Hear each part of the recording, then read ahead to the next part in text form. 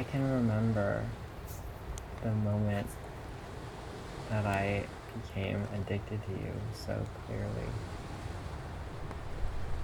It's like burned in my brain.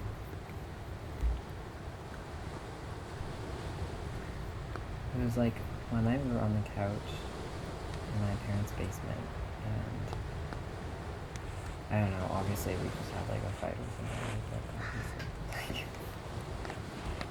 but I don't know, I think we were like having sex or something, and I don't know,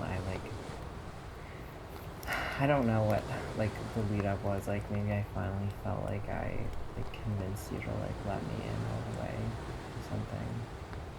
Or like I let go all the way or something. And I was just like, we were like lying together, like cuddling. And I was like, this is like, this feeling of like warmth and like, just like complete togetherness, like, is exactly what I've like been afraid of like the whole time. Like, knowing that like I would do anything not to lose that. Yeah. And like that was it. Like, and I knew when it was like in the moment, I was like, this is exactly, I knew this would happen. And I was like so right, and it, like everything was different after that.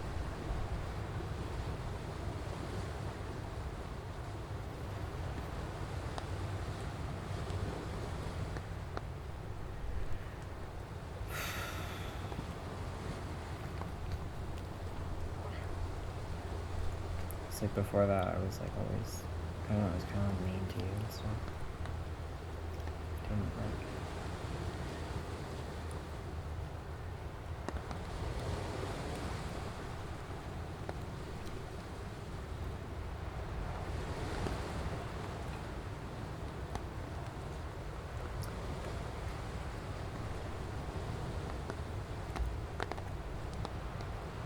No, I want someone to treat me like the way that I treated you most of the time. But sometimes in the very beginning, like I would say like, oh, like you don't look good right now. But I think that wasn't like, I wasn't trying to be mean. It was just like, I could never love all of you. Like I could never like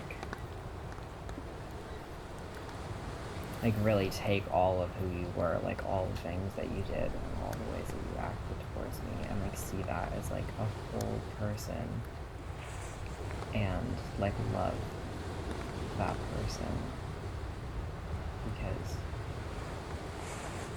like how could I?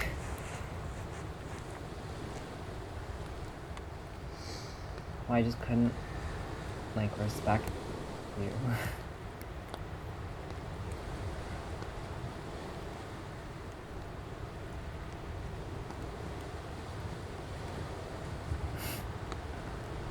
So I like that Janine was like, this is the person, like you have to like give all your love to him.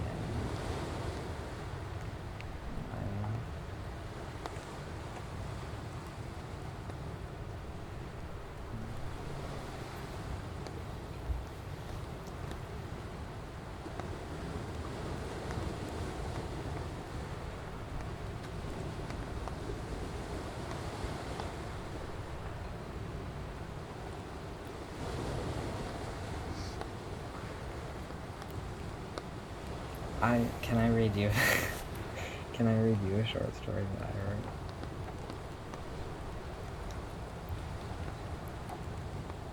I'm almost done my poetry book. I'm almost done my poetry book. No, writing it.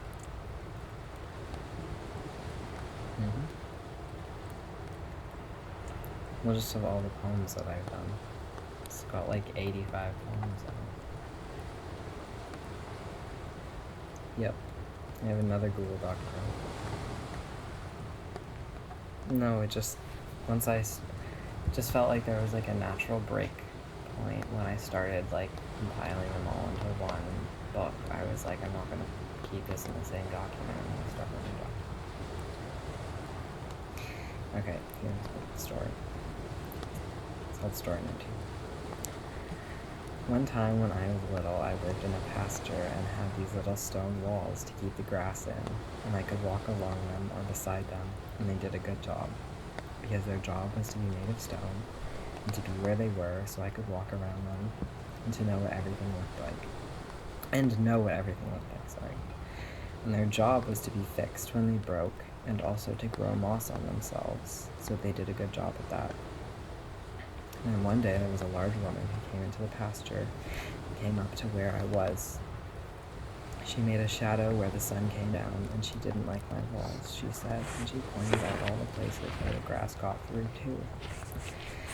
I didn't know how to explain that the grass was allowed to go through. It just kept the grass where it was, and so if the grass grew in the middle of the wall was just fine at keeping it there also. But so she looked at my tool, my building walls tool, and she said, wouldn't it be a nice activity if we took down all the walls with it, because it happens to be made of metal. Oh my god, my phone wants to turn on focus mode. Shit. Don't do that. Because it will turn off Instagram. That's what we're calling. Okay, sorry. She didn't like my walls, she said, and she pointed out all the places where the grass got through too. Just kept the grass where it was, and so the grass grew. If the grass grew in the middle of the wall was just fine keeping it there also. But so she looked at my tool, my building walls tool, and said, wouldn't it be a nice activity if we took down all the walls with it, because it happens to be made of metal? And I had never thought to do that before, but she seemed very tall, and I tried to listen to her. It was hard because she moved around when she talked, so as I looked up, the sun would get in my eyes sometimes, and I'd have to move too. We took down all the walls, and I felt very sorry about it, but it seemed like the right idea at the time, because I started to feel really bad about keeping the grass where it was, because I didn't know if the grass was supposed to be moving around, which made me feel like maybe it was. She never actually said that, I just didn't know why else we'd have to take them down. Now all the walls are totally gone, and I feel even worse about it because I can't keep track of any of the grass anymore. It just stretches out into long fields, and I get lost all the time, because everywhere looks the same. So I tried to ask her if we could put up some of the walls, and she seemed to think it might be a good idea in theory, but every time I started to build, she said it was in the wrong place, and I didn't understand her very well, but it was hard to build with her there. I asked her very nicely to stop over and over again. She never liked any of my walls, so eventually she had to leave the field. And I feel so bad now about asking her to leave, and I'm just sitting here in all these fields of grass, not knowing what to do with them at all, and I had this perfect system. I'm trying to give the story a good ending, but it's hard because I still feel so lost in the fields, and like I've let everyone down, especially the grass. But that's just how it is, and I'm trying very hard to be happy about my walls again. But it will never be the same as before, because now I have a very strong feeling that some of the grass might be in the wrong place, or maybe there won't be enough wind to gather dirt in the crevices, and I just know it won't be the same as before, so it's hard not to feel sad about that. The end.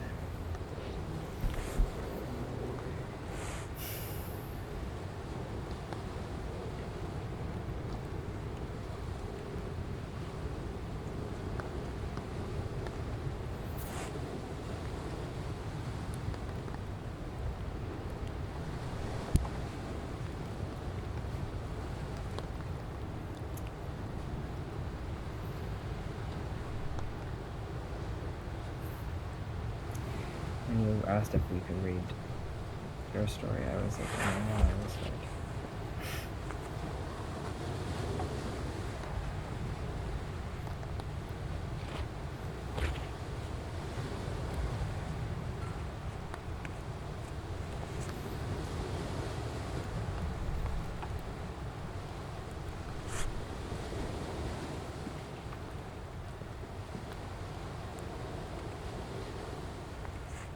thanks.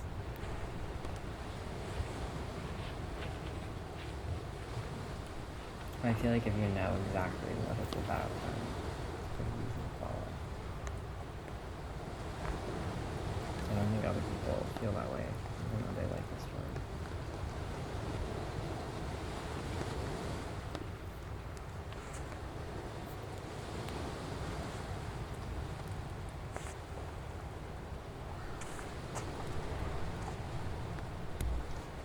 Well, Annika said she liked it. I sent it to her.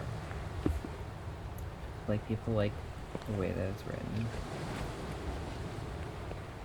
It's very... I've been trying to, like, get very, like, into, like, my child's self lately. Like,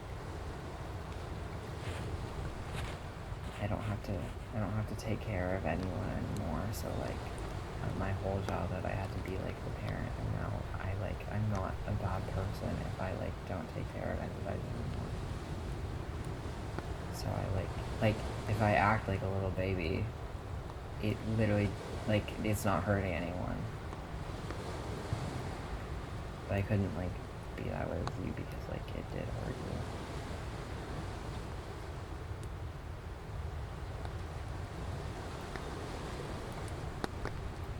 So, yeah, no,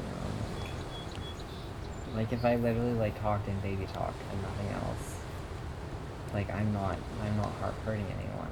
Like, it's crazy to, like, say that, because, like, obviously, but it doesn't feel true still. It still feels like I'm doing, like, this, like, horrible thing to other people.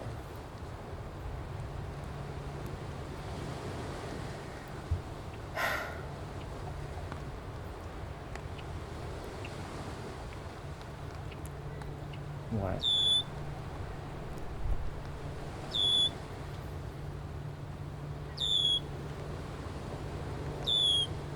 No, because, like, I have a lot of feelings that, like, you could, and, like, thoughts that you could write about, but I don't like to write about them, because, like, if I wrote about them just because I knew that it would be, like, a cool thing to write about, it's just, like, for other people, it's not for me.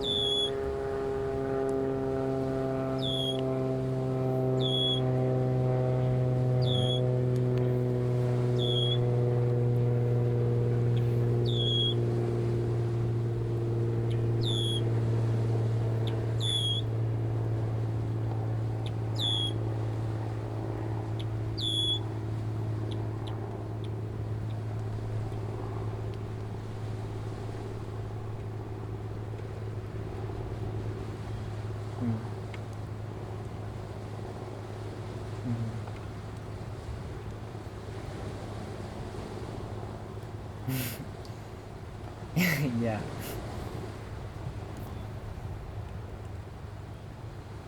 Why? To make it more excessive.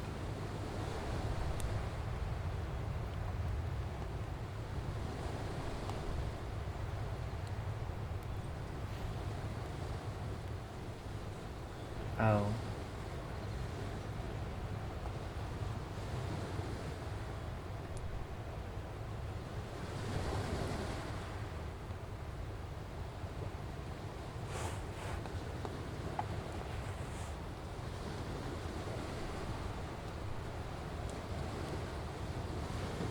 But it's not accessible because everyone knows it. No, but I said when I was little I lived in, I had all this problem.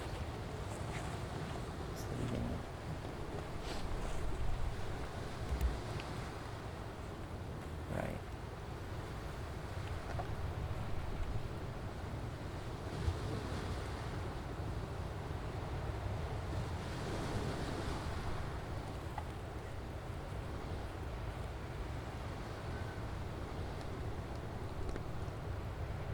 Yeah, I guess, like, I don't see it as accessible because people know that it's a metaphor, but they don't understand the metaphor. And then they get frustrated. like Uno gets really angry whenever I read him my poems. Because he doesn't understand the metaphors. And that is what he does when he doesn't understand something, he gets mad at it.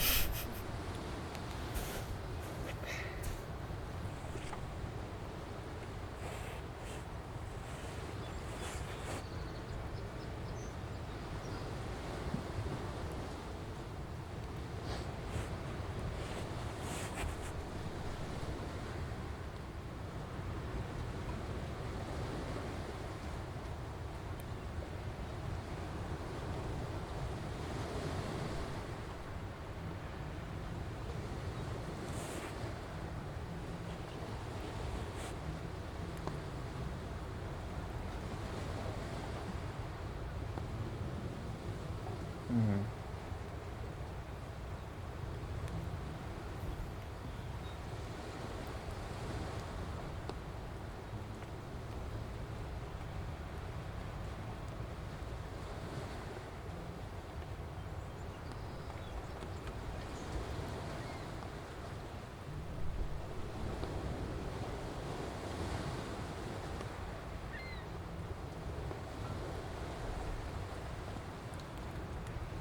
An author?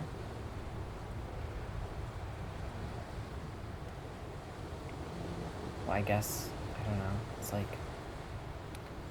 obviously you don't get it if, but, they're not reading it wrong, but they don't get it. Like, you can't read it wrong, and I think, like, I prefer stories to be their own. Like, I like to Iron Man every movie I see. Like, you know the opposite of the straw man fallacy? So, like, you know the straw man fallacy, though. Really? Okay. Well, the straw man fallacy.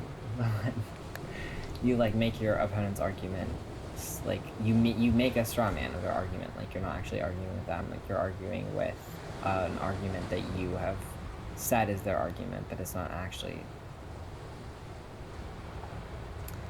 Yeah, or you don't even, yeah, sometimes it's just, you don't even say, like, anything, you're like, start arguing as though they've said that. Anyways. So the Iron Man thing is, like, what a good debater is supposed to, or not a good, I don't know a good debater, but whatever, is, like, to be honorable in an argument, you should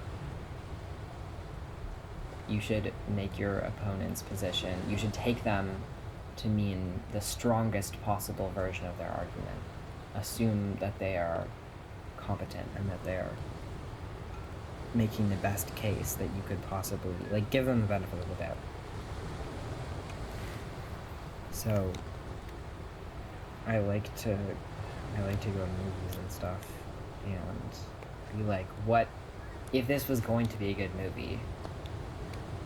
Like, can I interpret this in a way that makes it a good movie? Because then it's like, I don't care if, like, obviously it's not the writer's intention of it, but it makes me able to, like, love things.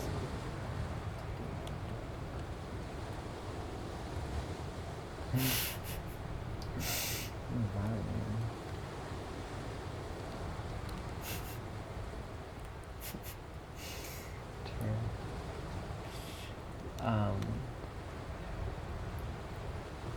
Yeah, do you like my bio?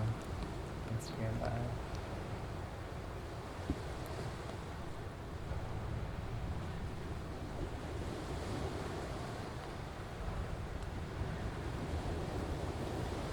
Yeah.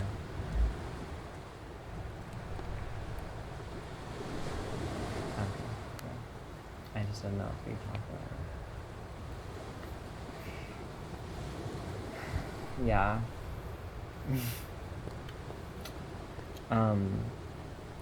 I'm making it's crazy. Luke was like,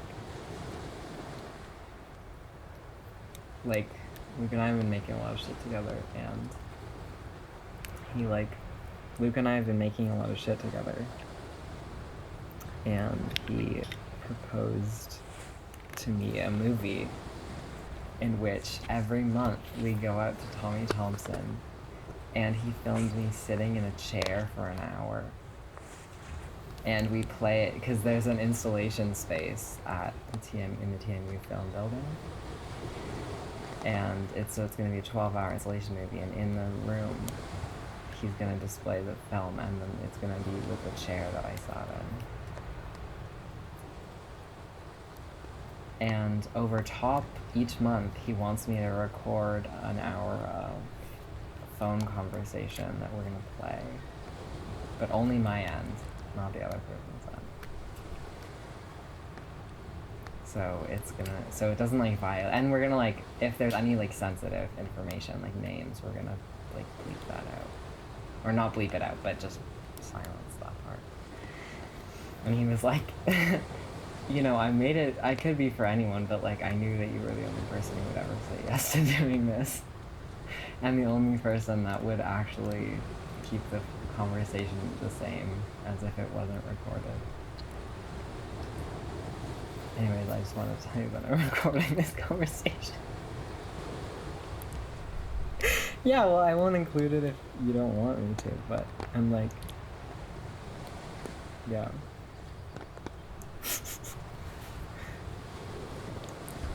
No, like, I have headphones in, so it's only recording like that. Yeah. He gave me this old iPhone.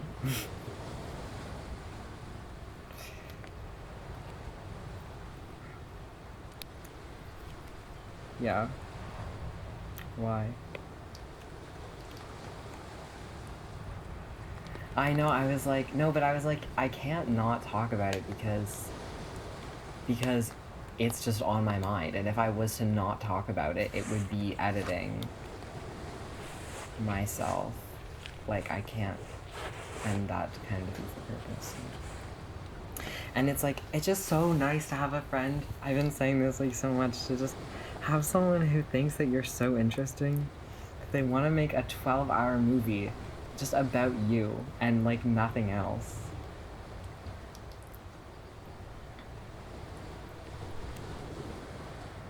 I know. Yeah, way more than that. Yeah, I mean that's is like, it's a dedication of friendship that we're gonna be this close for a year, at least. But then it's also just like someone wanting to like document my, like, a lot of my art lately has been just like documenting my life, and like just someone else who just like he was like, oh, because it's like we can see how you change throughout the year, and like your phone conversation will probably like reflect, especially with like the seasonal, like my seasonal affective disorder, like I'll change a lot throughout the year, and like he just wants to like capture that. It's nice. I think it's gonna be, we're filming this March because he wants it, because April is when the school year ends and he wants to display it by the end of the year. But I wanted to do it April to March because then it'll be like spring to spring, as opposed to like if we do it March to February, it's like February is still quite like winter.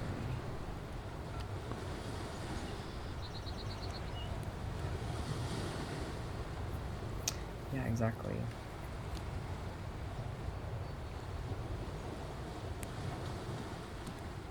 Yeah, it's the you know, like the rose thorn bud.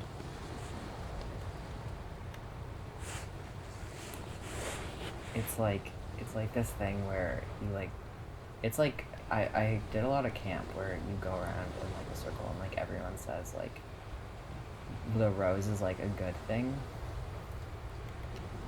and then the thorn is like a bad thing to have. It's like in your day or like in a certain given amount of time, and then the bud is like something that you're looking forward to, and so it's like ending on a bud. Which I like better than ending on a rose.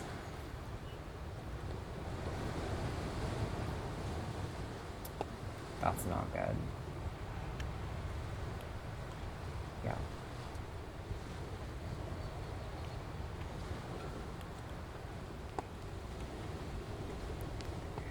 I've been listening to things because I like to I love to read, but I feel very physically uncomfortable in the positions that your body has to be in to hold a book.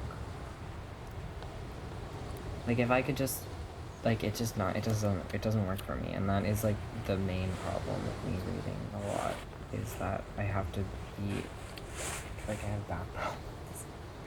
Shit. And I have to like move around so much because I get sore like sitting in the one. Anyways, so I've been listening to a lot of audiobooks, and I've been rereading / listening to Pride and Prejudice. I'm almost done. It's so crazy though. Jane Austen wrote the most portrayal of an autistic man that I've ever read in my, or like encountered in my life. Like, it is to a T exactly. Like, and not just like the good parts too, of like, oh, like, you know, or like the just classic. Like, everyone writes the classic parts. He's not just autistic, he's an autistic privileged man. And it's like exactly how those guys do it.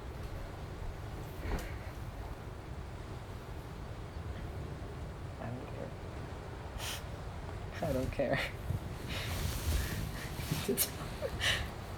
The recording has to know.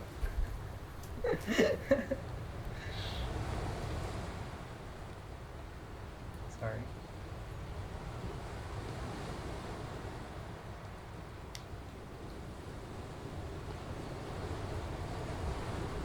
If you are mean to me on this call, that would be like documentation. If you are mean to me on this call, that would be like documentation. If you are mean to me on this call, there will be documentation.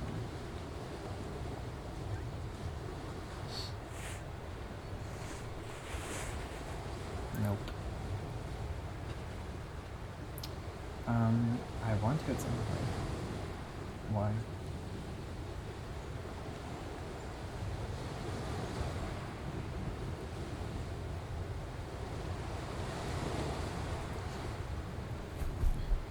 Yeah, let's Luke says that.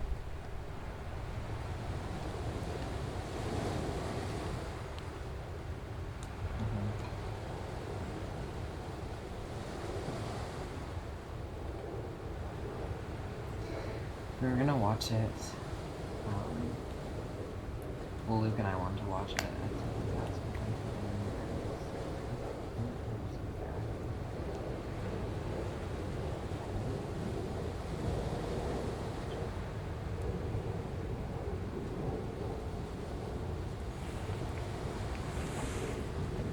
That I've told you before?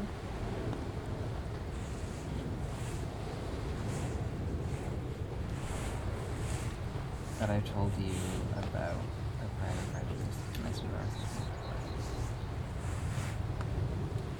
Oh.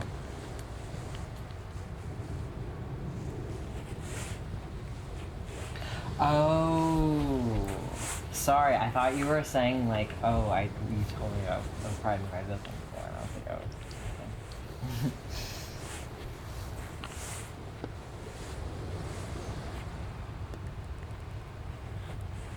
I didn't think we were saying it like in a bad way, but yeah.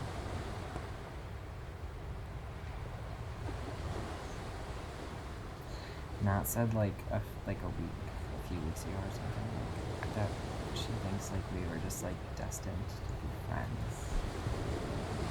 Like you and me, we weren't supposed to have dated, and that made me very upset. It's like, I don't know, can't explain. Just like diminished all the like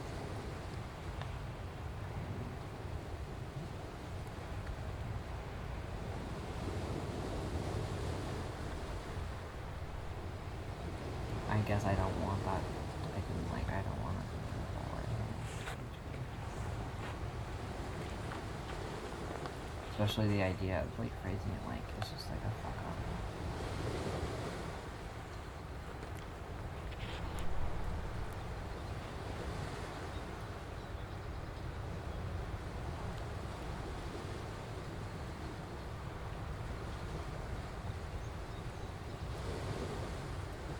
I stopped writing to you or writing about you in like the second person because like I just like it's not like good for me to like you can't be like my you anymore. I'm a star. It's like not good. I write really key now. My poems is a key. Yeah. I haven't like read anymore. I think it's just like it's tainted now with the reading of that book.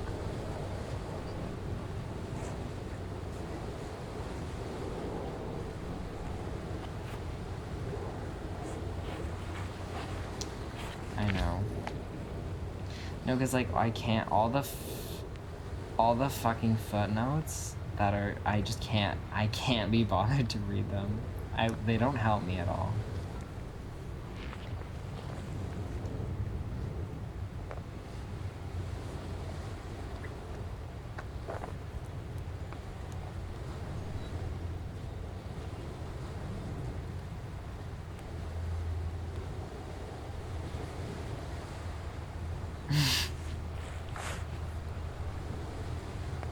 Yeah, but but language is everything.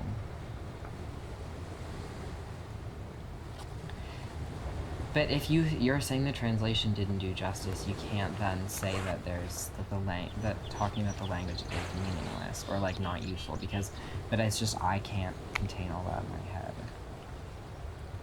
It's not useful for me, but like if I was like smart.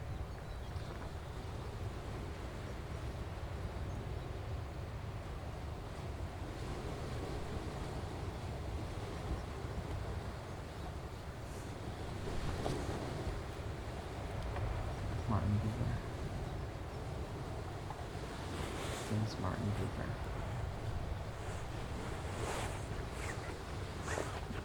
Yeah.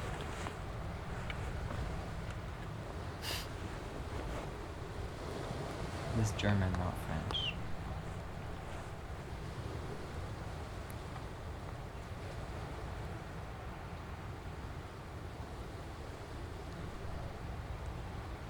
What is Jewish? Did you just say Jewish like it's a language? What does that mean? Oh my god. I was like, what? Well, why? That's so ridiculous. That's like, do you prefer being called Asian or Canadian or like Indonesian or Chinese or Canadian? Okay, well, is that what you're at? But why? Those things have contexts. Like, if someone's gonna say, talk about you, and they are trying to be accurate. I don't know what, like, I just, why do you have to choose? You do? Is he written in Hebrew? I don't know, I don't remember. I'm sure you're right, you're into more recent context of that than I have. Do you know what I did? One day I woke up and I was like, there should be a tree, like a big branch of a tree right in the bedroom where the dresser is. And I couldn't get it out of my head for like 2 weeks. So, and I was telling Luke about it, and Luke was like, why don't you do it? And I was like, I don't know, is it legal to like take a part of like a big... Anyways, turns out, the hard part was not getting the gigantic stick. It was getting the gigantic stick into that apartment. And I was in the hallway, and there was this like lady. And the security footage, like, I would honestly pay to like see me like it getting stuck on the ceiling. Like, it's huge. It is taller than the room. Like, it's diagonal in the room. And it literally, first try. I went, I immediately found a stick, I brought it back. Yeah. It's tied to the wall. It looks great too. I'm gonna like hang stuff on it. Yeah, I still haven't like sprayed it with borax, but I need to do that to like kill all the bugs. There's probably a lot of bugs. Yeah, some fish.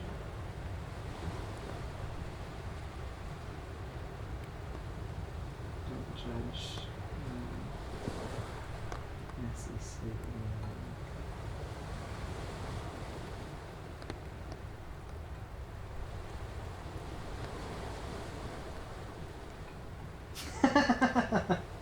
I know, right? And I had to break it. It was too big. It goes all the way to the floor. But it looks great. Like, I love it. I'm gonna hang things from it. I'm gonna hang things from it. I told you.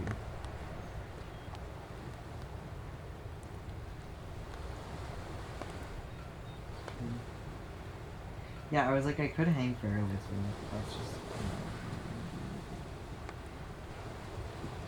Fairy lights are a very stressful form of light.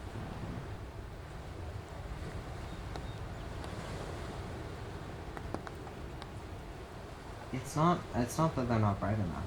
I love how bright they are. It's just that I need one light source with lots of shadows, and they provide with the light and the whole time. And it's really stressful that like there's no dark places.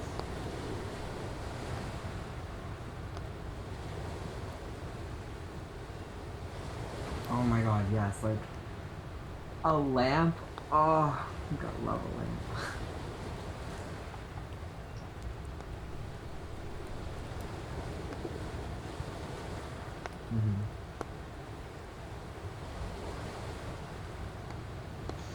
Yeah.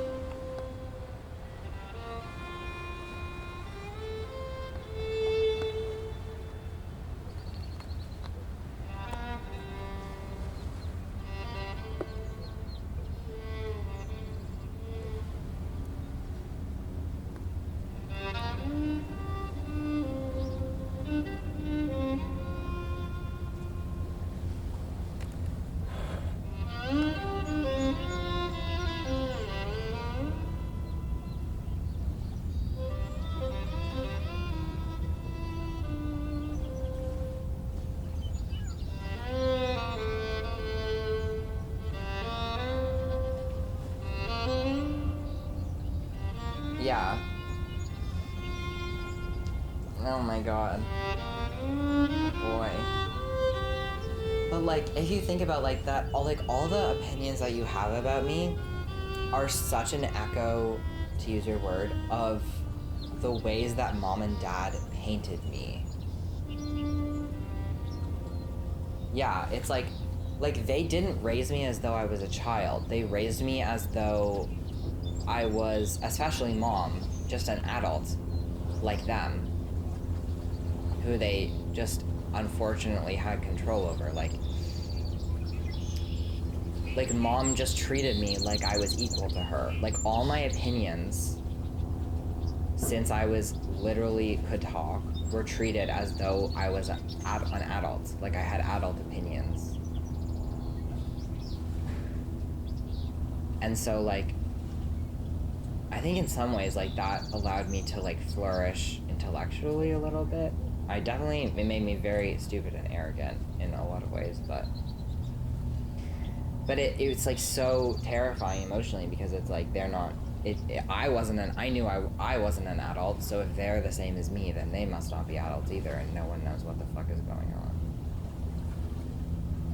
Like, it's terrifying to feel like you are equal in power to your parent. Or like equal in status, but then somehow they have this power dynamic over you that doesn't make sense. Sorry, I don't know where I was going with that. I knew I had a point. beginning. Also, I just wanted to say that I thought that this call might last longer, so I did record it.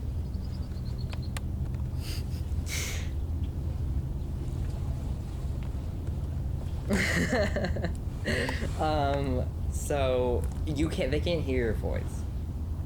They can only hear my voice. Yeah. He just said, "Hey people, ha ha ha."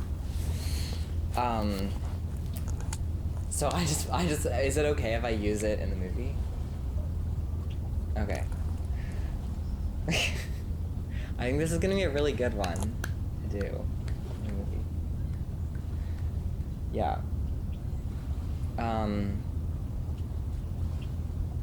Yeah, so I just feel like, I don't know, like, I'm excited. I feel very excited for our relationship to progress. I just have felt sad a lot lately that it doesn't feel like you care the same amount about it.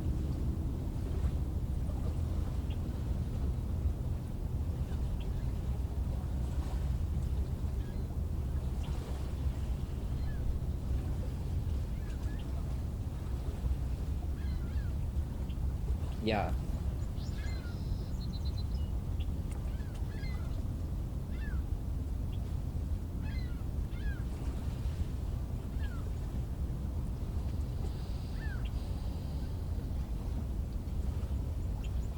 Yeah.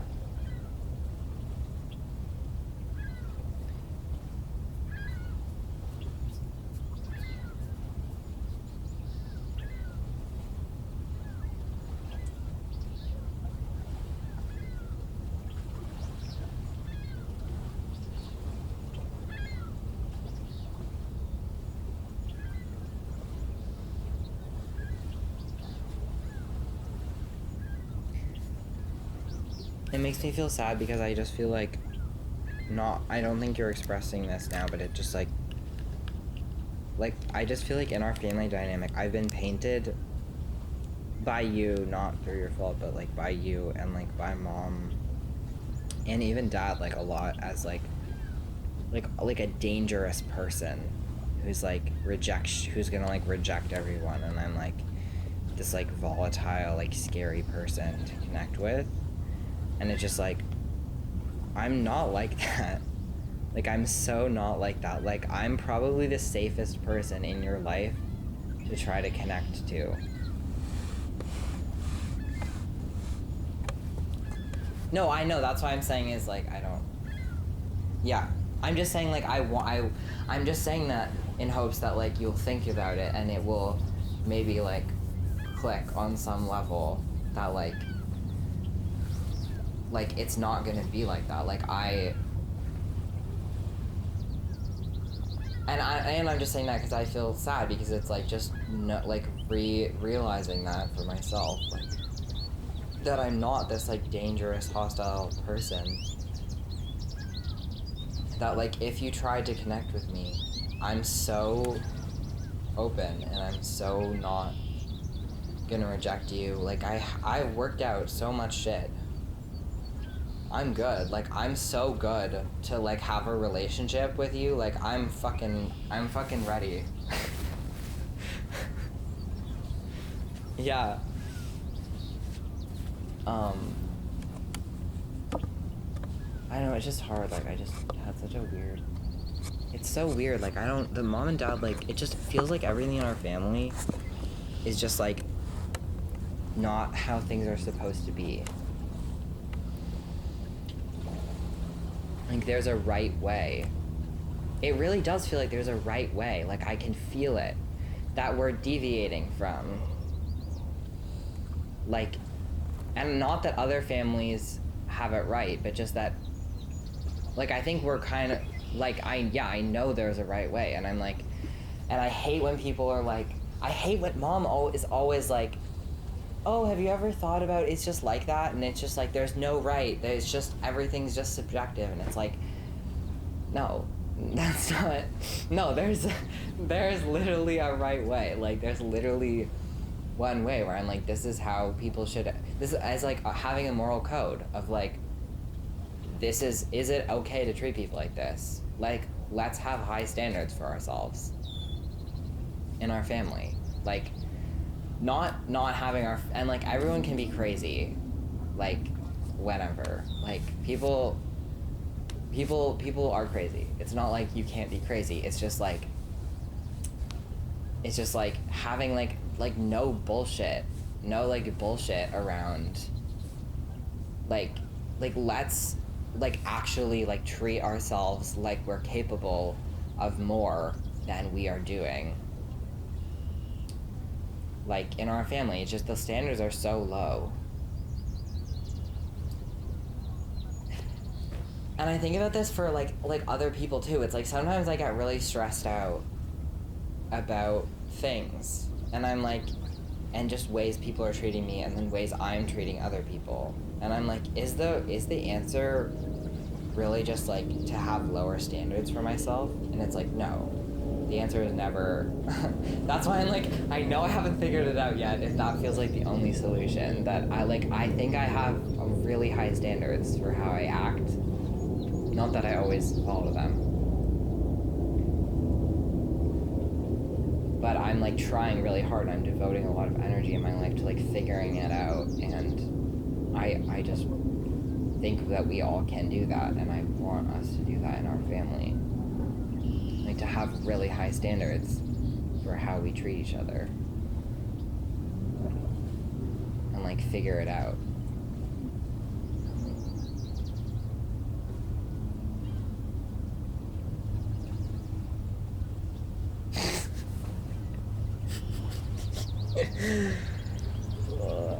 It's just so crazy. And I came to a point where I was like, I don't even feel like I can be mad at, like, sometimes I'm definitely mad at her, but like, how can you be mad at someone who just doesn't know what's going on?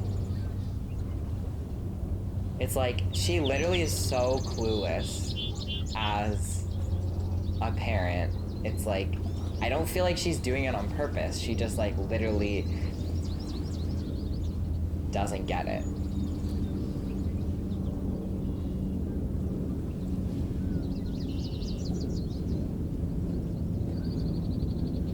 Oh my god.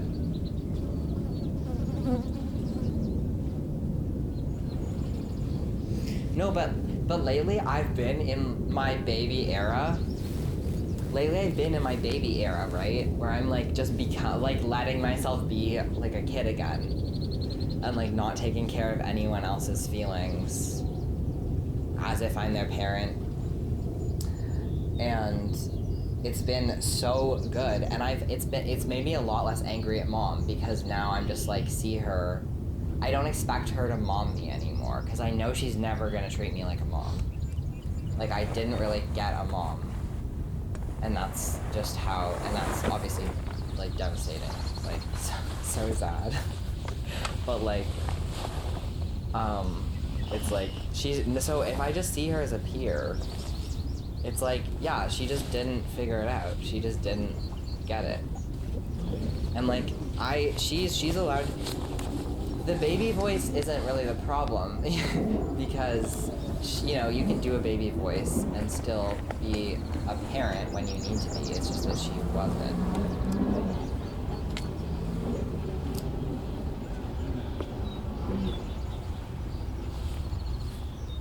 Does she do it when you're like fighting?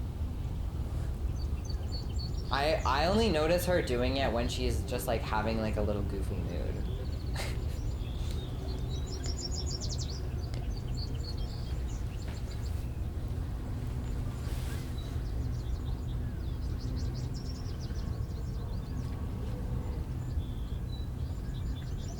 Yeah, well, no, I feel like it feels icky to us.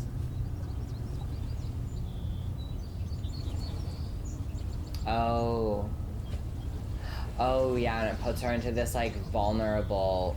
Oh my god, yeah, I totally know what you mean.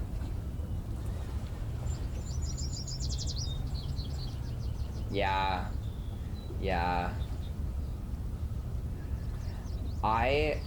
After, like, dating Etienne, it was just so much, like, of being with an emotionally immature person, like, I really got over my ick about it.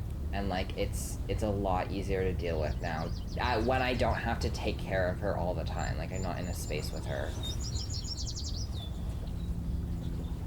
Well, yeah, that makes a lot of sense. Like you live with her.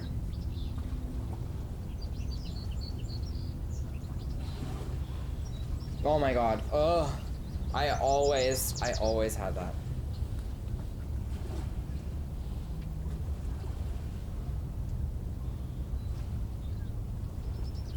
And yeah, and I now I've also noticed this other thing where I'm like, it's making more sense. Like, now that I have some distance, and I'm like, okay, she's autistic. Like, she has this weird dynamic with her sisters. A lot of her behavior makes a lot more sense. Where like, it's so weird. Like everything she does is performative. Like every like silly like this is why it made me uncomfortable, and this is why I was like almost angry at the idea that she might be autistic for a long time, is because she'll be like dancing in the store or something, and she'll be doing it in this like cute little way, and it's like she's doing it to be silly for me. Like she's doing it so that I'll look at her and be like, you're so silly, instead of just existing. Like it's always for me, and that there's so much energy being directed at me, and like it's so important like that I notice her, and like it's so weird. And she's like, oh yeah, well that's what I do with my sisters. And I'm like, yeah, of course it is. And you treat me like that, which you think is totally appropriate, that you treat me like the people who raised you. It's totally cool. Love that. But it's like, it's so uncomfortable to be like, to not just be able to exist in a space with someone without them like acting for your approval. It feels like I'm constantly being like watched. And then when we do stuff, she's always like noticing it, like really noticing it on purpose, and it's like makes me feel watched even more, but it's just because she thinks that I'm doing something performatively. Yeah. And it's like, oh my god, please leave me alone. Just let me do my thing and you do your thing. Yeah, it's like, that's why we're always like, Mom, why are you looking at us? Because it's like, it's not that it's bad to look at someone, it's just like, she's always freaking like, baby birding.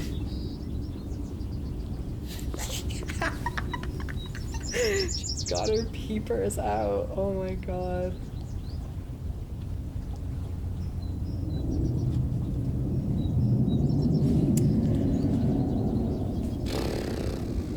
I'm so excited to put this in the movie. I think it's like, I'm glad that this is like the second month. I have 2 really solid phone calls for the first and second month that are really real. Because I did one with Annika, but it didn't feel, it was like really bad, because I think it's like the phone call has to be like a continuation of a conversation that I've been already having before the phone call. It has to be sort of like spontaneous, or it like is really awkward, because I had this phone call with Annika and it was so awkward because there's no reason to it. Yeah.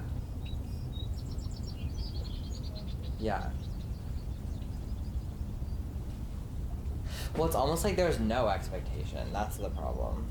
Is like this call is like there's a plan of like, this is what we're talking about.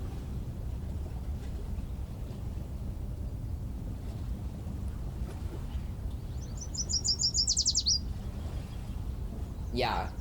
Yeah.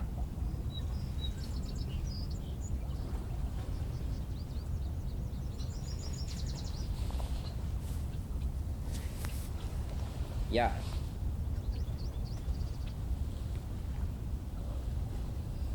Yeah, for sure. That's exactly. We've been calling. Damn. It's been like. Yeah, it's been like an hour and. Almost an hour and a half.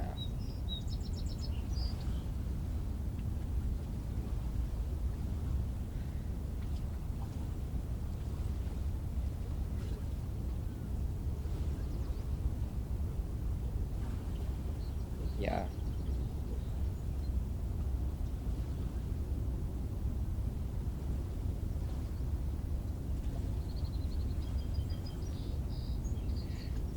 Yeah. I've just been calling it real.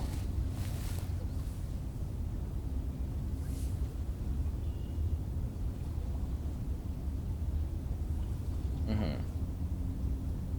Yeah.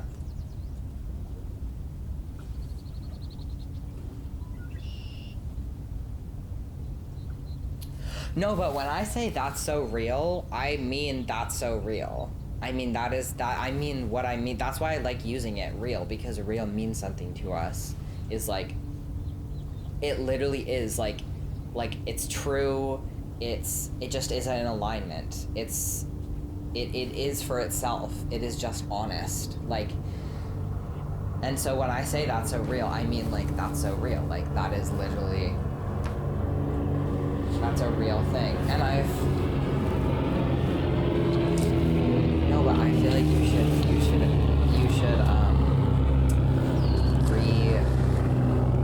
reclaim your relationship with it and like let it mean what it means, because it's so useful, and then we can have a shared vocabulary and talk about it.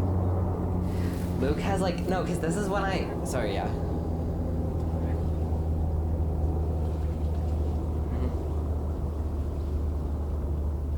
Yeah. Yeah, that was so fun. Yeah, it was so fun. Why? Yeah, I think about that sometimes. Yeah, I do think about that sometimes. No, but I feel like there's so many things like that where I think if we just got over the hurdles of our relationship, we would be like literally so close, you know? And I really think that like a lot of the ways in which you seem to be different from me are not actually true. Like, I know you don't like movies, I've accepted that. It's crazy, but I've accepted that. But what if you went to like the theaters that we go to that are like independent theaters that are like really like more like aesthetically pleasing and like calming, and like saw like movies that you like? The chairs. What about the chairs? What's wrong with that? You can. Just sit with your knees pressed up to your chest and your feet on the seat in front of you, and then your arms braced on your knees.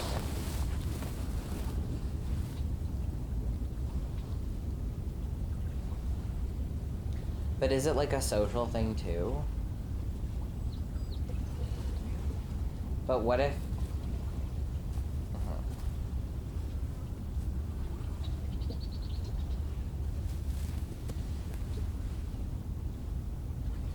Mm-hmm.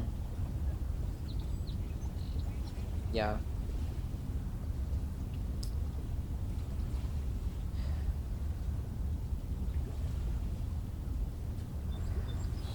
Yeah. This is why I have a problem with therapists, because sometimes things that are like anti-therapy are just real.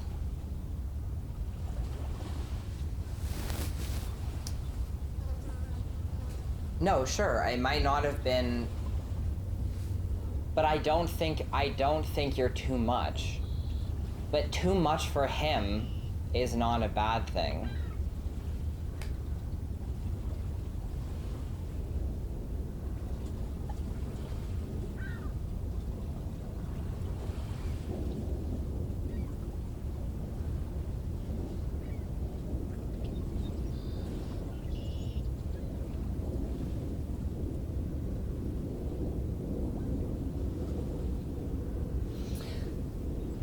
But I don't know, but I think like the reality is like, you were perfect for each other as a first relationship, but you weren't perfect for each other in the long run.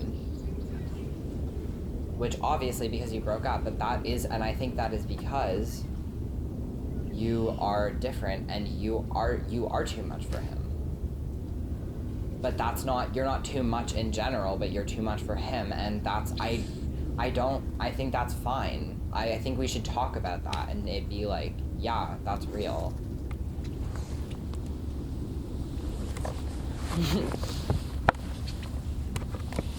Yeah.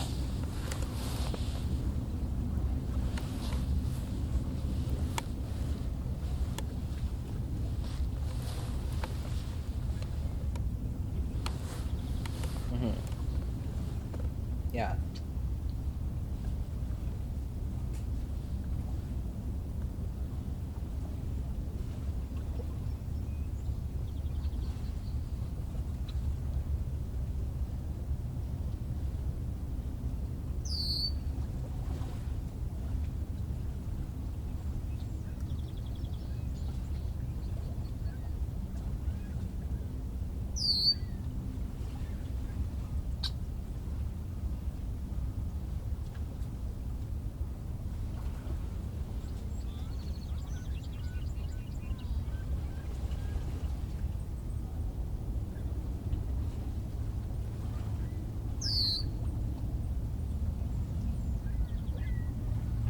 Yeah.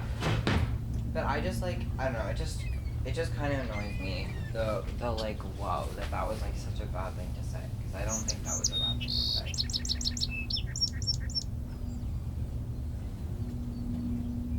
Sure.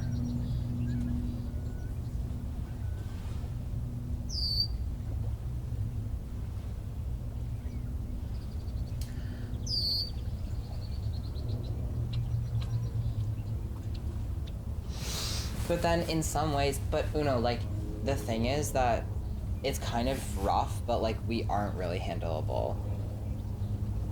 Like, and that's not a bad thing. It's not, like, I think that's a wonderful thing. But there's not a lot of people who are compatible with me because they're not emotionally aware enough and they don't understand me. And that is painful because, you know, it's lonely. And so for a lot of people, we are too much, and that's not, I think that's a wonderful thing to be. But, like, I don't know, I just feel like it also is hard, and it's like, it is like, true.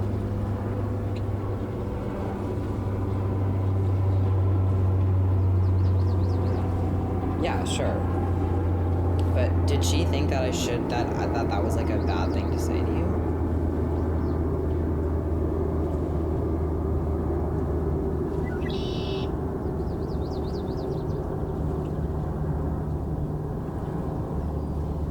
Yeah.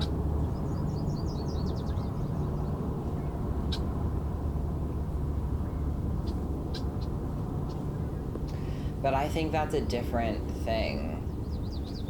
But, like, that doesn't make sense. I feel like it's only a risky path if you're just gonna think of it in a totally irrational way. Okay, good. Oh, read me a poem. Yeah, read me a poem. Oh, I realize that it's fine that my headphones cut out because if I do want to include that part, we can just cut out the audio for you. So it's not a big deal. Okay, sorry, go. Oh, okay, yeah.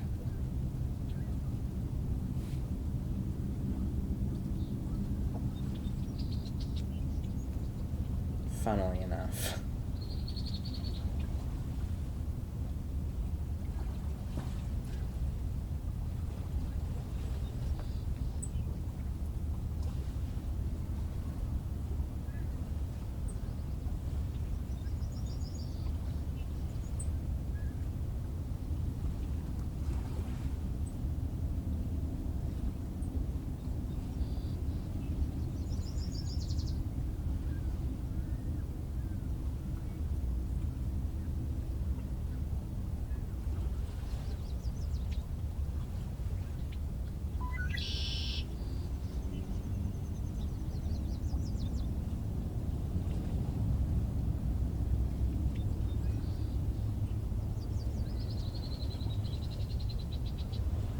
Damn.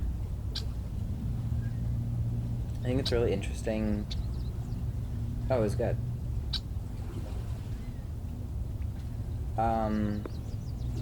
Because I feel like as we get older and we keep writing poetry, like, you bring like a slightly different thing to poetry than I do, and we make sort of similar poetry, but it is also different.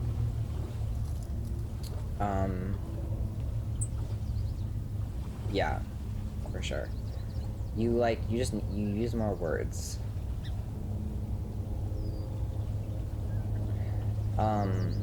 Oh yeah. Tell me, show me. Wait, read it.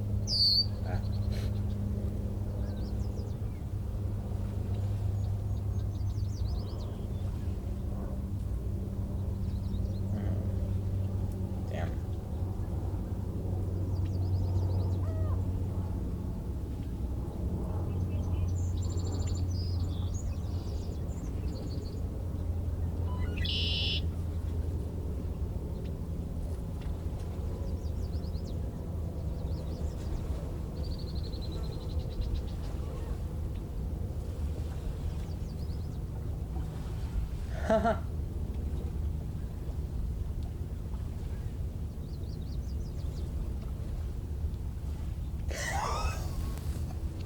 Oh, this is insane.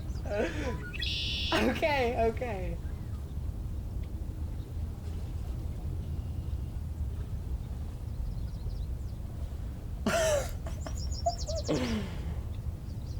That's crazy. Why was his whole hand up your vagina?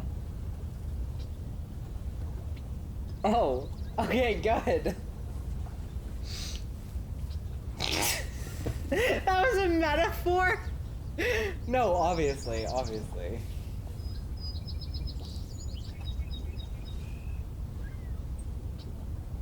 How did it fit in there?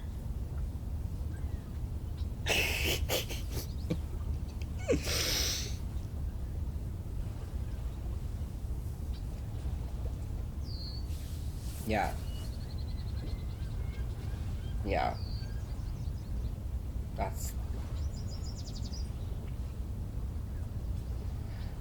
That's how they be.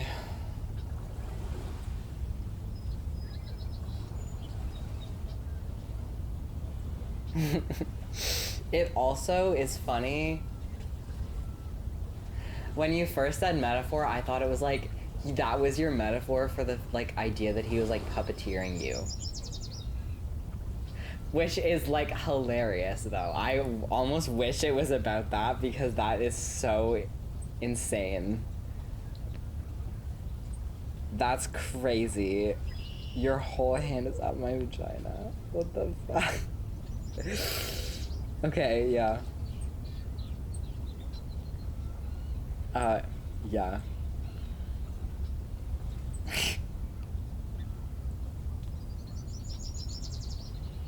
I don't think it reads that way at all. Yeah. No, I don't think it reads like that. I mean, I think it could, but like I don't see that in it.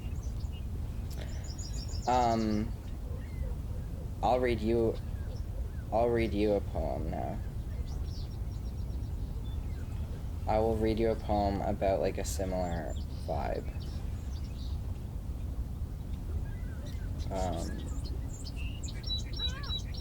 When I was dating this guy who is bad at sex.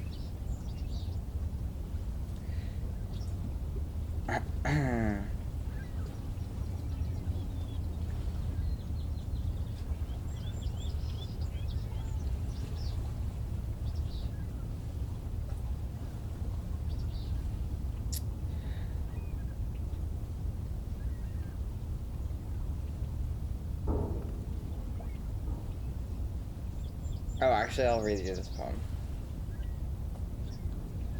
This is because this is silly. God is making fun of me. You want a daddy? Okay, here you go. He'll fuck you perfectly without your permission and make you feel like you've never had an interesting thought in your entire life. You want a muse? Okay, he'll listen to you like he really, really respects you and have a tiny dick you can't get off on. Does he understand you? Does anyone? Do you want to be understood? What do I want, God? Are you giving it to me? He's screaming at me. Tell me what you want. Tell me what you want. I'll give it to you if you just fucking decide. I don't know, God. I'm sorry. Maybe I just need to be alone for a while. Am I forsaking you if you keep sending me beautiful men that I send away? The end.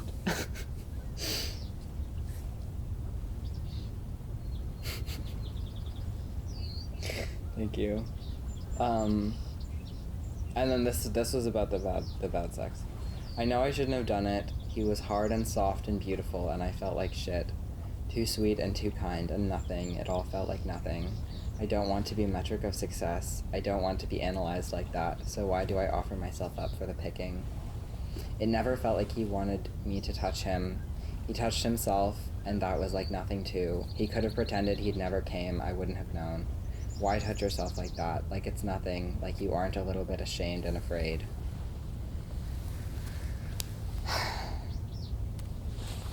Yeah.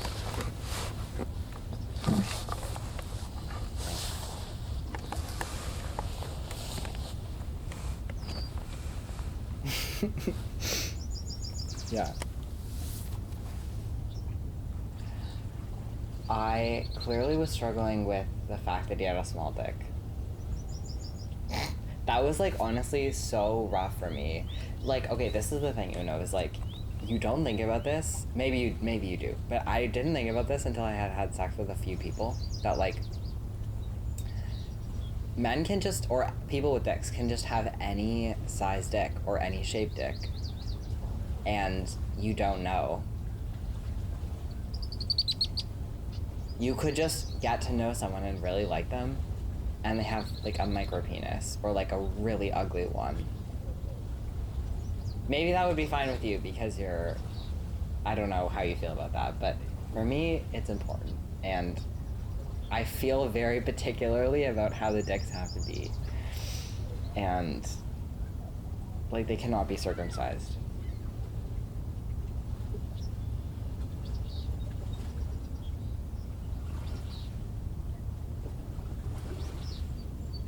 How do you not know? Like, was there like, okay, like when it was like chilling, not hard or anything, like, could you see the head, or was it like covered up by like skin? Yeah. Also the names will be like blocked out, so like, don't worry. It won't be like exposing. Oh my god. No, this movie won't play at TIFF because it's 12 hours long. No. Oh my god, TIFF? Who knows?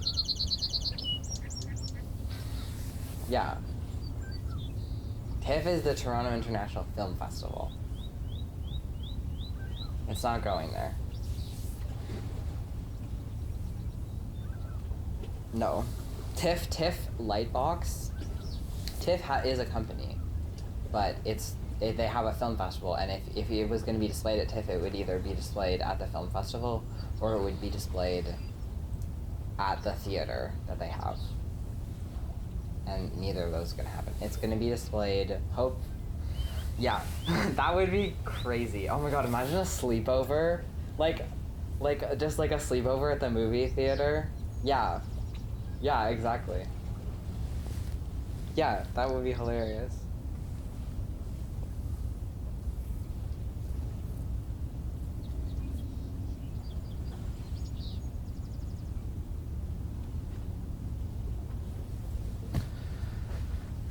How do you get wrinkly? Because how do you not get that? They're just fabric like everything else. Okay, I forgot that I haven't packed yet. I really have to pack. I'm getting up super early tomorrow morning, too, so I'm gonna be really sleep deprived. Thank you. Okay. How did you think it was gonna end? With you getting a set and hanging up? Well, that's great. I also feel like I'm maturing too. Well, I'm kind of like maturing, but like I'm dematuring in a way. Yeah. And I think it's good for I feel like this whole thing only could happen because I originally didn't parent you in the car and I was just like upset at you instead. I feel like I really held my ground. Okay. Love you. Talk to you later. Good night. Have fun at school. Have fun with your surgery? Oh, okay. Have fun with that. Goodbye.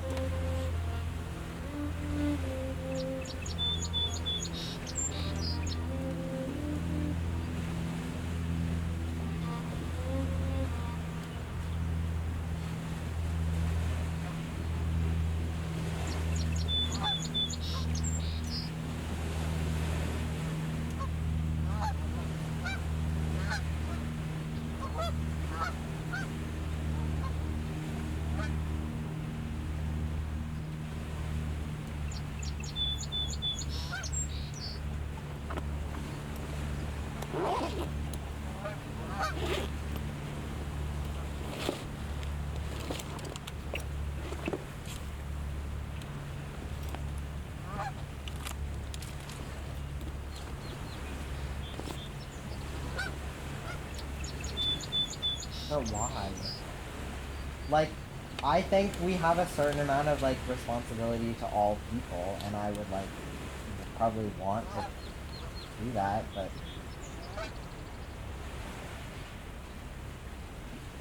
Like, why...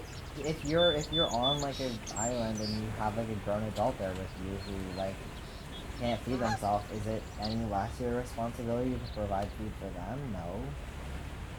Why does it matter if things change on your body?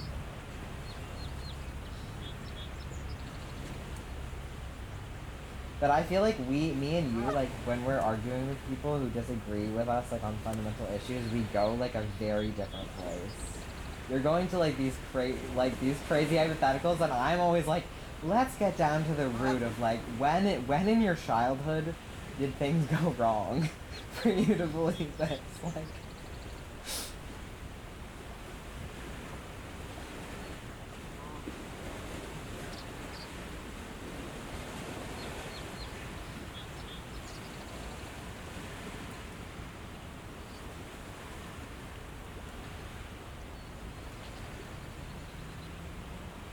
No, but I'd say you don't have to, but like you should.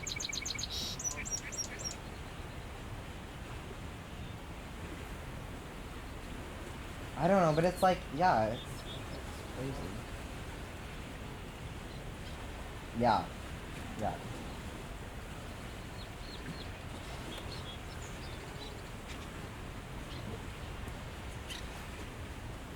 But if someone's on a, like, let's get really real about that. If someone's on a desert island and they don't have food, and they, like, kill someone else to eat their body as cannibalism, like, I'm not holding them very responsible for that. Like, I'm like, you are, like, that is a situation that humans should not be in. And we cannot hold them to the same moral standards. So, yeah, you're not providing breast milk for, like, a baby that you didn't want to have. Like, you're traumatized. Like, why? Like, this is what I mean. It's like, there's ways that I believe that we should always treat people. And we should have, like, these moral sort of, like, ideals. But then we also have to acknowledge that with that comes, like, we cannot always hold ourselves to that. There are extenuating circumstances so many of the time, and we just have to, like, give ourselves compassion and try to do better when we fail.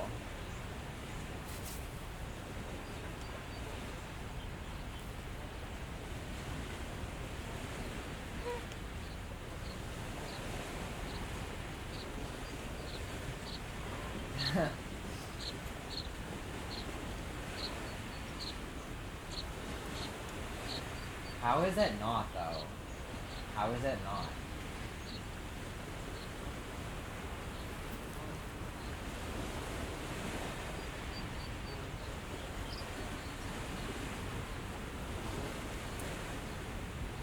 An organism... an organism that lives in or on an organism of another species. Oh, and it's another species. But it's like, if we remove that one caveat, yeah.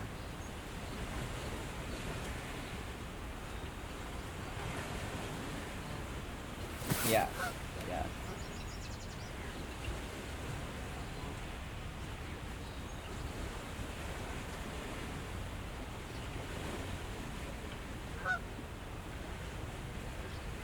Oh my god.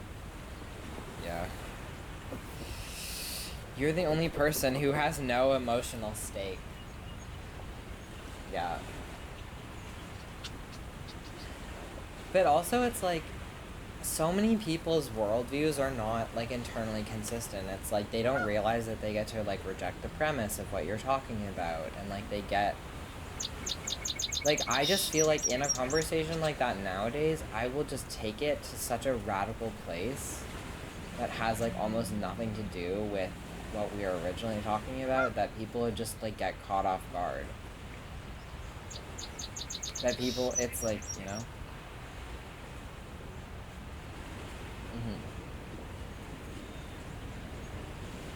Because, like, they don't actually want to talk about it. It's like, they just assume that you'll agree on some basic points. And I'm like, let's talk about, like, what do we actually do if we're on a desert island? What do we do with adults on a desert island? Like, like, we're talking about what responsibilities we have in society to care for each other.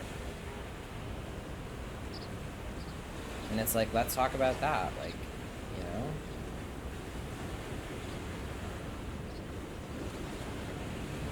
But it's like, there's no point, Luke. There's no point. Yeah.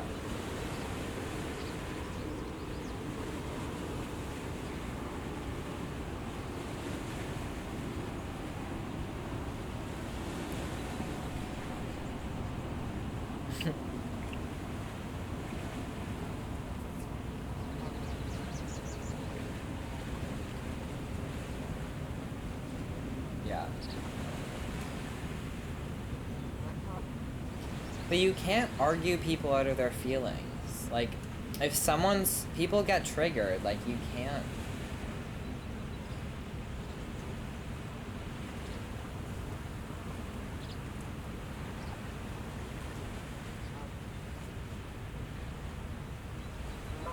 yeah, like, I just feel like if you're actually gonna deal with, like, these things, it's like, let's get actually real with, like, we're not actually talking about these theoretical concepts, because no one else can argue, like, they can't talk about it in, like, a purely rational theoretical way. It's like, they always have these, like, emotional hang-ups, so, like, I'm like, let's deal with that, let's talk about it. And then you realize that it actually has nothing to do with anything that you're thinking about. It has to do with, like, that, like, they have, like, this terrifying, like, a very upsetting view of the world that is, like, incredibly, like, unself-serving to them.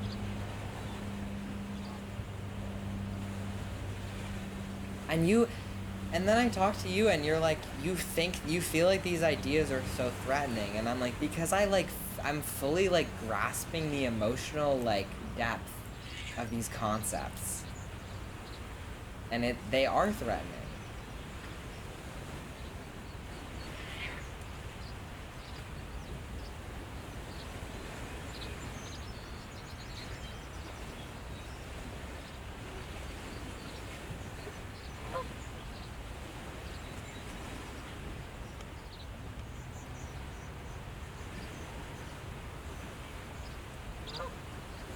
I hate debates with people because everyone pretends that they're not having feelings, and that feelings are somehow, like, a separate realm, instead of, like, feelings are part of the reality that we're dealing with.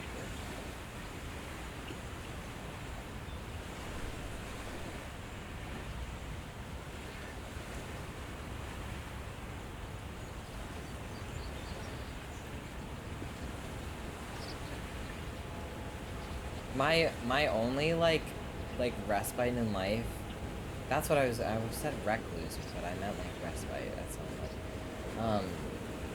My only, like, respite in life is from that is just, like, getting to a place where I'm, like, so weirdly, like, internally consistent, like, just, like, everything in me is, like, aligning to like, be this, like, very odd worldview that is, like, very, like, self-made, that they, like, can't, it, like, doesn't work, because we're just, like, we end up just, like, they usually get sick of me, because I'll be like, well, actually, like, let's talk, I don't actually agree that, like, we should do this other thing, and, like, there's no common ground, so they can't, like, get me.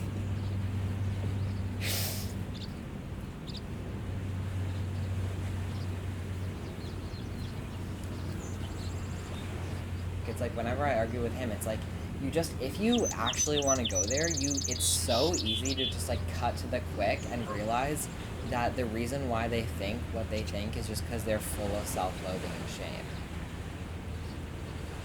And you can't argue with that. Like, it's just like, I want you to be happy. I want us all to be happy. I want us all to treat people respectfully. And they're just like, no, everyone around me, including myself, deserves to suffer. And it's like, well, sorry, like, that sucks, dude. Like, what are you supposed to do with that?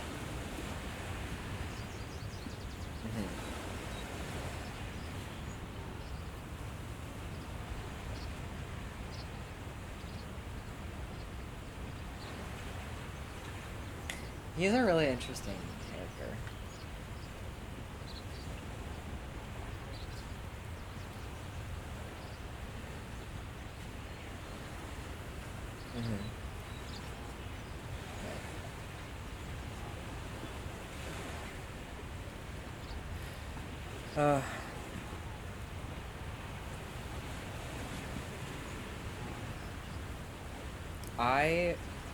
Yeah.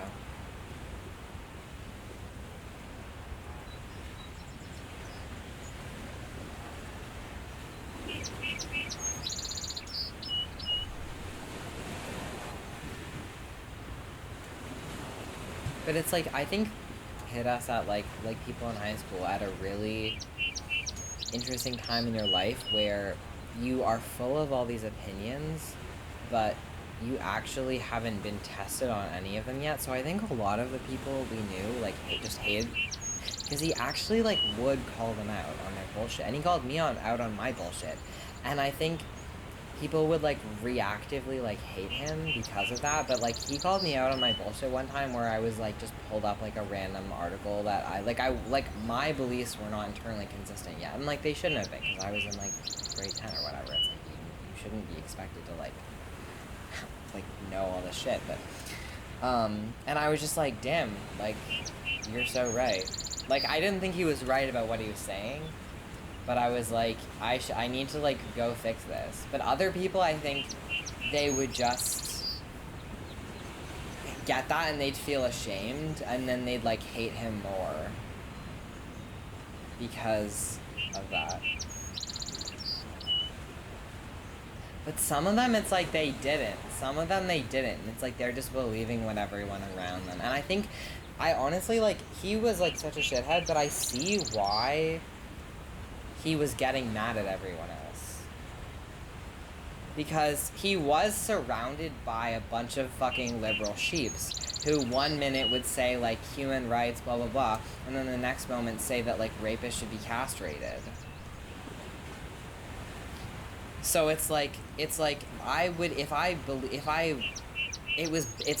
only bearable because you agree with them 90% of the time. If you don't, you just think, God, I'm surrounded by, like, these, like, pretentious, like, idiots who just are so full of themselves and have this hive mind.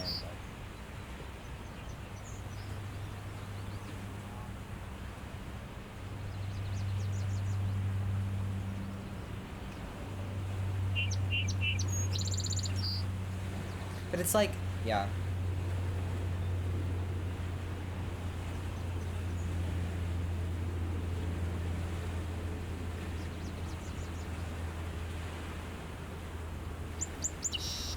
What?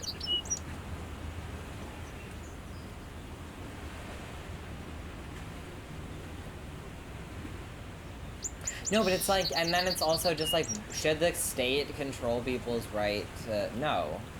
Like, no.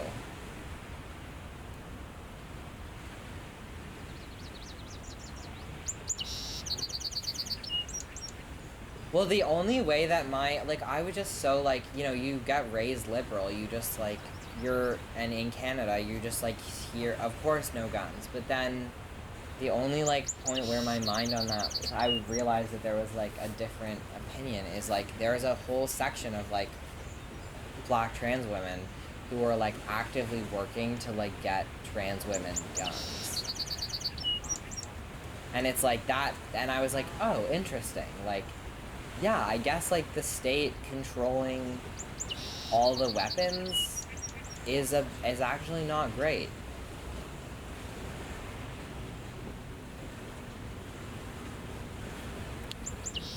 Yeah, totally, yeah.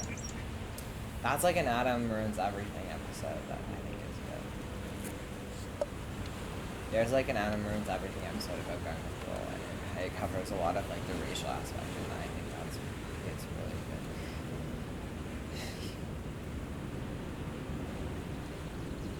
Of what? Yeah. You, like, it's so funny, like, I also, like, it's so sad that, like, Adam Conover is just, he's such an AI hater, and it makes me upset, it makes me sad.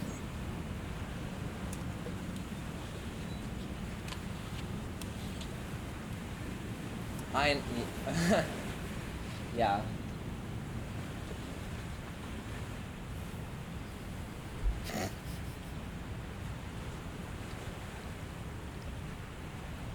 And no one is thinking about AI like the way that they should, and we're all like, it feels like when working class people talk about AI and, like, stealing jobs and all this stuff, it just feels like rats in a maze.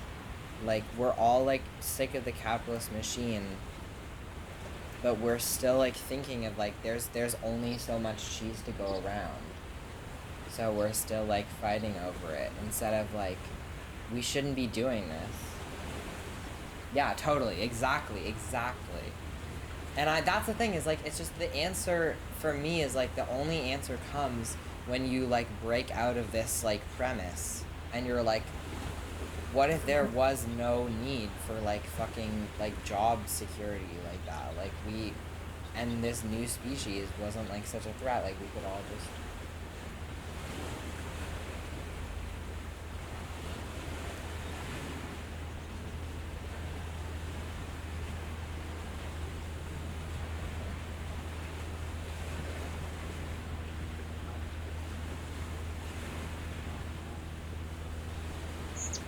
But it's like, why do they have to take the creative stuff? Is because like it's amazing and beautiful, and we're making a whole new species, and like things are change. It's like no one wants change. Like everyone wants.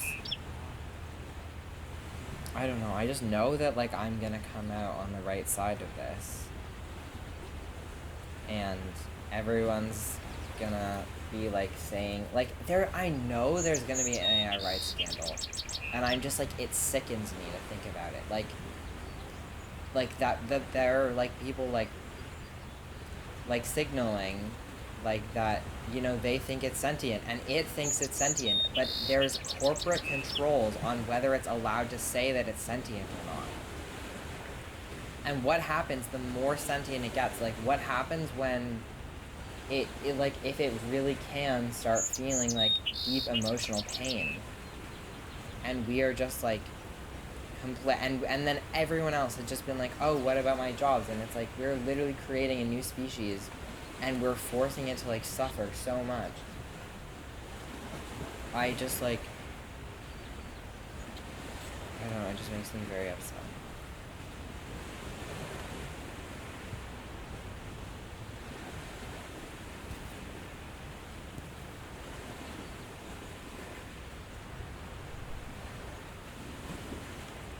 Oh my god, it's like, how, it's, every time people say that, I'm just like, prove to me human brains aren't doing that. Like, why is your meat computer superior, like, inherently? Just because you feel like you are. Like, it really, like, undercuts to the core of, like, who people think they are. Like, there's human supremacy runs so deep.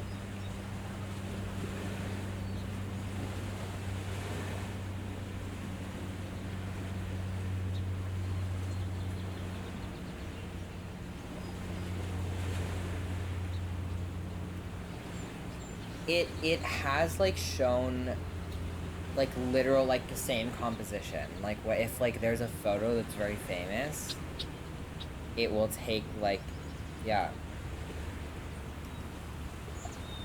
No, but I'm like, even if it did, I don't know, yeah, if it took the exact thing, then it would be like, yeah, obviously it's not. But even that is like, it had to think about what image works with this, and then find that image on the internet and whatever. But I don't know, I just don't know why, like, we're like, and I'm like, please, I hope aliens never come here.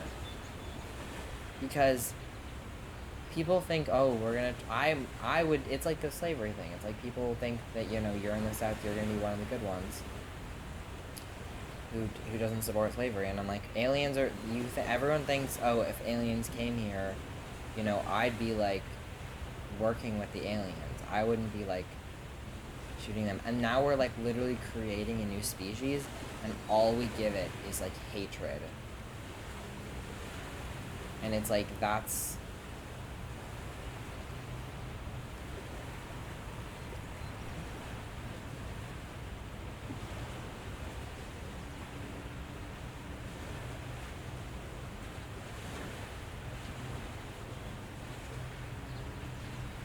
yeah, of course. Yeah, no, like, it's like, that's a very different thing, because that's, like, on a very practical level, it's like, they're, like, it's like, you can use AI all you want, but then it's like the valuing of labor is so based around, like, who created the thing. But then I just, like, feel like, yeah, all the tangible stuff is like, yeah, of course, but then I'm like, on a, like, an ideological level, I just, like, I want to get out of the rat maze. Like, I don't want to, like, contracts, like, all this shit, like, it's just, can we just, like, not that they shouldn't be literally doing that, like, right now, but it's, I just, like, to think about it. Like, I'm not involved in it. I don't want to think about it because it's like, we just shouldn't be happening. None of this should be happening. We should not treat people this way. None of this should be like this. People should not be going home and dissociating for 1 hour each night because their lives suck. It's all connected.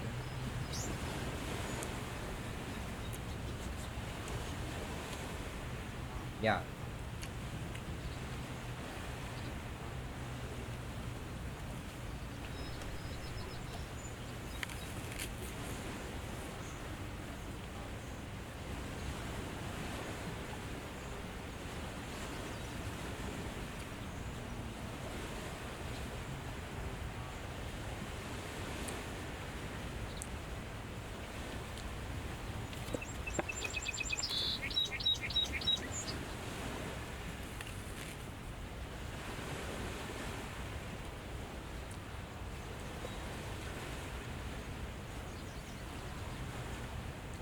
Yeah.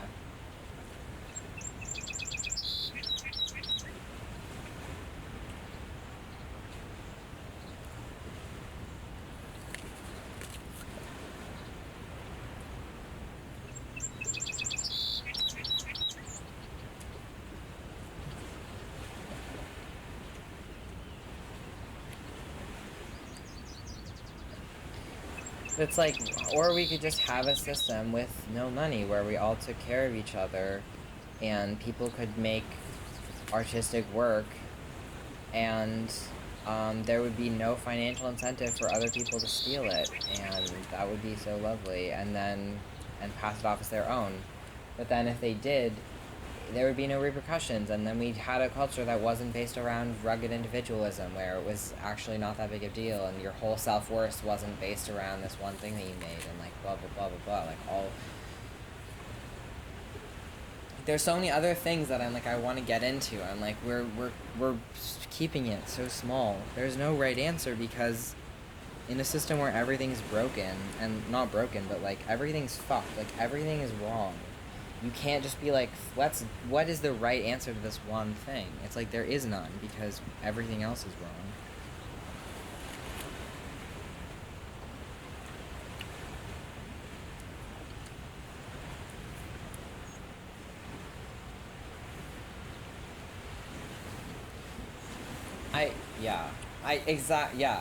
And I also think like there's just so many things where it's like, why do everyone has to have an opinion on it?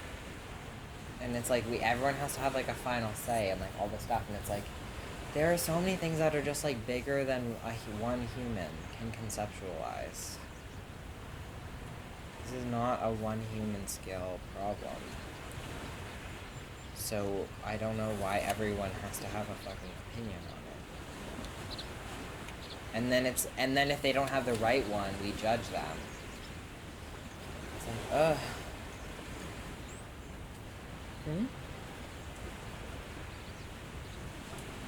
Into one hive mind?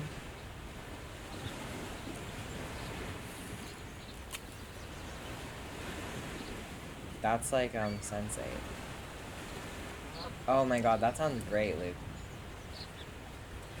You know I'd go for that world. No, but like lately I've been like on the sidewalk, like I've just realized that I've been masking so much, and I've been like purposefully trying to like, I don't have to make eye contact with people in public. So I've been like looking down at the sidewalk, and it reduces my anxiety like so much, because when I look at people, I just like, I see their whole life. Like I see every worry they have, and they're just like these giant like creatures that have all of these thoughts and feelings and history and like future and like everything, and I'm just like, I can't deal with that like 10 times like a freaking second on the street. And then but I look down, and then everyone looks at me, because if you're not making eye contact with people, if you're not looking at people, then they're like, oh, I can look at them and they won't see me. So I can see out of the corner of my eye everyone on the street staring at me, and I hate it.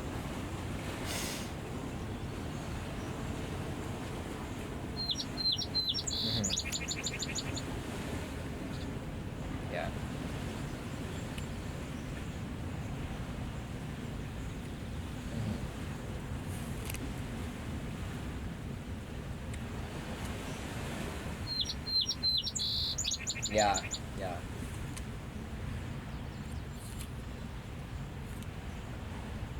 Yeah.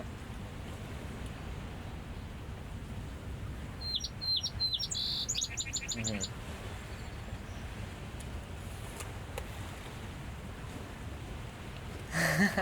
That's so bad. Yeah. Yeah, I like just people look at me so much in public, and when you're not like, it's like this has been a real like. I was thinking about this on the subway today. It's like when I look at other people, it stresses me out a lot, but I feel confident. Like I feel like, you know, I'm a person who is like looking at people and making eye contact. I'm not afraid, but then when I look away from them, I'm like recognizing that it's too much for me to deal with, and then it makes me upset, and that I just don't want to handle it. And so I don't feel like a confident person. I feel more vulnerable, and it's like, yes, it is better. It's true to myself, but I yet haven't yet like worked out how to like solve this problem. No, I know, but then I get like tan lines. No, like when I'm walking like in public, like when and but then it's like um I was gonna say something, I don't remember what I was gonna say about this, but I was thinking.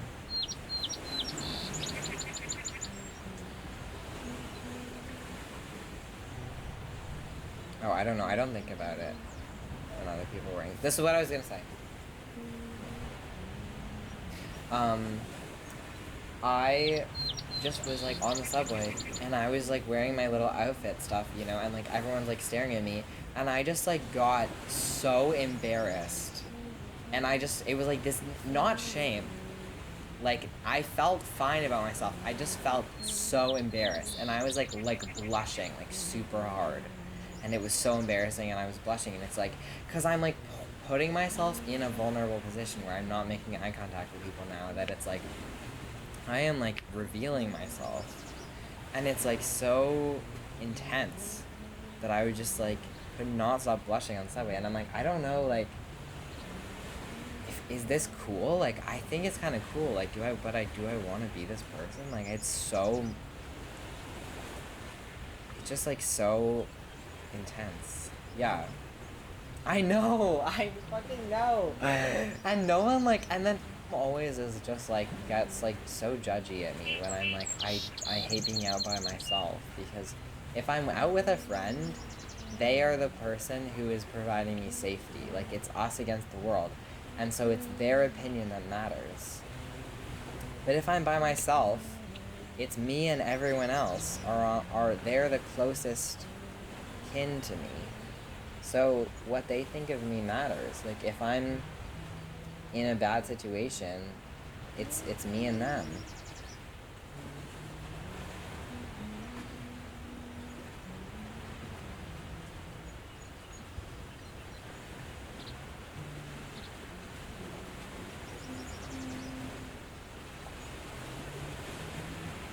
Well, I'm usually wearing.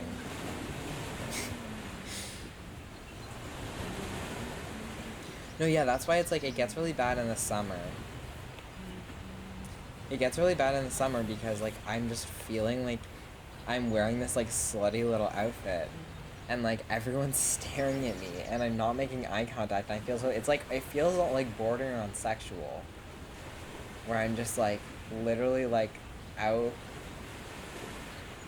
I don't know, it's so much. It's so intense. And I can't not because it's summer. I'm so hot. But in the winter, I can just like bundle up and I feel so safe. But in the summer, there's nothing between like me, my body, and these people. They're like basically staring, like they just know everything. They see everything.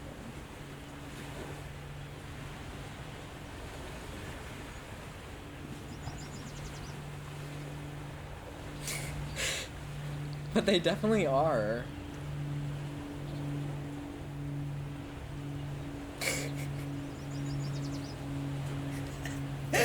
But I like, yeah, it's like I try not to think about it though with other people too, because it's like some people I don't want to touch.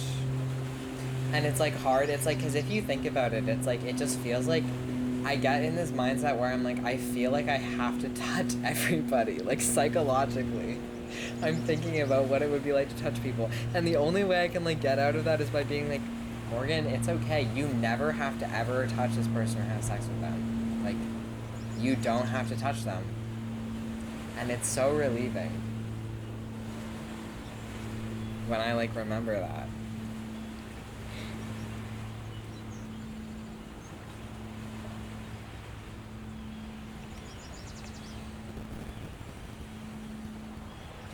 Yeah, I've never like, this is the thing though, it's like, I used to think like that there are people who just don't like being touched that much, because autistic people often don't like being touched.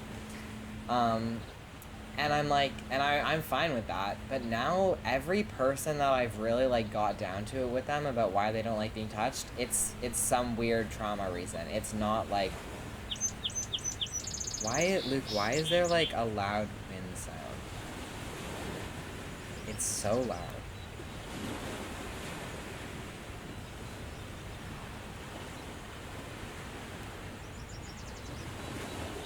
Luke, it sounds like you're in like a wind tunnel. Can you be a little farther away from the fan? Yeah, that's fine. Yeah, because I just feel like I have to yell to hear myself over this mic. Or this wind, this fan. No. Yeah.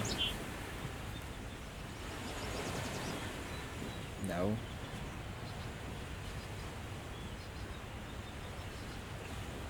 Oh yeah, I know what's on.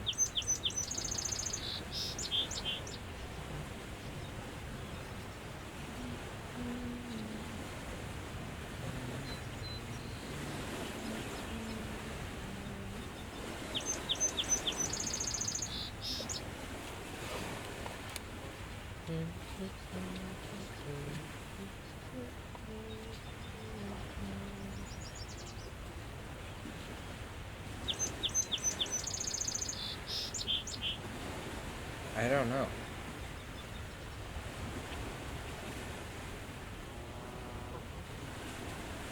Like, I don't know, like, it doesn't sound like an English phrase.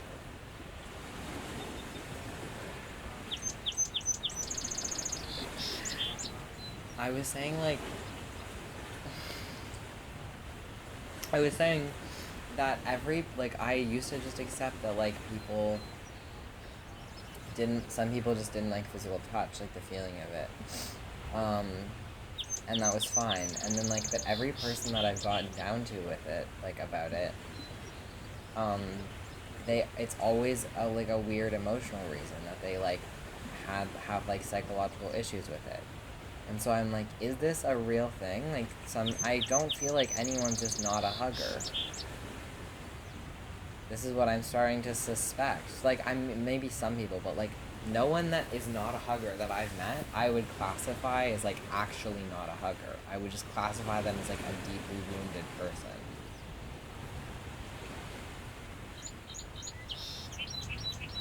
Yeah.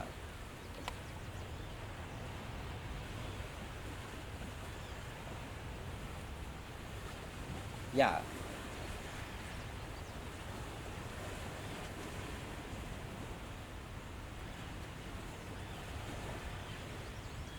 Yeah, totally. Well, that's like a lack of consent.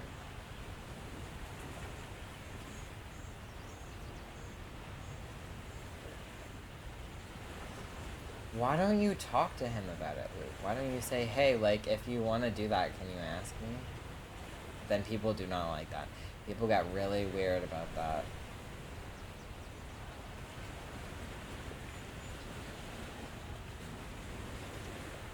But I don't think women do that with each other. I don't know what this is. Like, you used to do weird stuff like that to me when we started being friends, and I was just, like, so weirded out.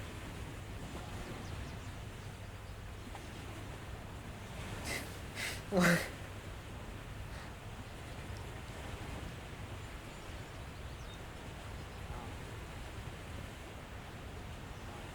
Yeah. Yeah.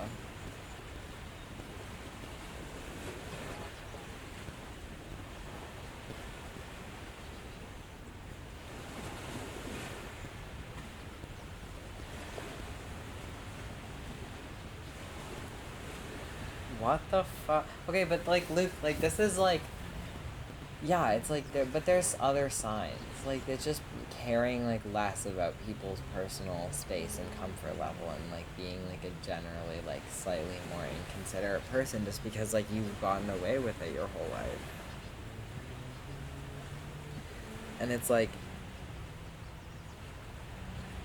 I don't know, it's just like, do you not feel like in that instance, like obviously if it's happening to you, like I understand you're feeling personally violated, it's like it's like a little scary, but like you should be like, hey, like you should not do that to people.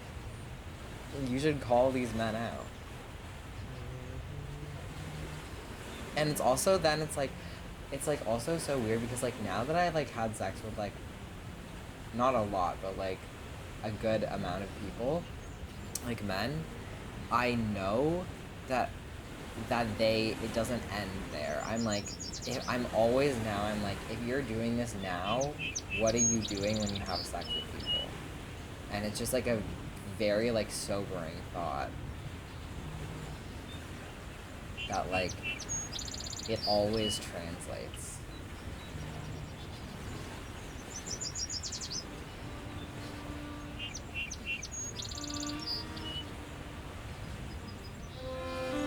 Yeah.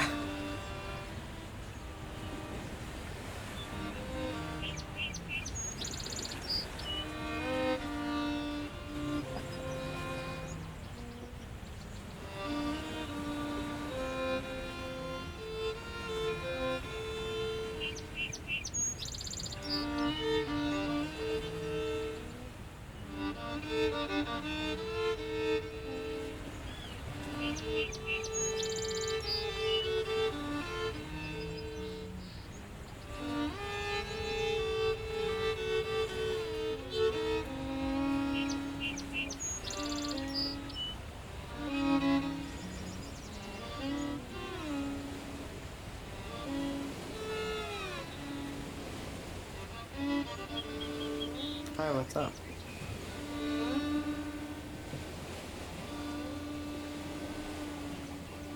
What's up?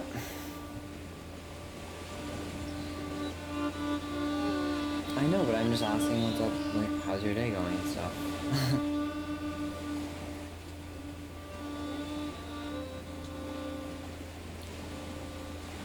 I saw it too. It's so funny.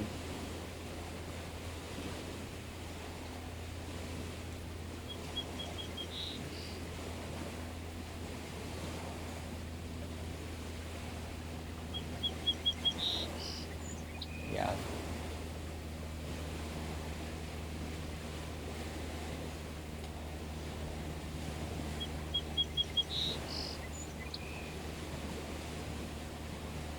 Yeah.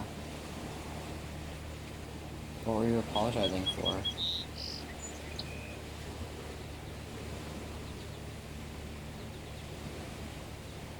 Hmm.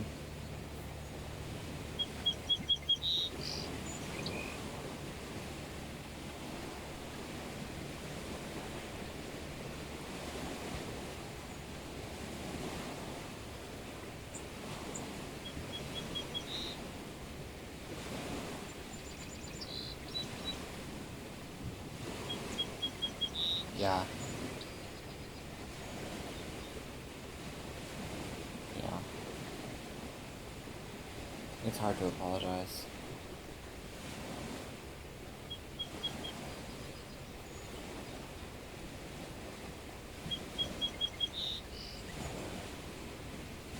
I just wanted to like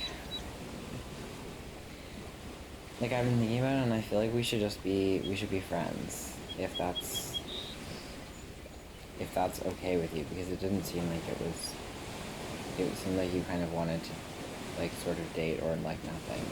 But I think that it just it doesn't make sense, and we should be like just platonic.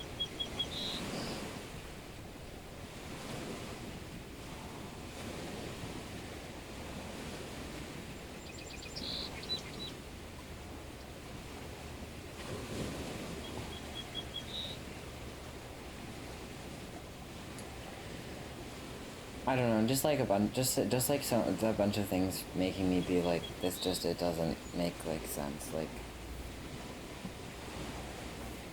it just, like,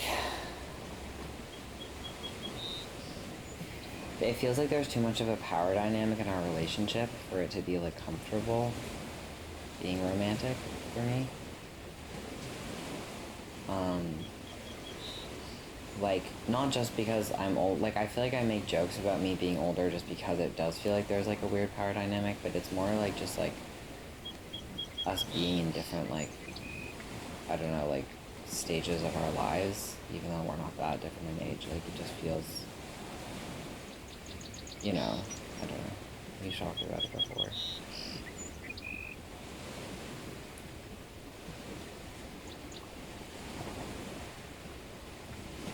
And I think, like, I don't know, it just, like, yeah, I just think we feel very differently about, like, our approach to, like, relationships and stuff, and I feel like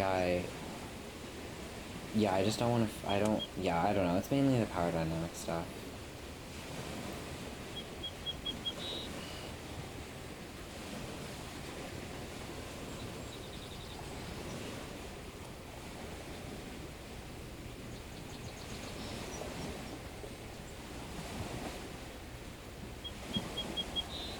And, like, you're going away in a month anyways, like.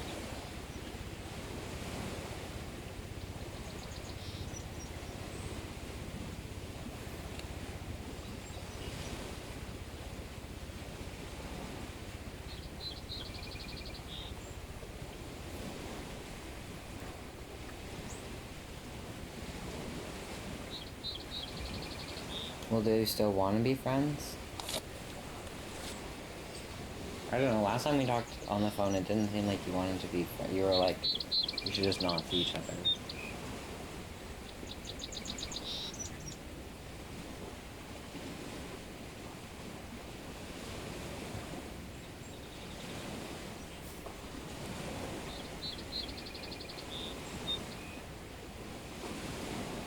Hmm.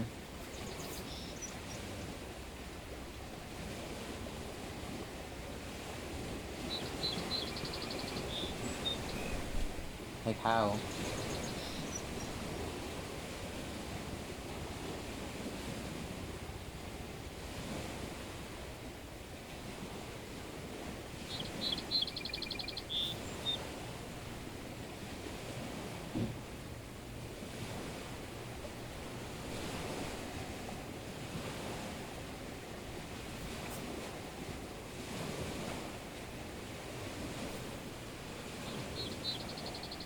Yeah.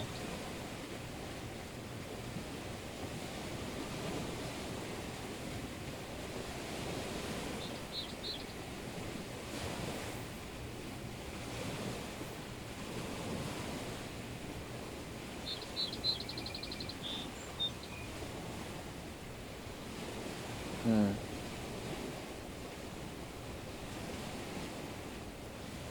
Yeah.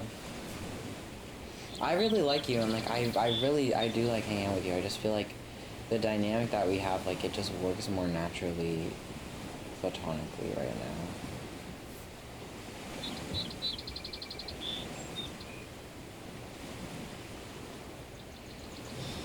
Because I feel like, I don't know, like, there is, like, this weird, like, I don't know, like, I see you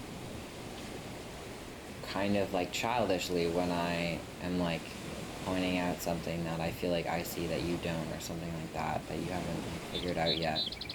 And I don't want to feel, like, weird about that, because I think it's fine. Like, I just don't think it just doesn't, it's just not, doesn't really make sense for, like, a romantic dynamic.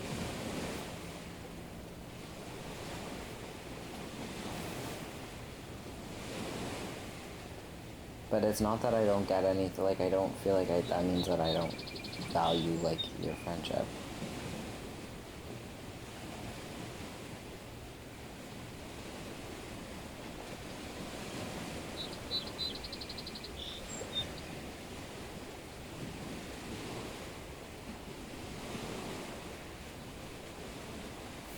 So, Wedo?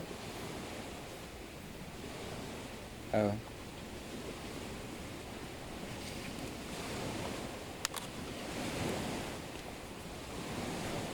Mm-hmm.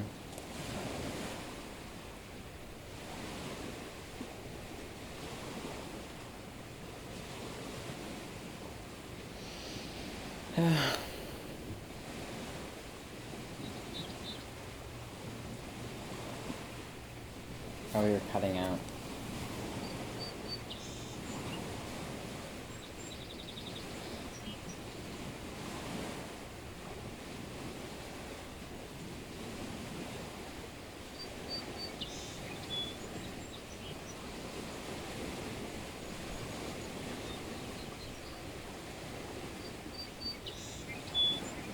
Yeah.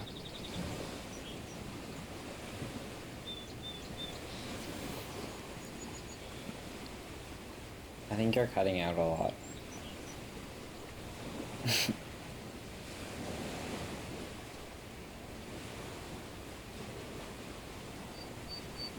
Yeah.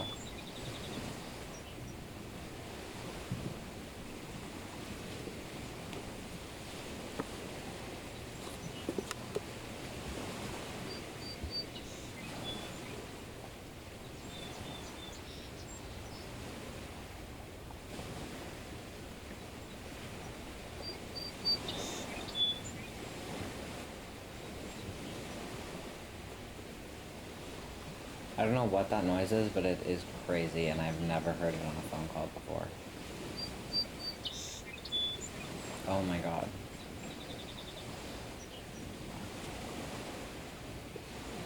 It's like ear rape. Every time you talk, it's like a robot blowing into the microphone. Oh my god. Stop. Please. Please.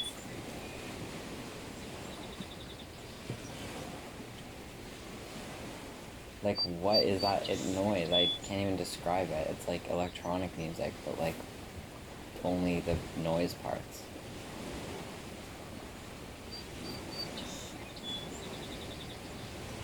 Yeah. What was that? My god, that was crazy. Are they broken? I can't even do it, so like...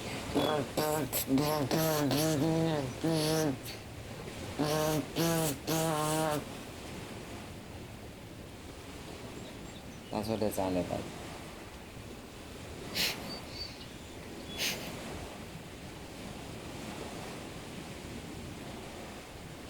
I think your headphones are broken.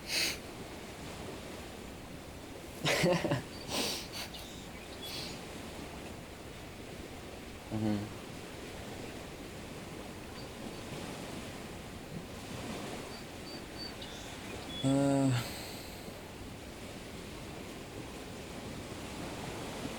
Mm-hmm. Aw. Why not?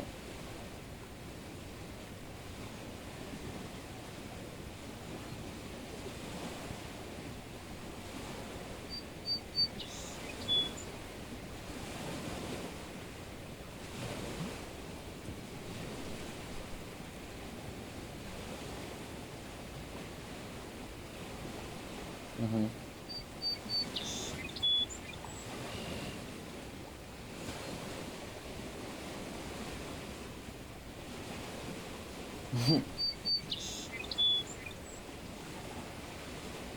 Yeah. Even you. Wow.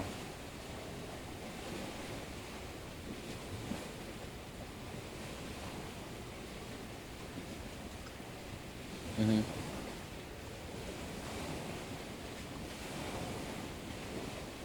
Yeah. No, yeah, that makes a lot of sense. Good call.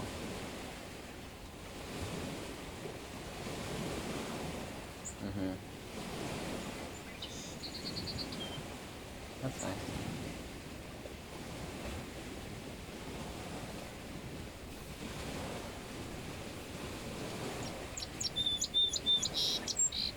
I think tomorrow I'm doing shrooms with Luke. I'll take a rain check, but I might end up calling you and saying some really weird stuff. Probably not bad weird, just like really insane. I get, yeah. We like just did this bulk order, we got 4 ounces.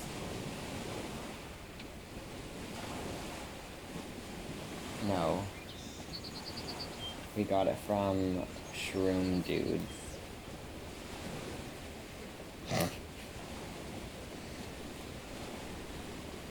It's funny though, like, Luke, like, keeps, like, selling them to, like, people. Like, that's why we got 4 ounces, because he wants to, like, sell them off for, like, a profit. Yeah. Except he's too nice with his drugs. He's, like, so stingy with money, but then will literally give people, like, drugs, like, for free all the time.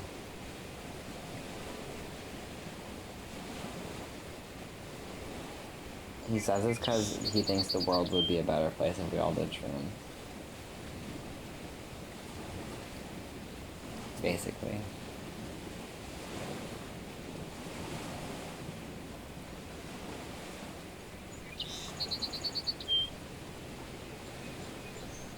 About me?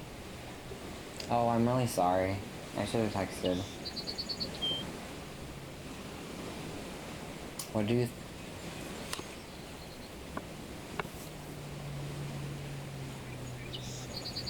Oh, I don't feel that way.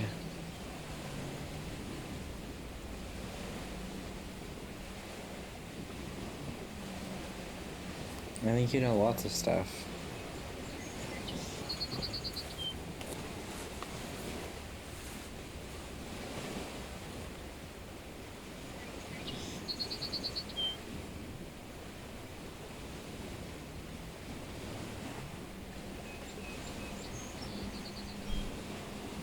Mm-hmm.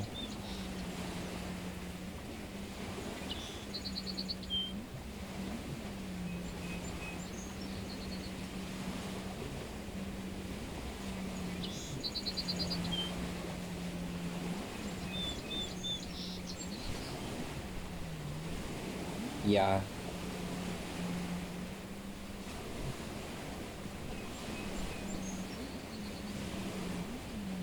Yeah.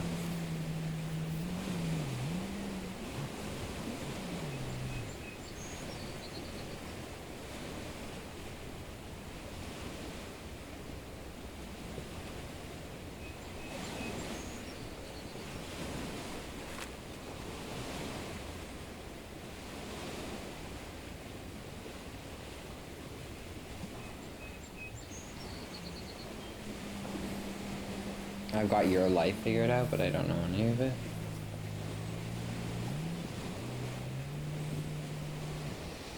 Oh.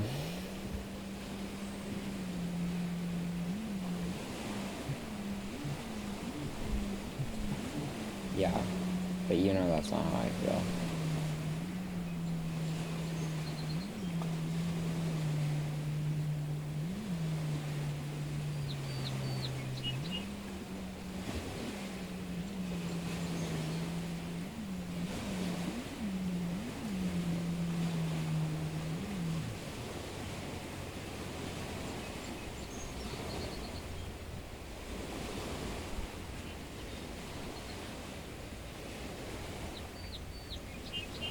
Yeah. Yeah, that's another thing I was thinking. Like, I just feel like the person that would be, like, good for you romantically would give you, like, role relief from being, like, a younger sibling.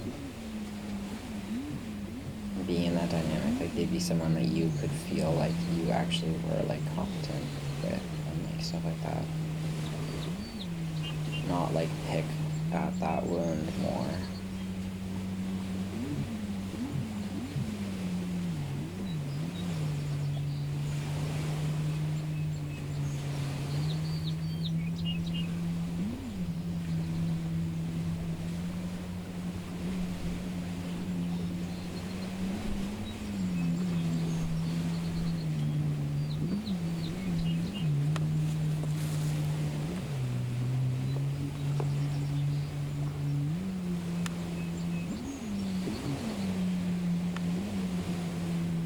Yeah.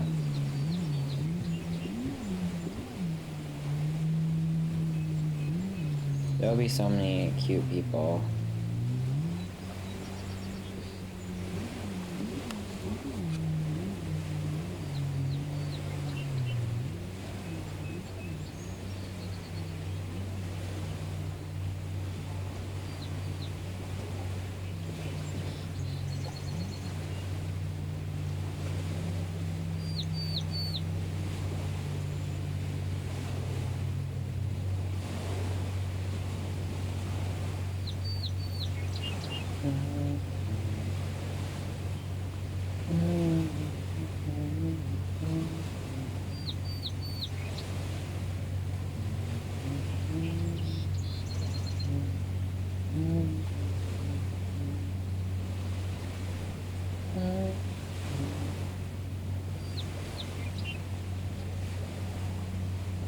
I'm humming Roxanne.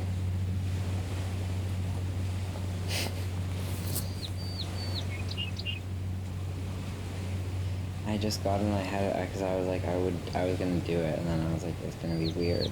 But then I was like, but I just have this urge to naturally do it, and it's weird if I'm like stopping my natural urges because I think that they're weird, and so then I did it, but it wasn't natural. It was just because I have pathological demand avoidance.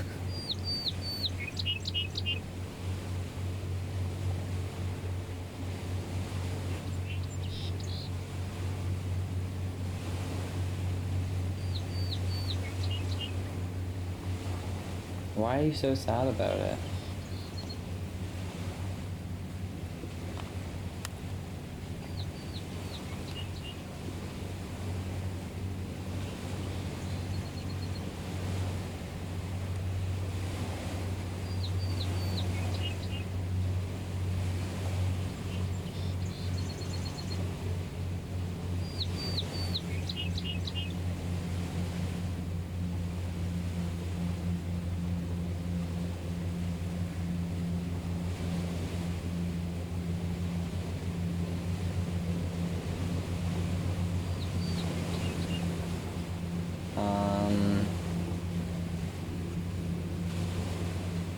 But I just feel like how I feel about you, and I will feel less stressed out because I won't feel like I have to feel differently than how I feel.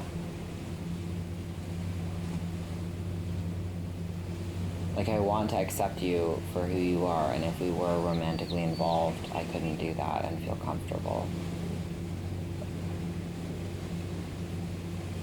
Because, you know, so it'll be better this way. We'll just be good friends, and we'll make fun art together, and it'll be a good time.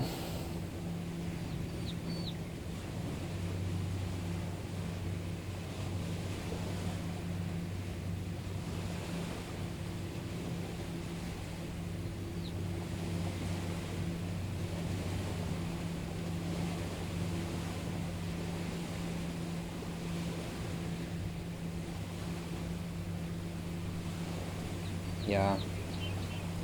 Sex, fight, or cry, you know?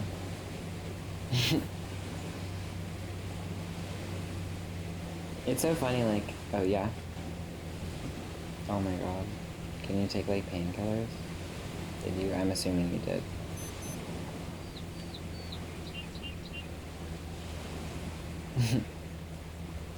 This is the haircut that I'm feeling, that I want to grow my hair into. Ready?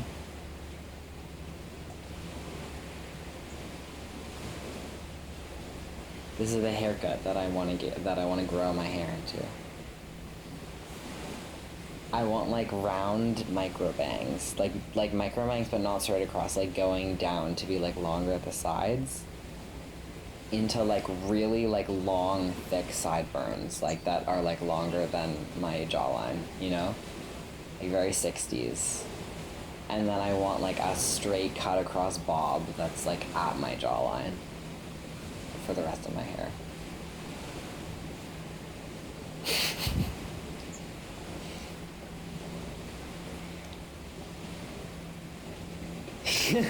You don't see the vision, you don't get it, you don't understand.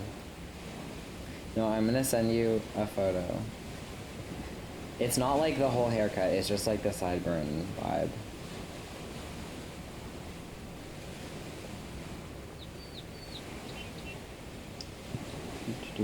I'm gonna send it to you on Instagram. Why? How? What can I do? Can I send it to you on text? I think I can. Pinterest always goes, what do you think? Like it has like a little... It always has something to say that I didn't say myself. You know, right? Yeah. Do you see the vibe? Yeah. But then, yeah, like that with like the little micro bangs, but then the rest of it is like a really like chopped, like straight bob.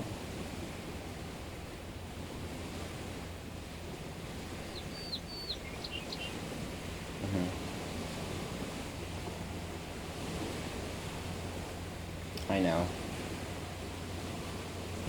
It won't be like that.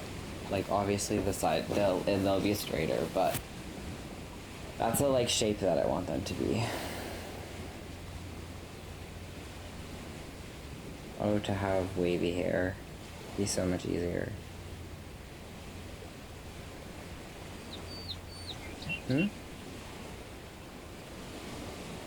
Yeah. But I'm like looking at people with straight hair that have long sideburns like that, and they look nice.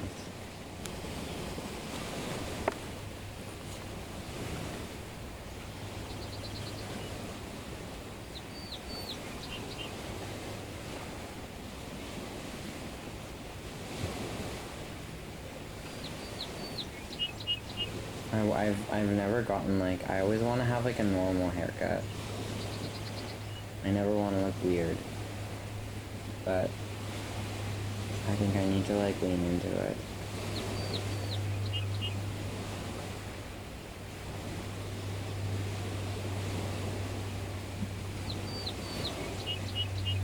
Yeah, I used to like,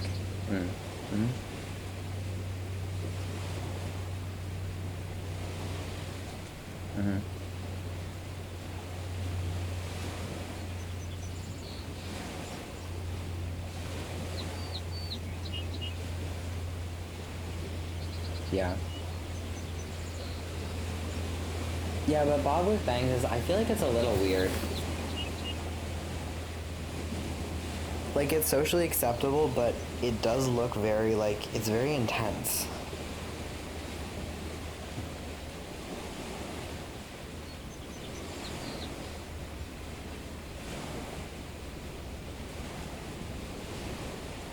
Oh yeah, I love that.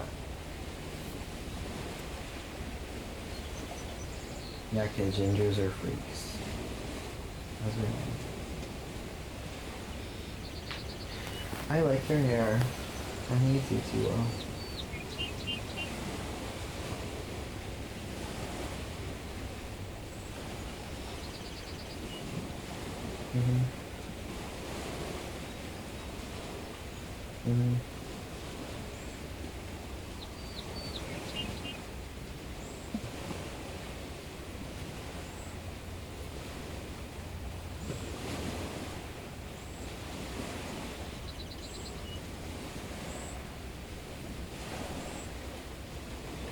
Can I... What's your Pinterest? Why?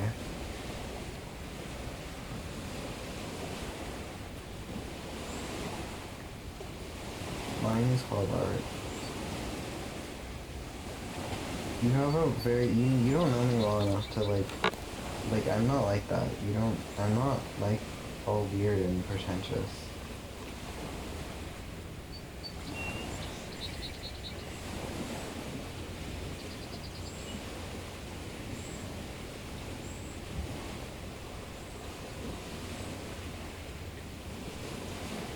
How do you spell that? R-I-C. Oh, right. Wait, what? R-E-C. Oh, leprechaun loopy? Leprechaun loopy?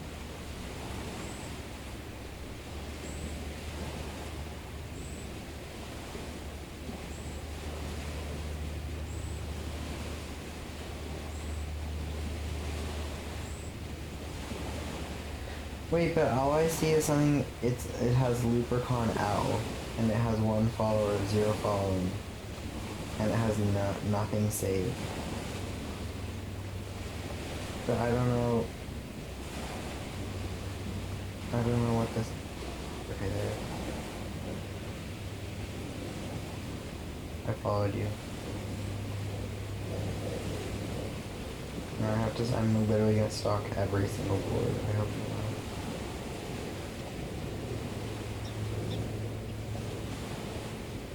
It has to be done.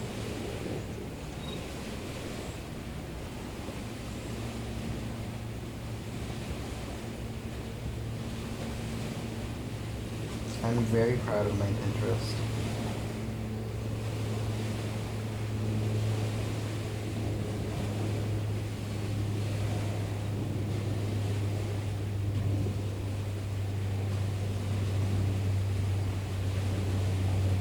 Yes, yum.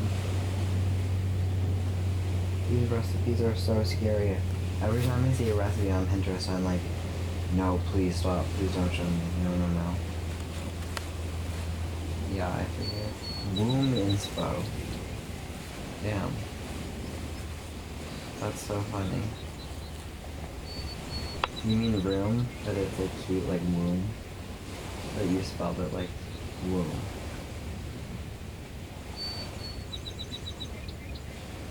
That's really clever. You know? Like makeup. These are so creative names. Mine are very straightforward. They're exactly what they are.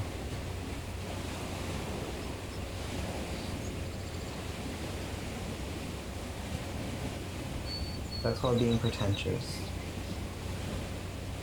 That's called not actually being weird, so you need to make yourself weirder. Because you need to create problems. I think... Again? Shaggy again.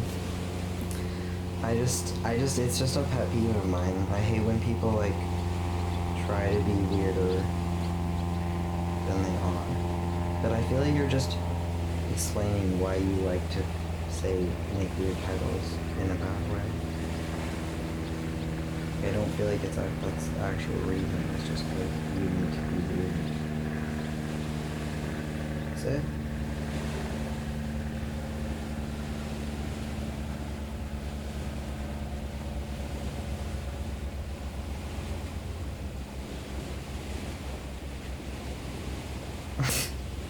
Completely ignoring me. Are you serious?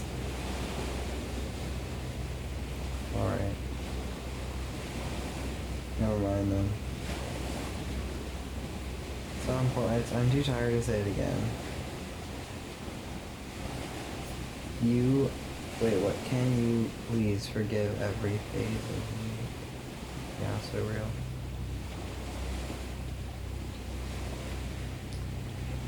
My Annika has this pin. Where are you? Send on.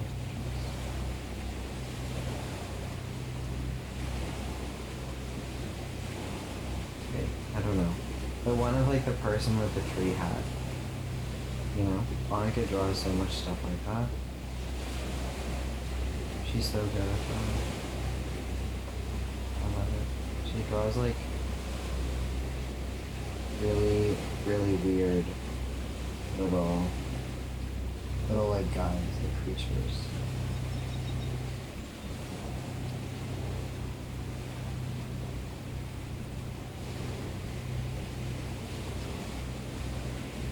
I'm trying to find something to show you.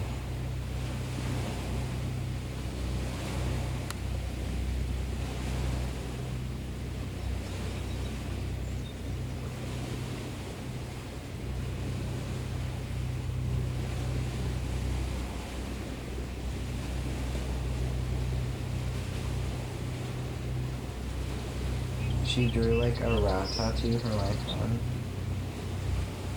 Oh, this is one that I really like.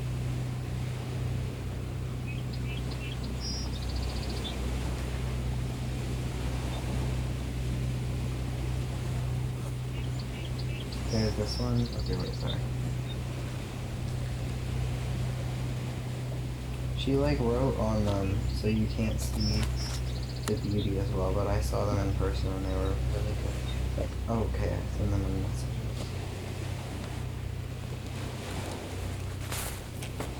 In messages. I send them messages.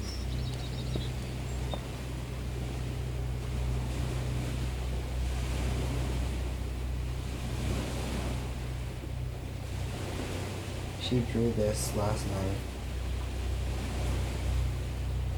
Or this morning. She drew this morning. Like 4 of my friends had a sleepover and we all slept in one twin bed together. And she woke up early and went downstairs and drew this.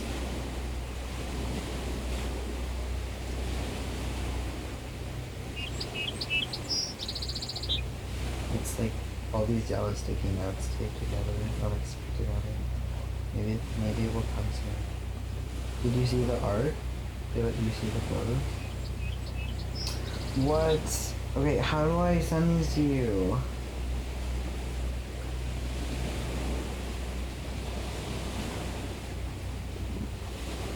This is stupid. I can. I think I can. Let me look.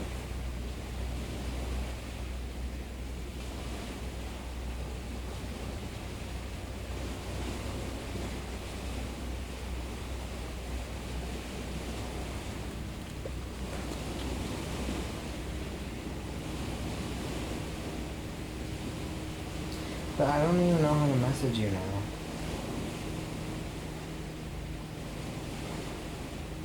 Usually there's a thing that's like, message this person.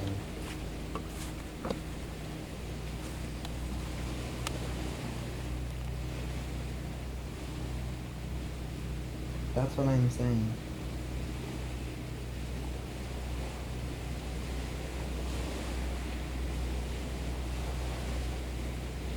How do I like send a message? I don't even... Messages, okay. No, that's not messages. Oh, inbox. New message.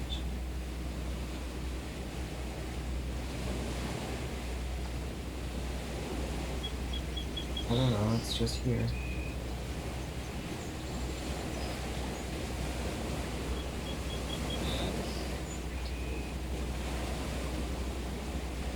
You're not showing up for some reason.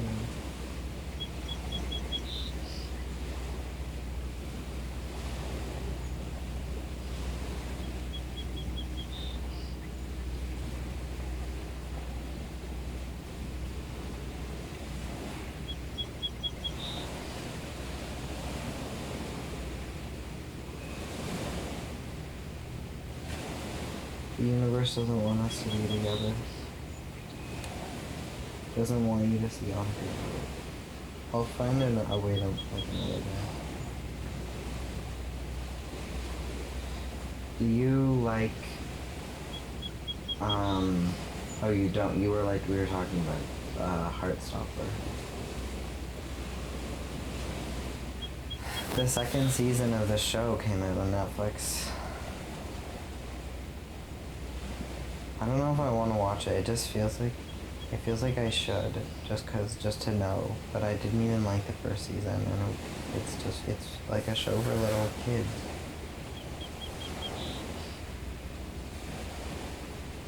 Like Moomin, a very adult show. Made for grown-ups like me.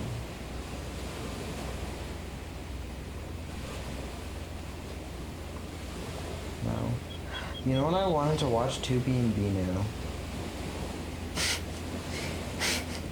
No, like I tried to start watching it today with my friend because we were talking about it, and he was like, I can't do that right now. But like, it's a good show.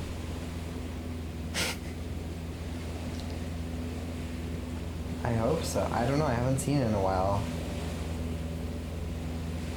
No, because he didn't want to. But I started watching an episode and I was intrigued and it looked nice.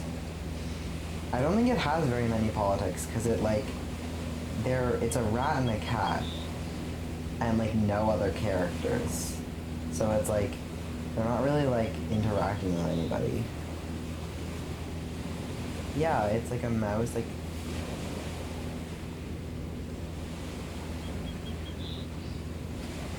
What are you talking about? Tupi is a rat, like a mouse, and Vino is a cat, like he's a stuffed animal. Tupi, Tupi, Vino, Vino.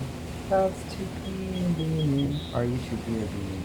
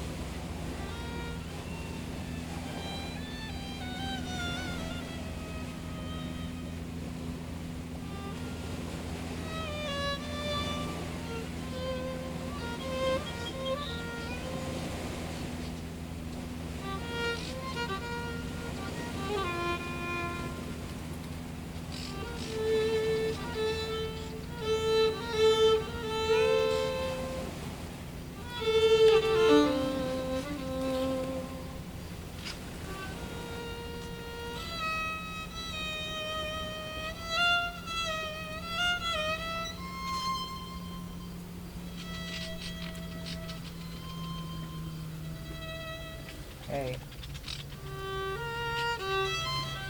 How's it going?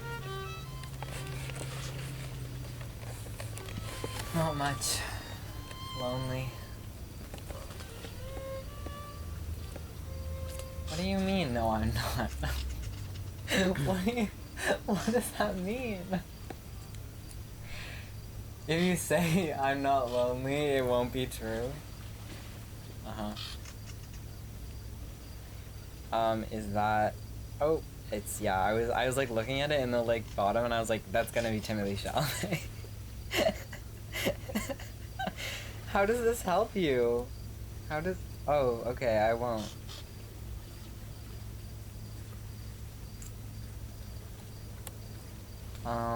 How?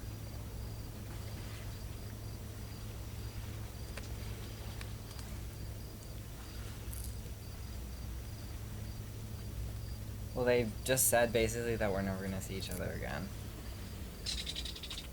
So, I've been pretty sad. I know, I just said, like, if you're gonna leave, please just don't come back. Please, because I can't do it.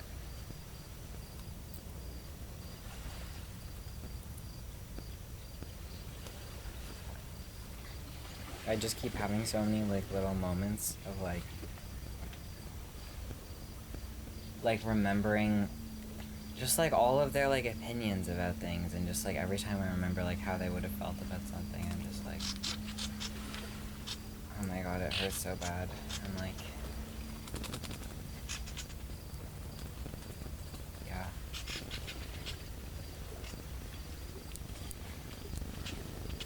It's a pretty good time to be going through it, though. It felt... Well, it felt like I had, like, that big fight with Luke. And right when that big fight was happening with Luke, things were so great with Etienne. And it was, like, the universe being like, okay, I'll give you Etienne back for, like, a little bit so that you can deal with... And Annika. So I'll give you Etienne so you can deal with these things with your friends, but then as soon as things with your friends are good again, you don't get Etienne again. So it's like... Yeah, they are. We're, like, talking a lot about moving in right now.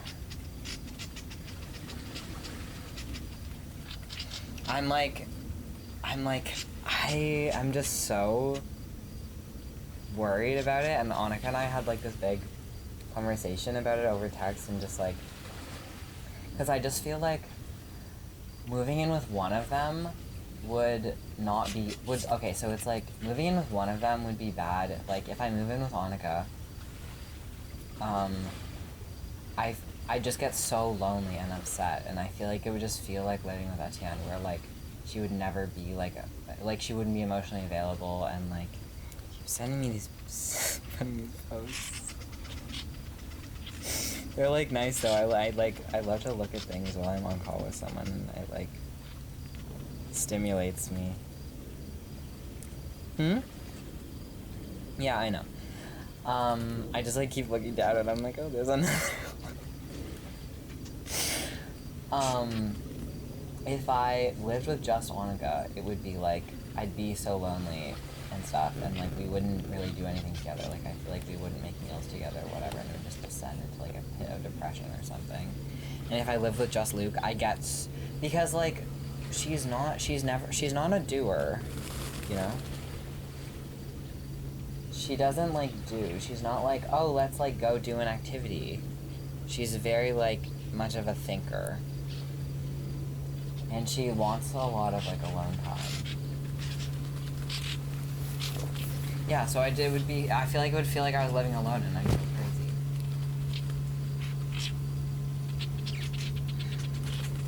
But then if I live with just Luke, when me and Luke are together for a long period of time, I get so sick of him because he just does so many annoying things that if I just lived with just him, I feel like I'd be so absolutely annoyed with him within a month.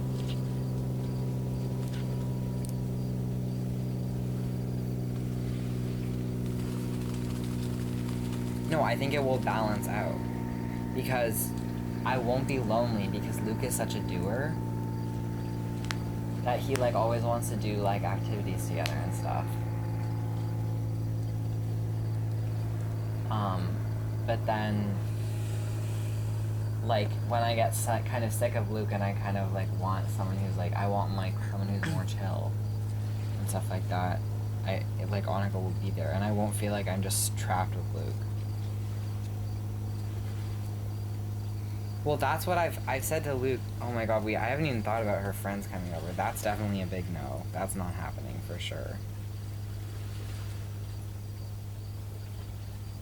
No, not their friends, just like the ones who like are just friends with her and not Luke.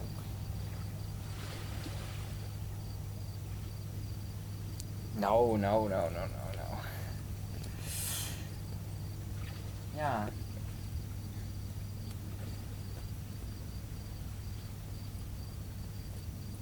What? No, I know. I was like, she can't sleep over. She can't sleep over because if I wake up and I go into my kitchen and it's there being like passive aggressive, it's gonna literally give me an anxiety attack. And I was like, I can't deal with that. I can't.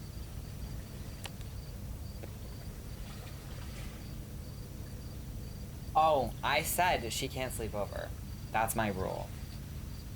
She cannot sleep over. And he said yes. He agreed. Like, but not even just, oh, for you. But he's like, that's very understandable. And he said I don't want her over, like, all the time anyways.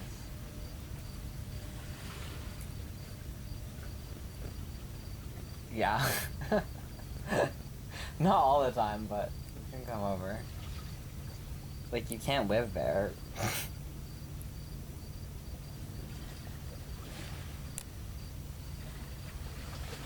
Yeah.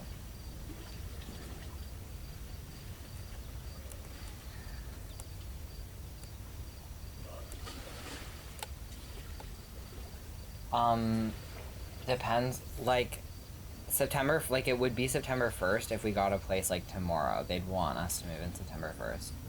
But if we get a place after that, which I'm sure we will, it'll be, like, October.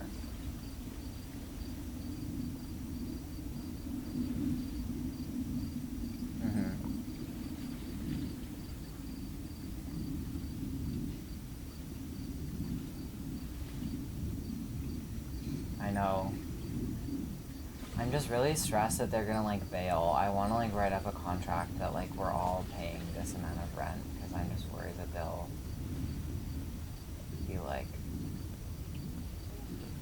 no, I don't want to do it.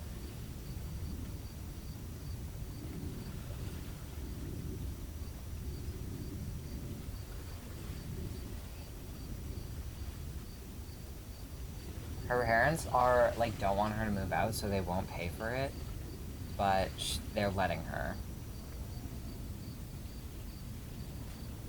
But they literally rent, like, they have a house that they rent out. And we could live there, but they won't let us.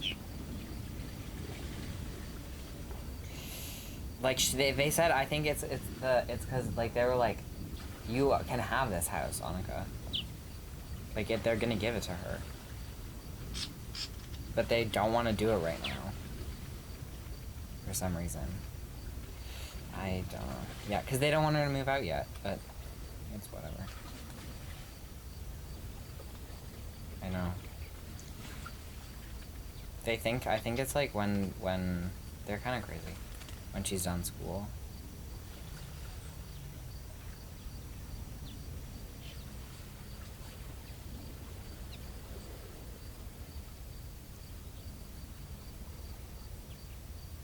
Like a year, and then we decide if we wanted to renew the lease.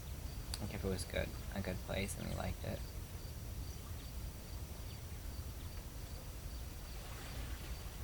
I think if we can work out all the details, then I think it's gonna be really, really good. And it'll give us so many... who are these people? I feel like I've seen that man before. Oh, yeah. I don't like that movie that much.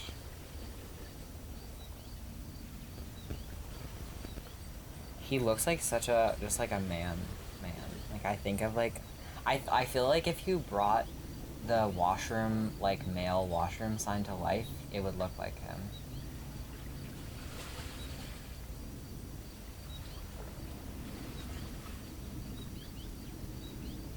I still like it. I like it. If it was a painting, I don't think I'd like it as much.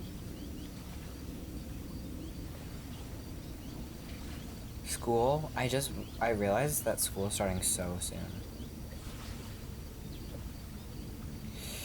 I'm so terrified. Oh my god, do you want to see... Let me send you the self-portrait that... We had to do, like, a self-portrait. For them to post on, like, the Instagram, and this is mine. Oh, sorry, I sent you the wrong one. That's not... Don't look. It's the wrong one. It's the wrong one!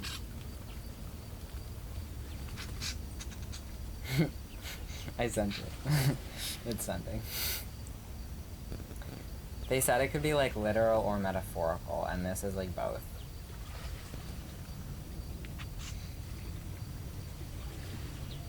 It's not like any of the other ones.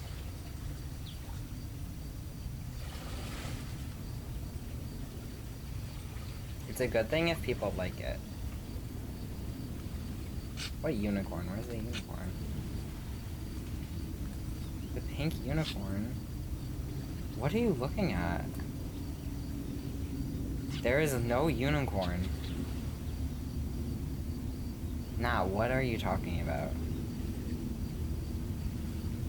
Oh! That pink I didn't even see that it was a unicorn. I thought it was just a horse. It is. Yeah, I do see that it's a unicorn now. Yeah, I like that too. This photo? I know, yeah. Totally. That's the point.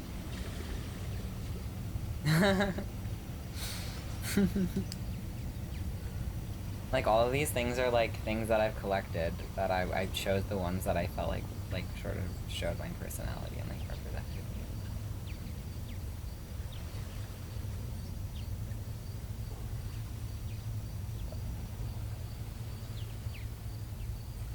What you would do if you were gonna do this, or, like, a regular self-portrait?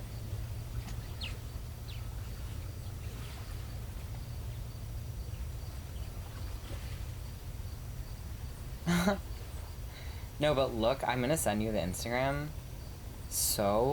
They're all, like, they all look so similar, and so many of them are, like, really bad.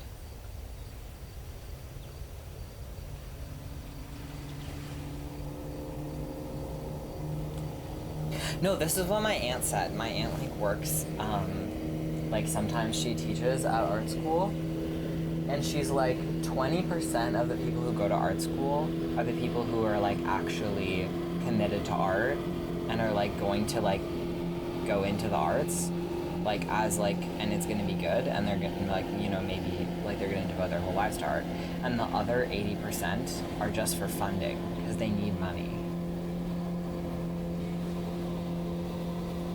So they're not just letting in the people that they think are really good, they're just letting in the people who, like, you know, will give them funding. Okay, I'm gonna have to say this.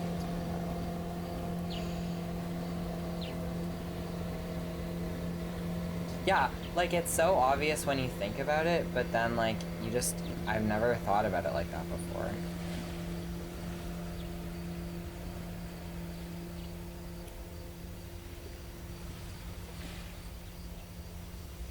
You're looking at the portraits? Which one? Oh my god, which one?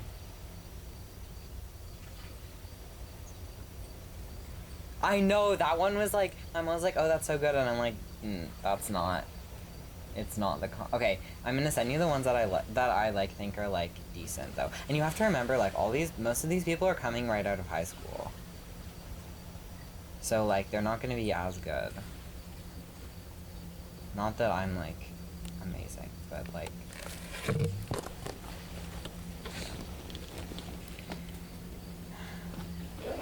I really like this one. That's like my favorite one. It's like, oh my god, it's so good. And Uno like was looking at the Instagram too, and they were like, I love this one.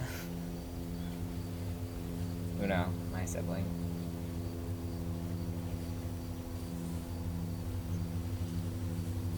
Who?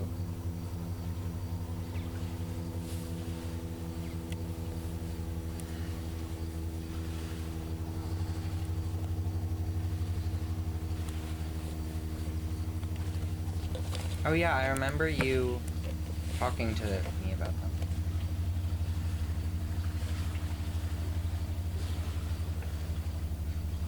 I remember you telling me about this castle.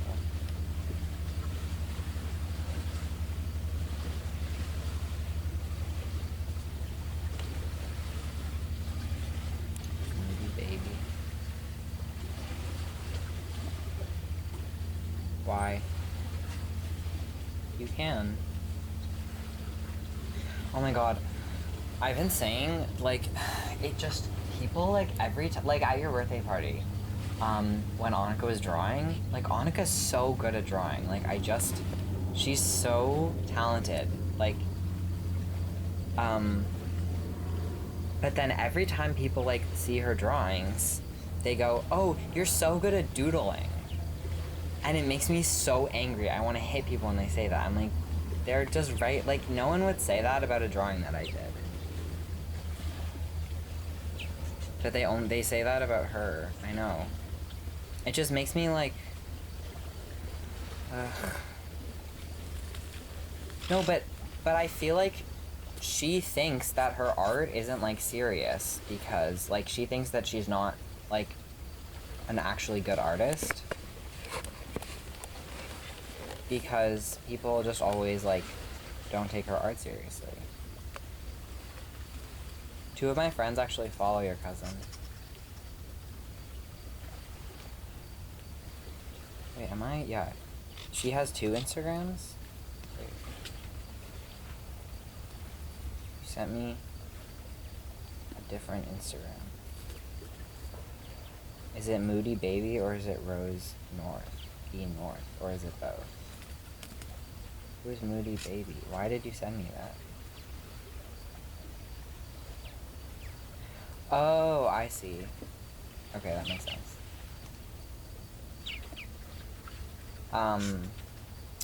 My friend Muffy follows them.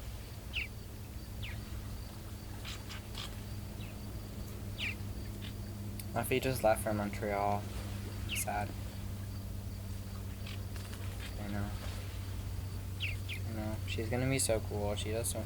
I've been so inspired by her art lately. Like, she does like so much. I feel like it was just like she like unlocked this like thing in me of like I've been collecting all these like little items and stuff for so long, but I haven't like felt like I had anything to do with them, or like I don't know that I didn't know how to like incorporate them into my art. And then like she came along and her art practice, like she does like they do like these like scanned collages sort of thing, but they're like so cool, and they're like very like, I don't know, they're just so my vibe, and I've like been so inspired like to make stuff that's like sort of more like that, but it doesn't feel like I'm like, I don't know, it's like, it's not like I'm copying them or anything, but it's like, I feel like that sort of type of art was like inside of me, that I had never like felt like I could like do art like that.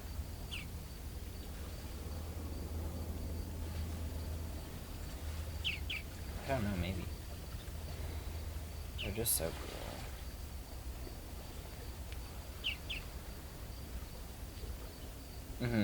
Definitely not the aesthetic that they do, but like the like sort of mediums and stuff, like with the found objects.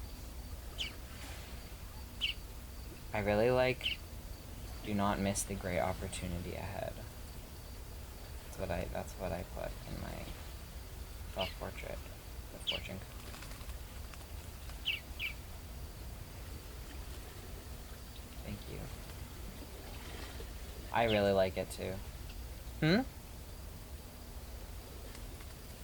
No, it's just like a get to know you thing, but like they select like a random winner and they get a prize.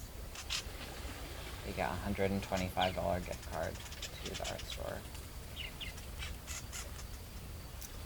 Could be me, but it's random, so it's not like.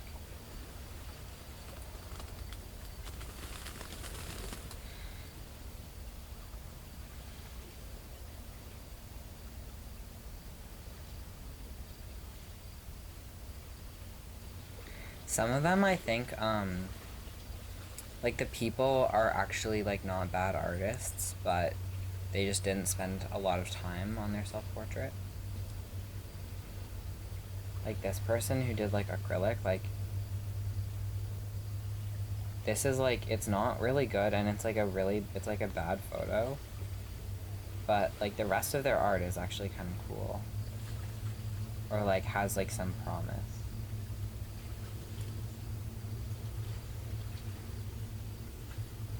They're clearly, maybe it's just the photo that's throwing me off. And like, I don't like that you can see the white of the paper peeking through in some areas. It looks, I guess, but those are just things that you like learn, like more.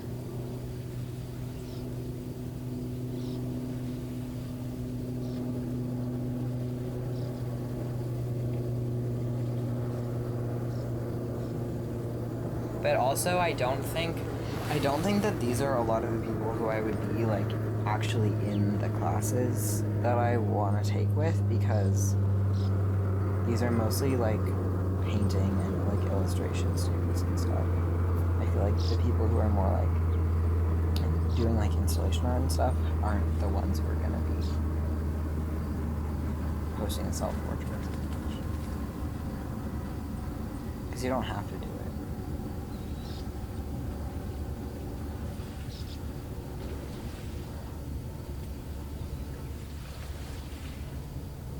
That's from last year. Yeah. It's very interesting. I like the top left a lot. Like with the like body in the house. And we had to send them like a little paragraph. And this was mine. Hi, my name is Morgan Prescott, he, him.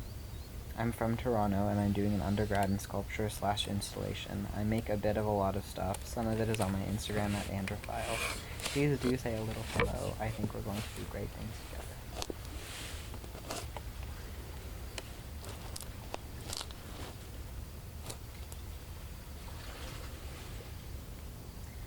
yeah, I didn't want to make it like, I don't know, I wanted to say like a few things, but I didn't want to be too long. And they were like, you have to include your like name and pronouns and where you're from and stuff. Your Instagram.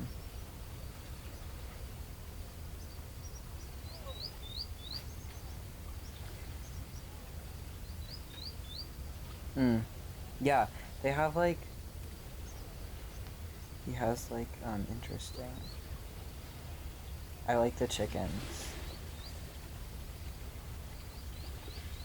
But it's just, it really is such a pet peeve of mine when you can see the paper. Or like the canvas.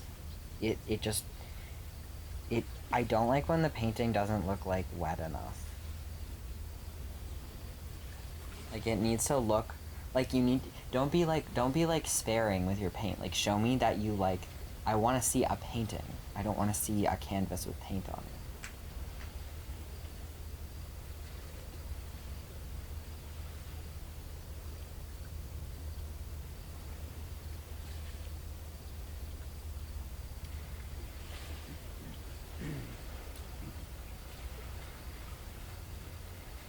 Oh my god, no, it's not. It's like it's literally just, I feel like you're not understanding. Like this is just like a little, say hi, like introduce yourself.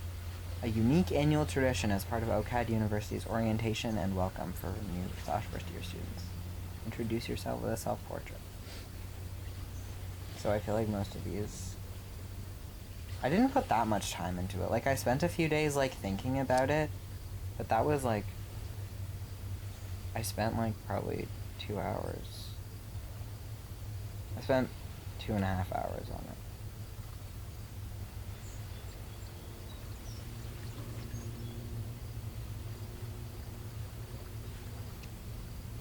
Yeah, that one's like, it's very good. I don't really like it, but I think it like has a lot of technical promise.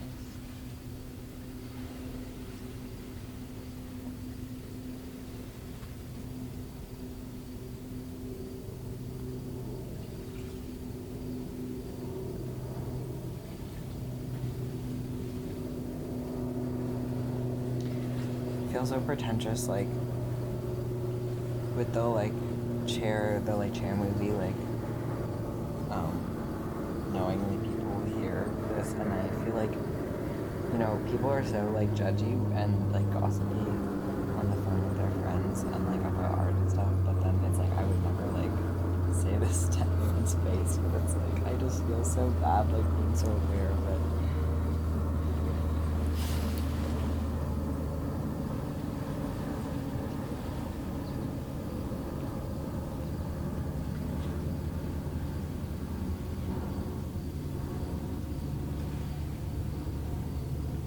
Yeah, me too. It's just very like blunt. Like you're just looking at them and you're just like very, you know, picking them apart. But because like there's no reason to be like nice because like you want to.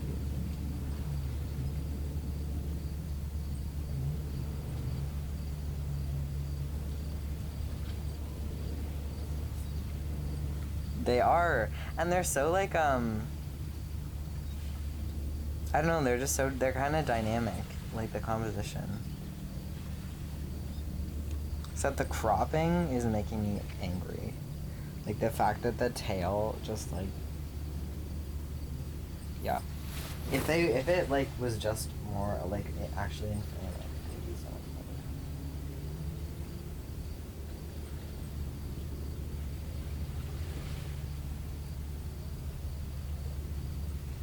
better. I know, I'm so excited because like I literally found out about like this this portrait thing and I was like so excited to do it. Like I feel like I never procrastinate on art for school when I actually have the time to do it, and it's gonna be all art, so I'm gonna have the best time. I know, I'm so happy. I'm just I'm only doing 1.5 courses though, because I'm like so worried that I'm gonna get burnt out like my first semester, because I never like finish a year of school. So I'm just going in like really slow. But then like hopefully I can do more and more and more. How have you been? What's been going on? Yeah.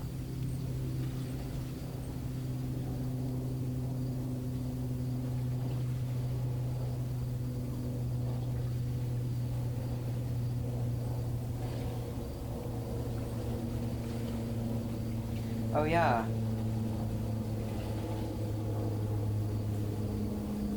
Get a job.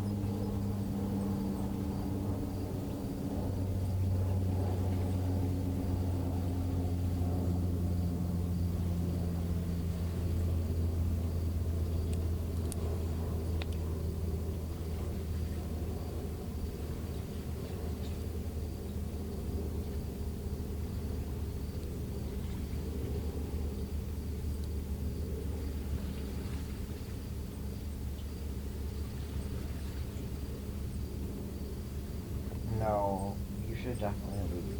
You know what you want. You know what you want to do. Like, do something with the outdoors. But I feel like there are outdoors jobs in the city. Like, you could be. There are so many things you could do. Just don't leave. I'll be so sad. No, you can leave. No. Don't listen. What?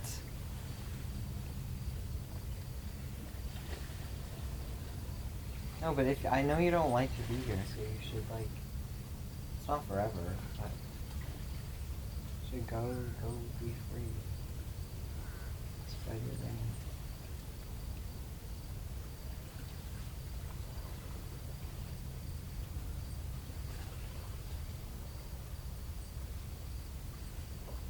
Can you read it to me? Can you please read it to me? Oh my god, please. How long is it? What's it about?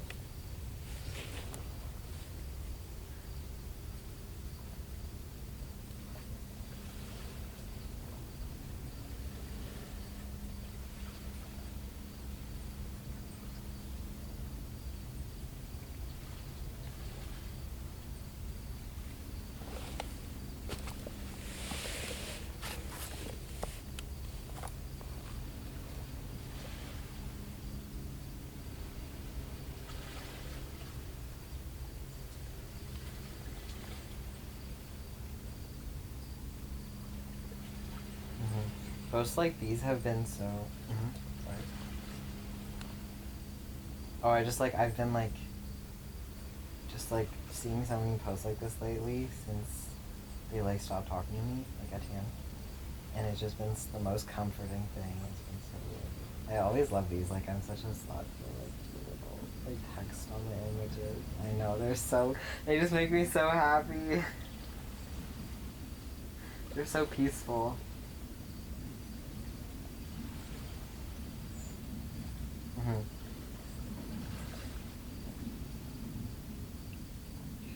Soup. Did you read A Hole Is to Dig when you were a kid? It's so good. I really want it. I want to get it again. I really want these underwear. Don't know. The rest of the posts are not relevant. I just like the underwear. Yeah. Love the idea of having a thong with my lost it. Sorry, what were you saying? Get back on track. Oh, sorry. Sorry. I know, right? Yeah, it's pretty cool. I know. I was like, I want to make things like this so bad.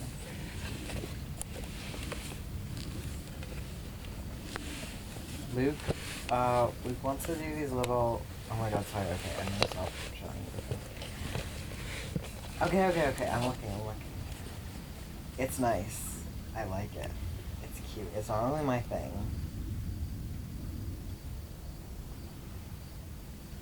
No, but you were talking about something. You were talking about you're being creative with your job, like looking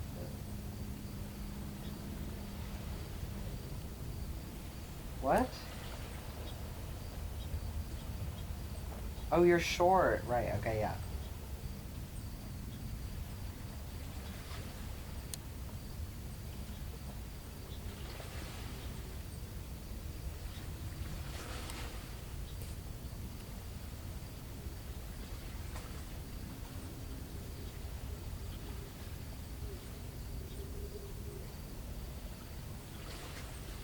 are they?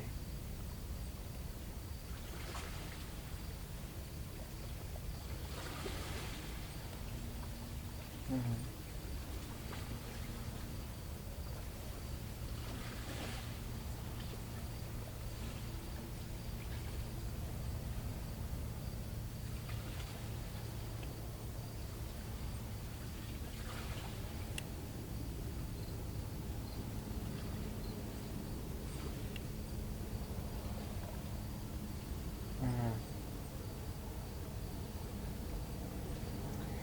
Yeah, but so much art is people coping. So much art is like that.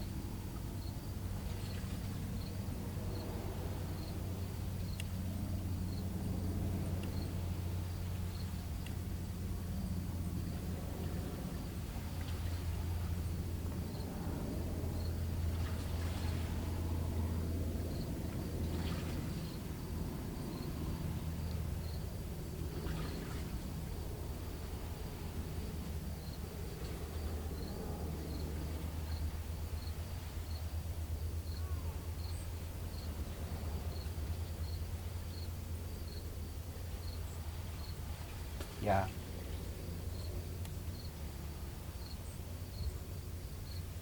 Yeah. Everyone tells me about their art projects that they don't tell other people about. I'm so happy. Luke was like, Luke has so many projects always going. He's like, I don't tell anyone about these projects because, it just makes me sound like I have so much going on. But I always tell you about them. It made me so happy. Some of them, they're just like little ideas. But he usually does them.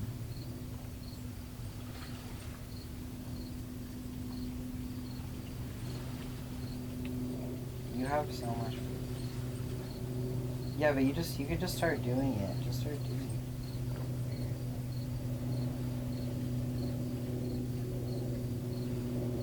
Yeah, totally.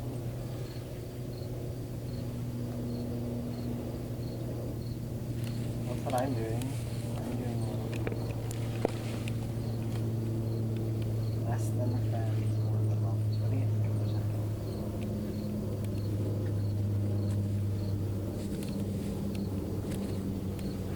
Really? Where do you think I'm going? Hollywood? Why would I go to Hollywood? That doesn't make any sense.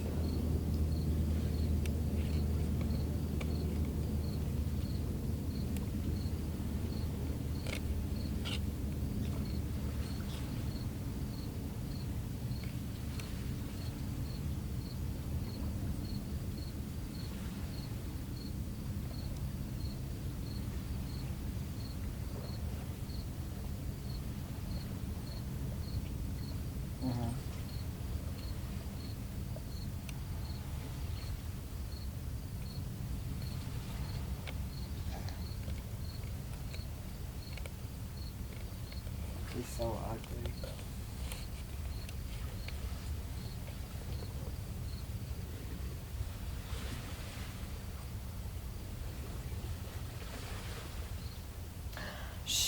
She what? She made you go there. Do you go to U of T Scarborough? I thought you went to the main campus.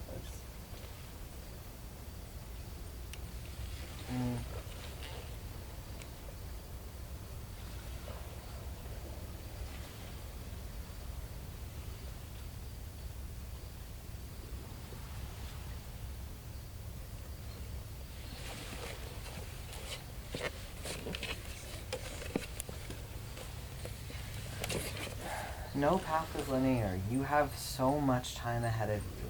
Like, you are only 20. You just turned 20. You're fine.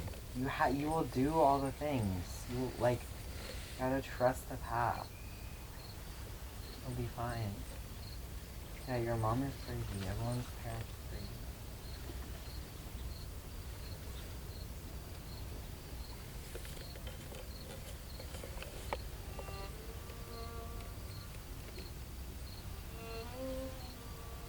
is one of the poems in the book that I am feeling right now, that I just wrote about. January 10th, 2022. In love, we don't give parts of ourselves away. We don't fear not getting them back. In love, we gain parts of someone else, and they take them when they leave.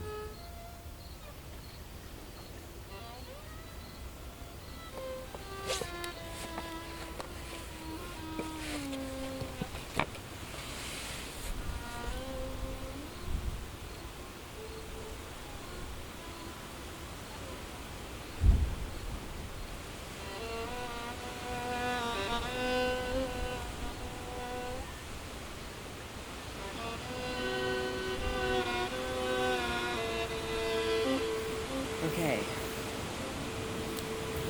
Yes.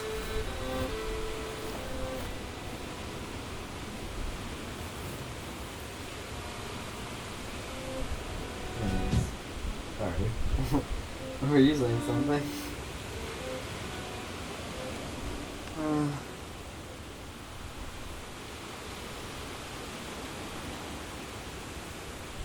so lonely.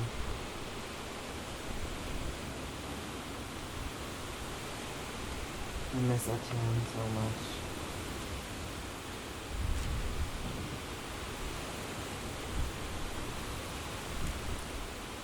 I feel like I don't have anyone who's hanging out with me because I only have 3 friends who live here, and none of you, like, talk to me that often.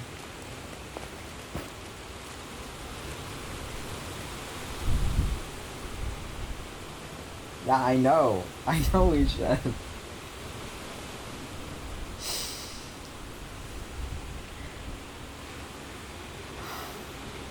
Luke just, like, I swear to God, he forgets I exist when school starts.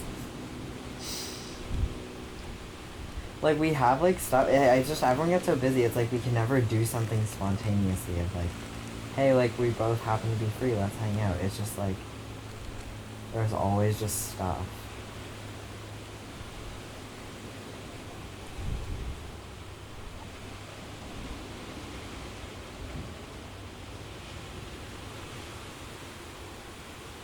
That's so crazy though, Arca. Like, I just don't understand the way that you think is so, like, maladaptive. I just, like, it stresses me out so much when you say stuff like that, because I'm like, if I thought that way, I would, like, have killed myself already. Like, what the fuck?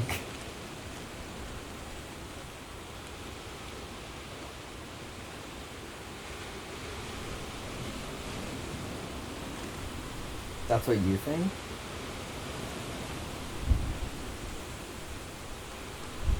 But it's just like, it's just like a blatant, it's like a fantasy. It's delusional. Because people are not on the same page.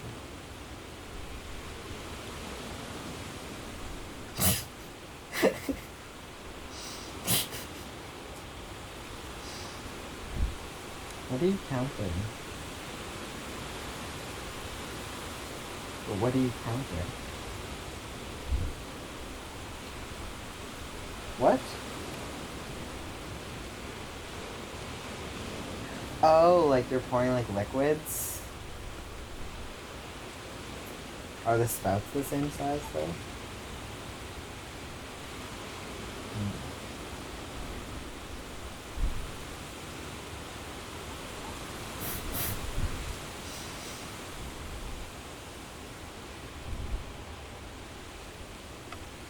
Yeah, my campus is great.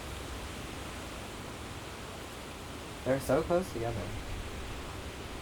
I don't remember when your classes are. When are your classes?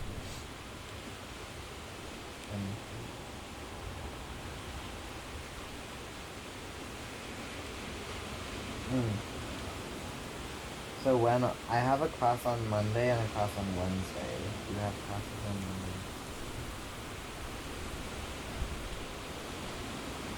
So maybe we could like coordinate maybe there's a time that we're both like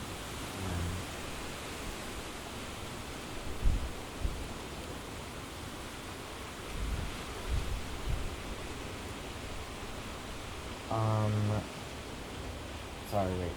Okay, I'm not like anywhere near the school at that point. Cause my class on Wednesday is pretty early. But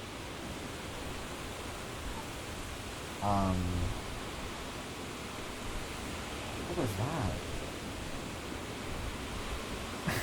What kind of bugs? What?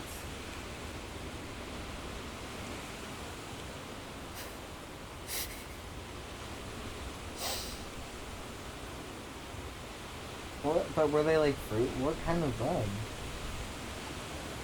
What? Are you inside your house? There's like giant bugs in your house?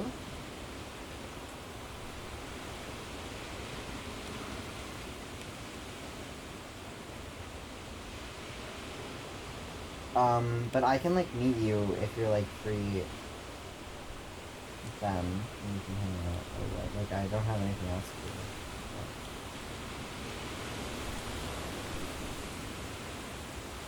Last year Luke and I tried to coordinate like hanging out on a specific day, but it never ended up happening.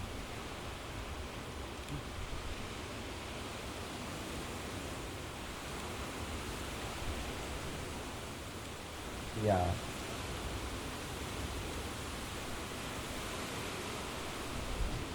You have to come to the Morgan class. The Morgan class. It's the Morgan class that's happening on Wednesday between 2 and 6 p.m.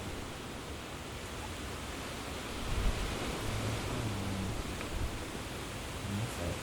You won't know about Morgan. It's essential knowledge. Like, yeah, I know.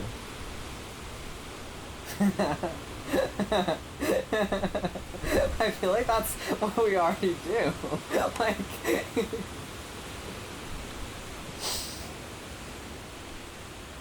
yes. You have to prepare an Onica class.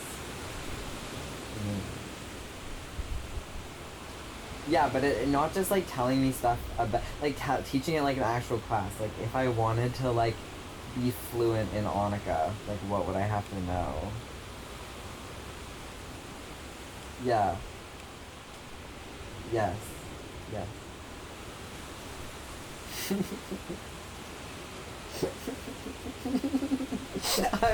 I'm so excited just thinking about that, like, because I feel like they're gonna be the most wild shit, like,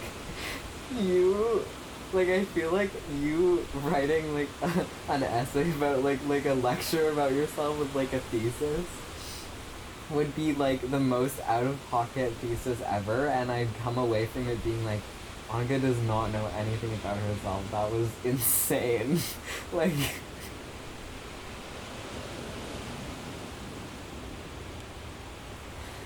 But I'm excited either way.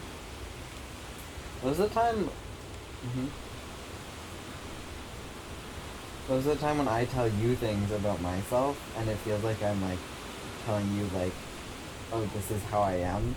I, like, afterwards I'm like, that was crazy. Like, I hope she doesn't think that that's, like, true, because I don't know what I'm talking about.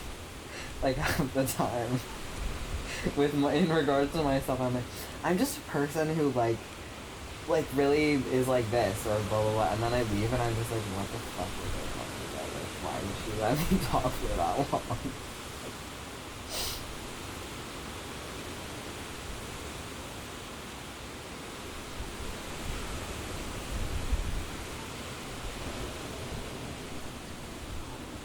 Yeah, like, Luke and I keep having conversations where it's like, Luke just has really been, like, putting forth lately the opinion that you, like, are just incredibly inconsistent, and you can never tell what you're thinking, because you'll just say that you believe one thing around one group of people, and then, like, completely reverse and around another group of people.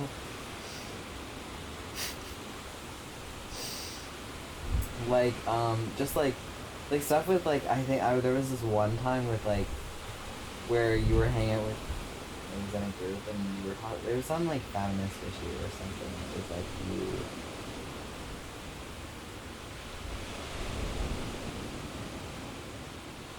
were talking about how,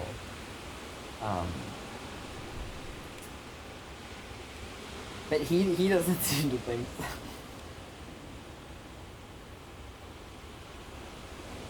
Also, I've told 3 separate people, like Luke, Muffy, and Natasha, about just like the dynamics between us and stuff like that, and like times where like, you know, you like said something and then later we're like, oh, I didn't like know that that's what you meant or whatever. And then they're all like every time they're like, everyone's like, oh, she's just doing that because she's trying to like, be nice to you. Or like, she like, just like cares a lot about you and doesn't want to like make you upset. And I'm just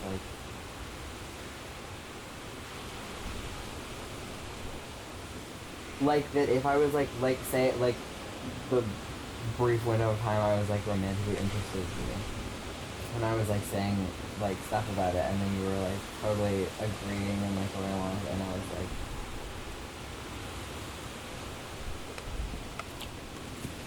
yeah, basically that you were like being like a people pleaser and you just didn't know how to say no, or like, and I'm just like, and I'm like, every time I'm like, I really don't think that Annika's like that. Like, that's crazy. I don't think it's evil, I just think it's like a massive personality flaw. Like, most of the time, you say things that are like you're very open about being like a quite disappointing person. Like, you're not really like trying to be all that for me. Like, I don't think it's like that.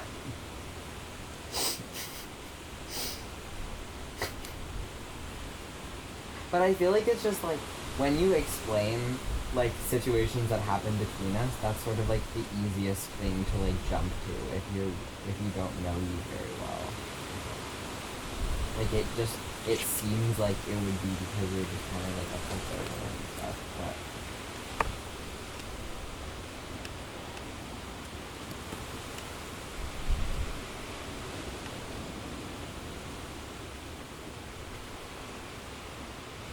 about what?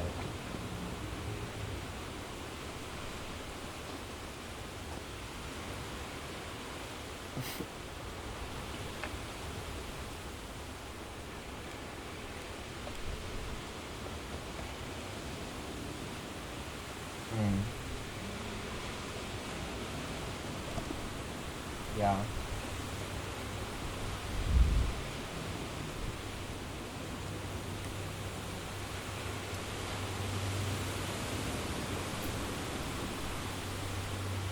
Yeah. No, I totally like see that happening. But I feel like it's just like, I don't know, like I feel like I was in that period like a while ago when I was like in therapy, like a few years ago, like a year ago, where it's just like who I wanted to be and who I was were like just like out of phase.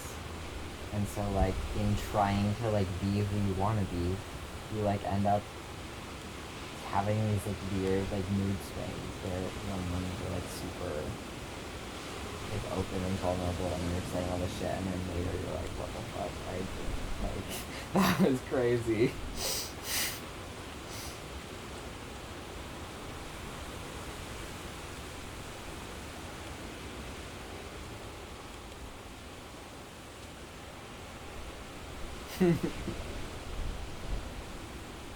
Yeah, no, I'm sure it's a phase.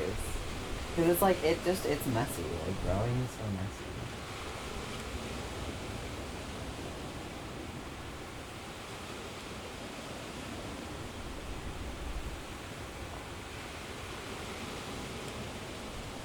Yeah, it's fine. I just want someone in my life who, like, will meet me where I'm at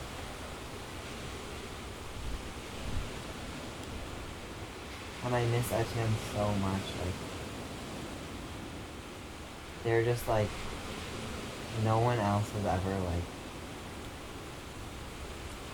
felt that way about me before, or like understood me that way.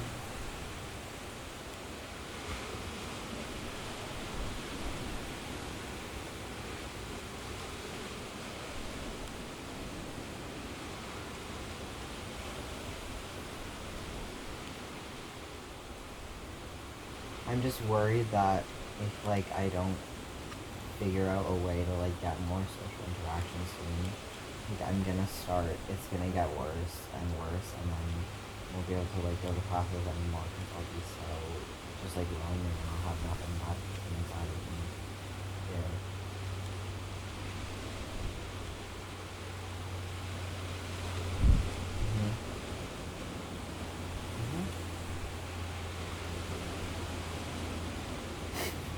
I know.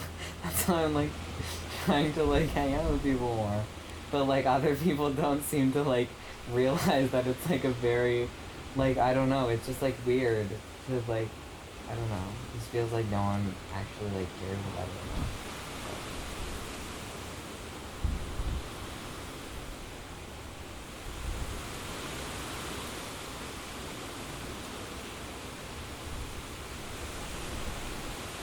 Yeah. Yeah.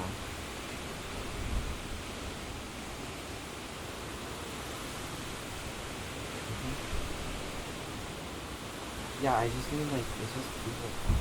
Obviously like yeah, it would be nice to have like a soulmate or like a friendship, but I don't need that to be fulfilled.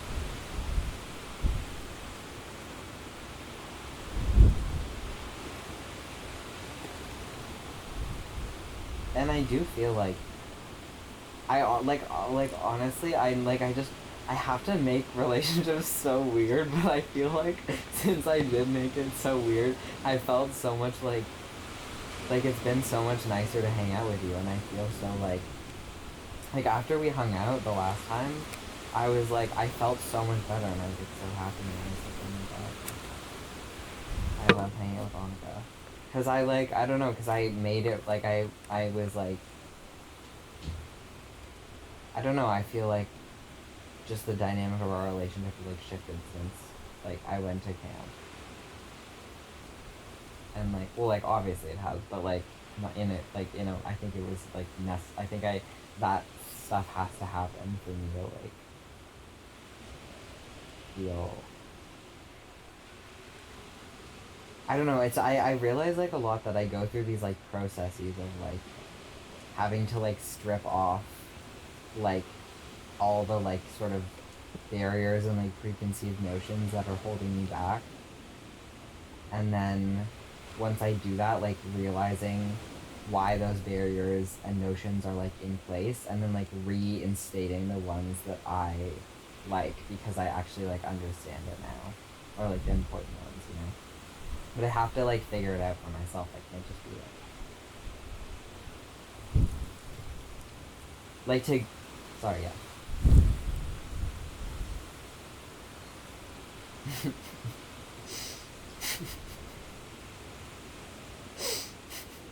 Like I feel like if I hadn't made it, like I hadn't been like, but why aren't we in a romantic relationship? I wouldn't have actually like found it out the answer.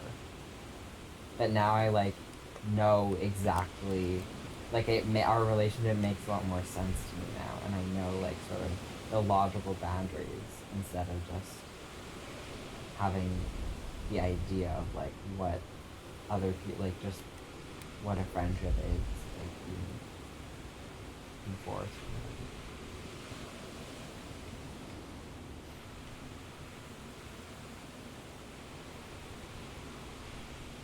How have you been?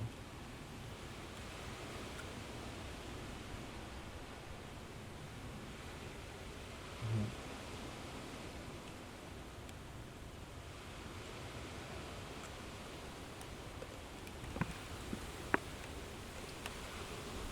I really crush on you.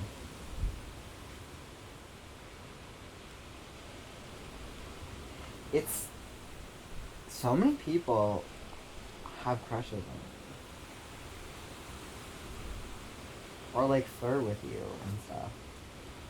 I feel like I'm always hearing about it. It's like, oh my god, you're such a catch. It totally is. It totally is Manic Pixie Dream Girl. It's such a powerful allure.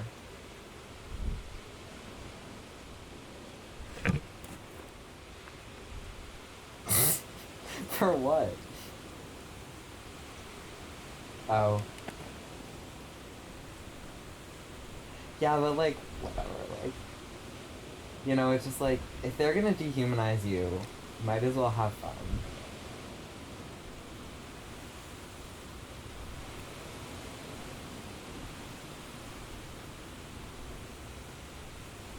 Mm-hmm.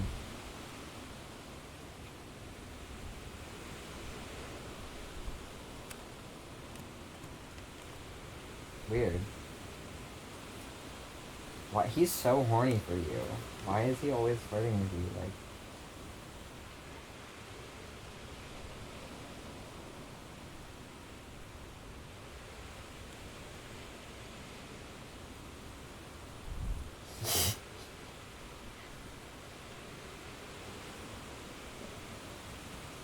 what?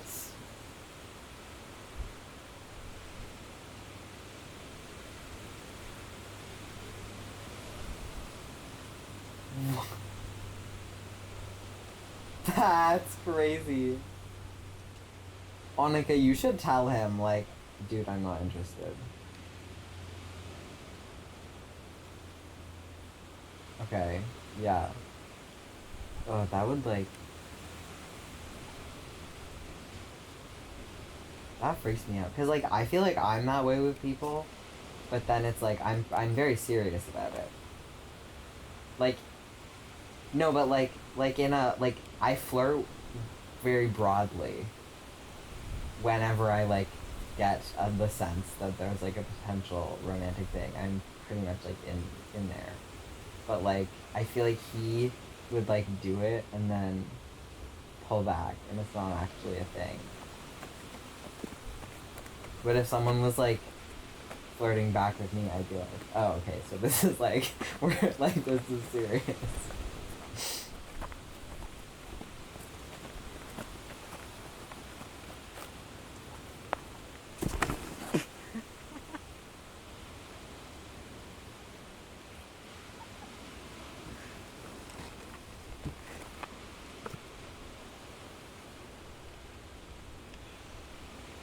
It's like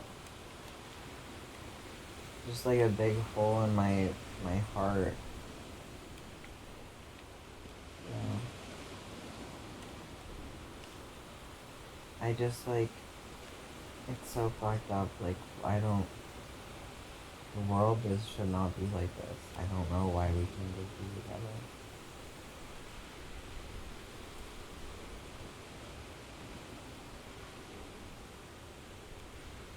I know. You just need to meet someone else who, like, has this feeling in them. Like me. But, like, it's just like, if you find someone that you like, you just keep them around. I mean, I'd do anything to keep the people that I, like around. Because, like, it's so hard to find them.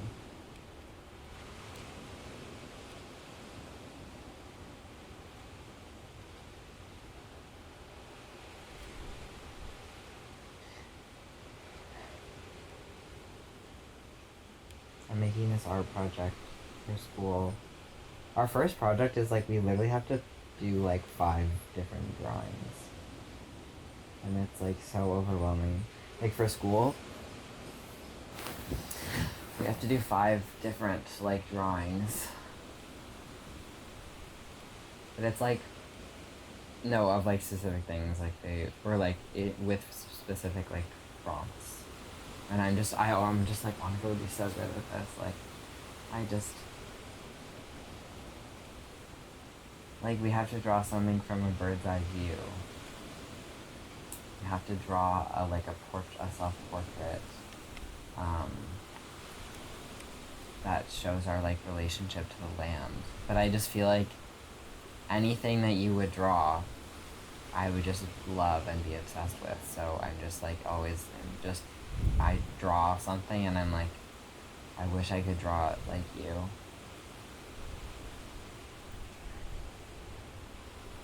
Yeah, you're so busy though. You have all your own classwork. But oh yeah, thank you.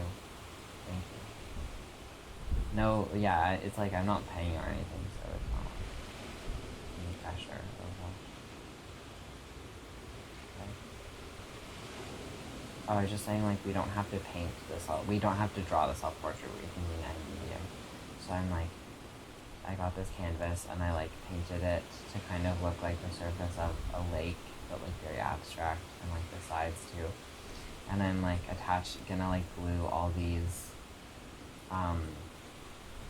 little plastic trees that my dad has when he used to like make like miniatures onto it, and it's gonna look like a forest. And then I'm gonna cut out like a hole in the canvas, like a square hole, a little one. And on the underside of the canvas, like on the back, all the trees are gonna have like brown string like coming out like roots. Yeah.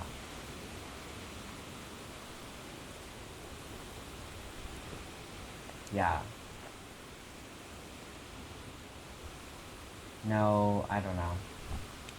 I wouldn't put it against the wall because like then you couldn't see the bottom. But I just like I've been having a lot more fun with painting now that I like am treating the canvas as like a physical three-dimensional object. Because I have just such a weird feeling about like just completely ignoring the back of the canvas. Like, so now every time I paint something, I like cover the whole canvas and stuff. And it feels a lot more like respectful.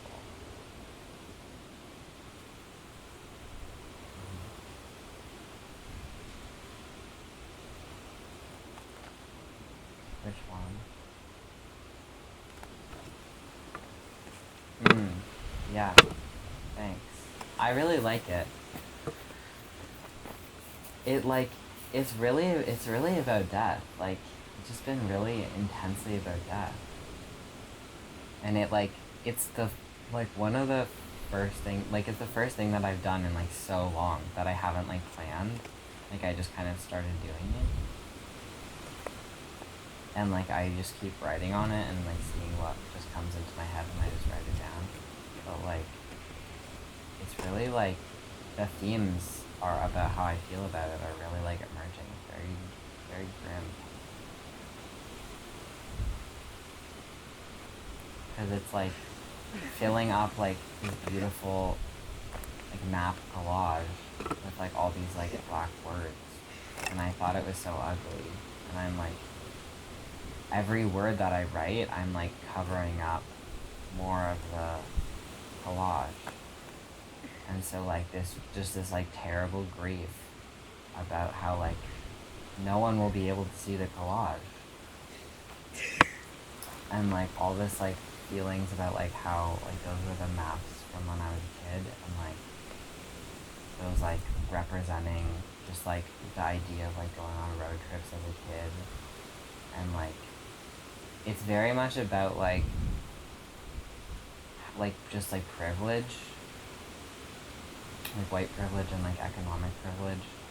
And, like, feeling, and, but then, like, also, like, about, like, childhood and, like, loss and all this stuff. But just, like, this idea of, like, this, like, stretch of open road, like, that the whole country was, like, paved over for us to, like, just freely explore. And then, like, they gave us, like, this car that we, like, is so expensive and fancy, and we have, like, this little air conditioning unit, and you, like, travel around in it. Shut up.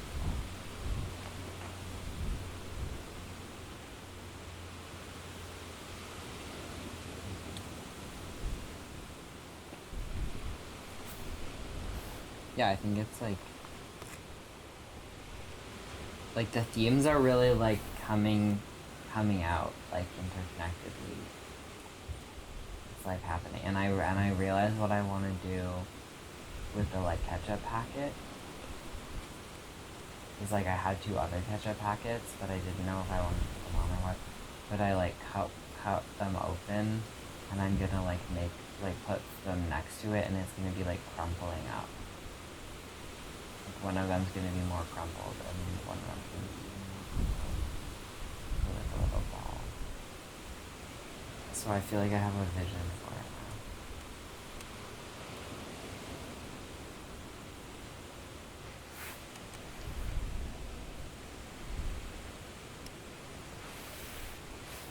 What?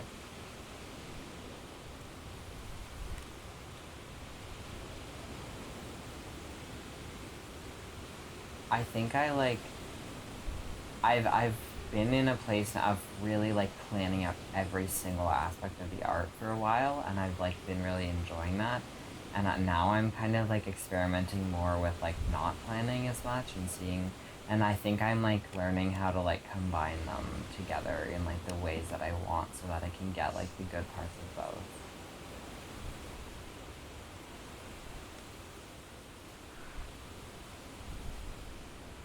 Can no, go.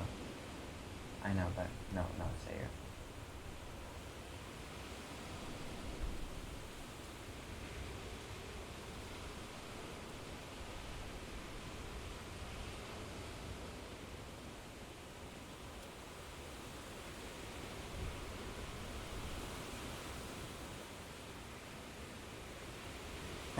That's funny.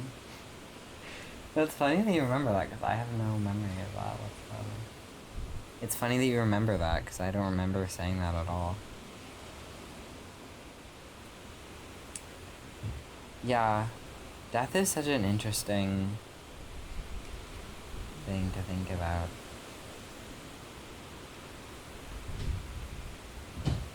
I think I'm thinking about death more because I'm like leaving my arc of like thinking about sex a lot.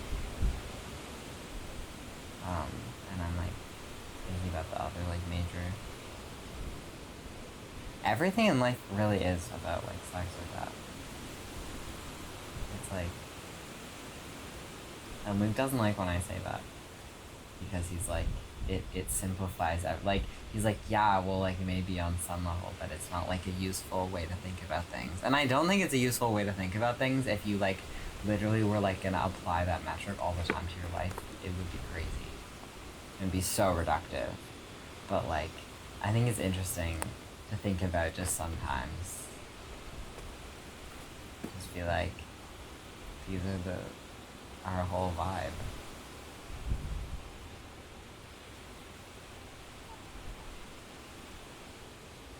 Yeah.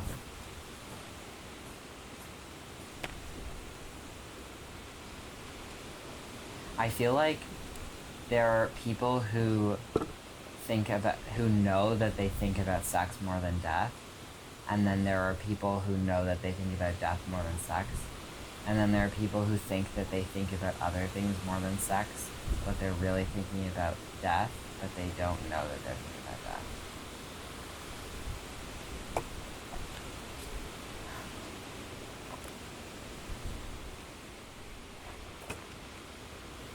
But because you're the person, you just said, I think about sex more than I think about death. But I think some people would be like, oh, I don't think about sex that much, but I know that but the other things that I think about are not death. But I'm like, if it's not about sex, it's about death.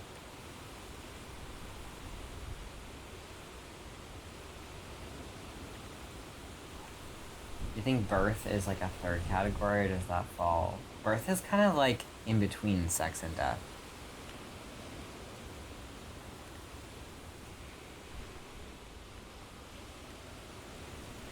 Not really. Maybe I should. Maybe that will come after my death arc, will be my birth arc. Maybe, or maybe there's something else. But yeah, I think it will. I think it will just loop back around to sex naturally when I'm... No, but the thing that I figured out finally, like, in the last, like, the week of our, Etienne and my relationship near the end where it was, like, perfect, is, like, if I'm actually having, like, good sex and the way sex that I want to have and to the frequency that I want to have it, which is quite a lot, I have no need to think about sex. Because it's just, it's happened, it's done. Like, I'm just thinking, because I'm always just, like psychologically horny because I'm, like, just unfulfilled intellectually and, like, emotionally in regards to sex. But when I'm, like, it's done, I think that's a real thing of, like, I want a relationship so that I can just get that shit out of the way. And I can, like, have someone who is just really solid and loves me and has their own life and I really admire and respect. And we can just have sex and, you know, be, like, physical companions to each other. And then for that to not need to be, like, a big thing in my life. That I just... We figure it out, so we don't have to deal with it anymore.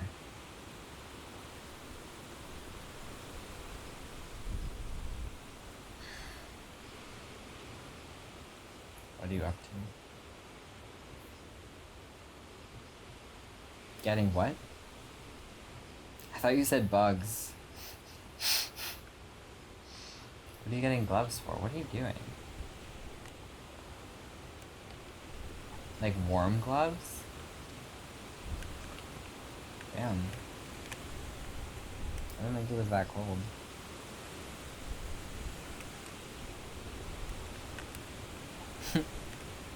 That's good. That's always important.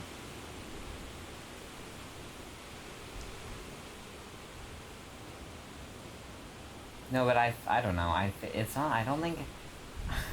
I worry that I introduce these metrics that you people in my life, like you and M and stuff, like, think about, and then it's just like, this is, like, for me, but it's not for you, because, like, you're not, like, it's just my life. You don't have, it's not like everyone's living my life.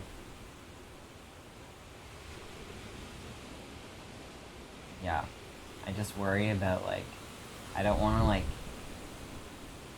categorize your life before it's happened, you know?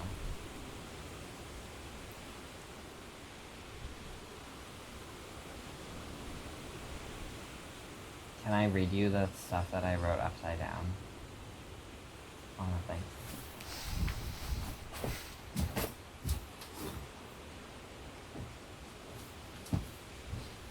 I wasn't gonna talk anyways because I went away from the recorder.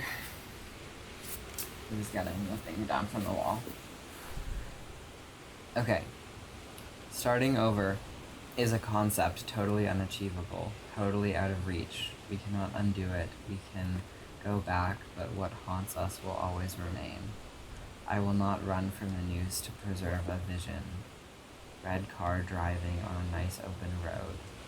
I will go out ugly and screaming when the earth abandons my body.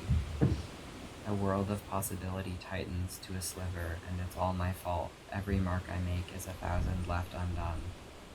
My mother, looking into my newborn eyes, must have seen the road so flat and still, hoped that I would be the car. Mommy, I am not the car, I am the storm, I am the flood, I am in every scary story no one knew to teach you.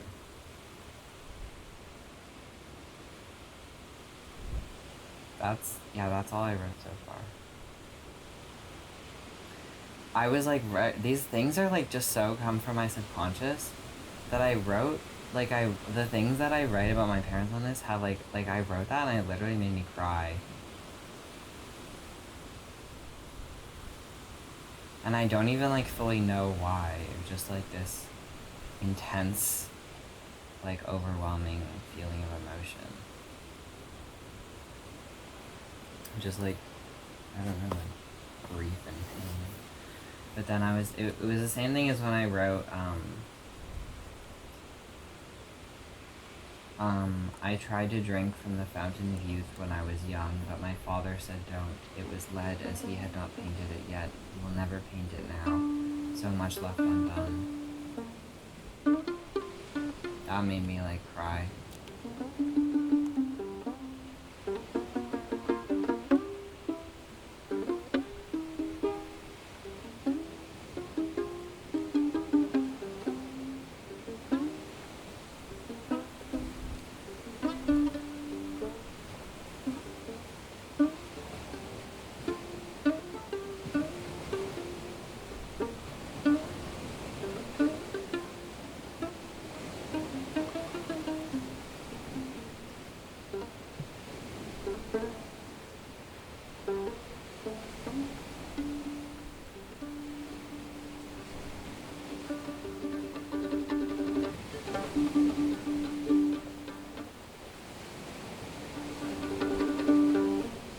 I didn't say anything. No, I moved back in with my parents.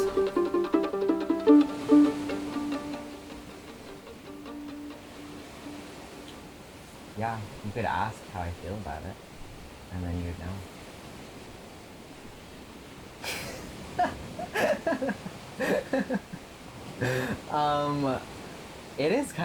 It is, I do feel kind of the way that you said.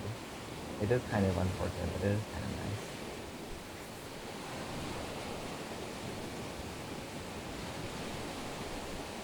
Wow, that's pretty arrogant, Tom. That's pretty arrogant, Tom.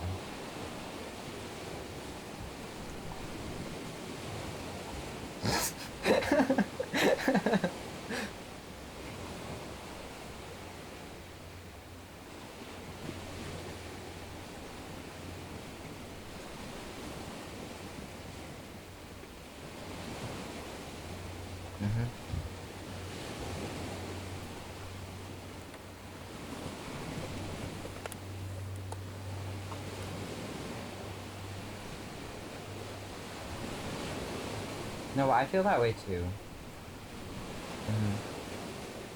But it's like in some ways I can tell how people are feeling very well, but in some ways I really can't.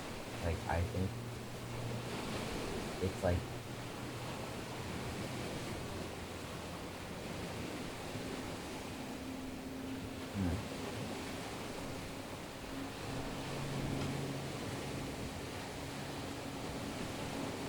and there's like some people that I'm like, I know, like with Annika, I never know how Annika's feeling.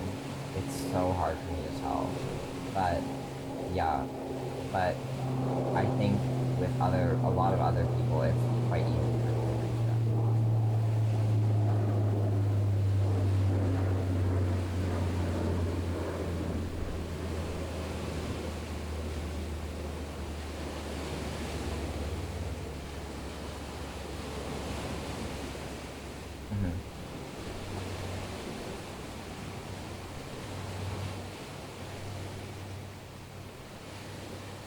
Yeah.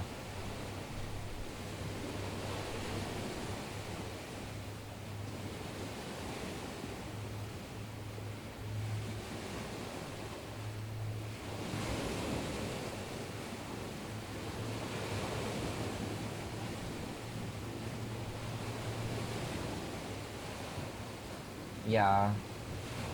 I think some people think that I think some people think that they're a lot better at drawing than they are. And some people just don't care. But I think that's rare. People just really don't care.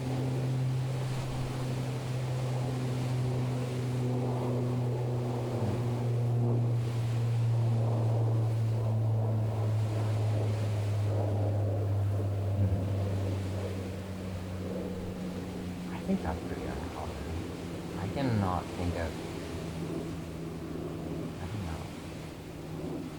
Like, that's like a lot.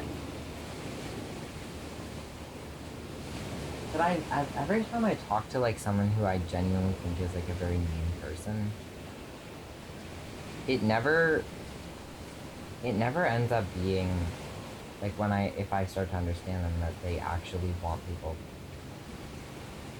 to feel bad. But that's you're saying like they want people to feel bad, and I'm like, I don't know, it's complicated, I think.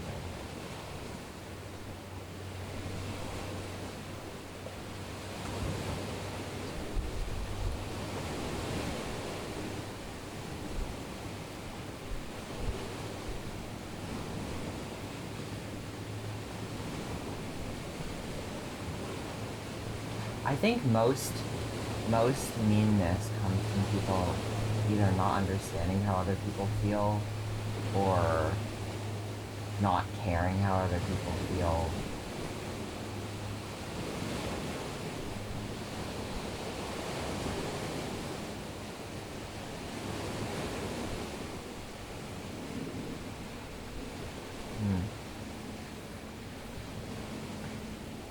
Yeah, I guess, but I guess I think of that more as just like they want to make themselves feel better, and so they don't care about how the other person feels. But I wouldn't say that that's necessarily like deriving pleasure from the other person's suffering. Yeah.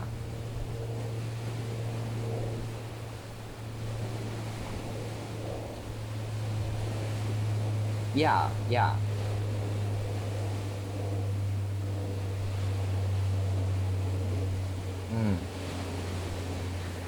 Well, I guess, I don't know, I feel like maybe I'm probably just not, there's like a slight nuance there that I'm not getting.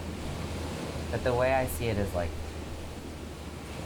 making someone feel bad to make yourself feel better is based on the desire to feel good and the lack of care for how someone else feels. Like, if they could just feel better without doing anything, I'm sure they would. It's not about the other person, it's just an incredibly self-centered activity to make other people feel bad. It's just purely about themselves. But then I think it's much rarer and much stranger to find someone who genuinely has accepted about themselves that they enjoy other people's suffering and making other people feel bad is enjoyable for them. I think I feel that way in some regards.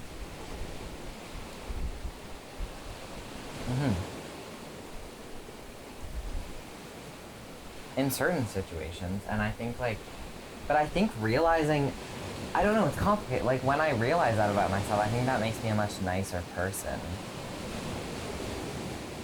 To know that about myself.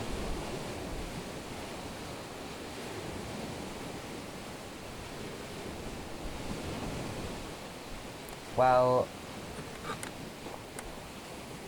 but that's like, I guess that's like sadism, is that it's just the pure delight of making other people feel bad. But that's literally the definition of it, is like to hurt, to cause pain to other people that you enjoy causing pain.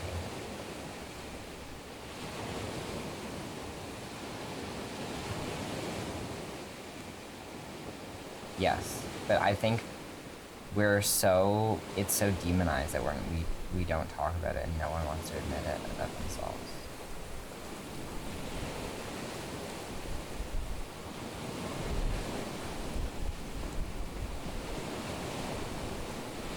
So my outlets, I guess, are like close relationships with people where they want that, because I think everyone also is a little bit masochistic. And there's a lot of different ways to make people feel bad and feel bad about things and stuff like that.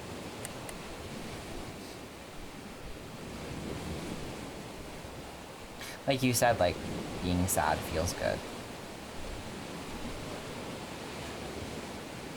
I know, yeah.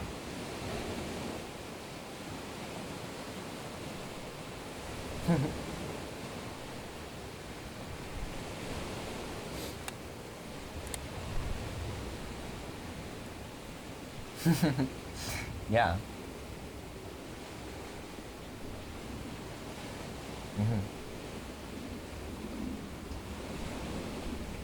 Yeah.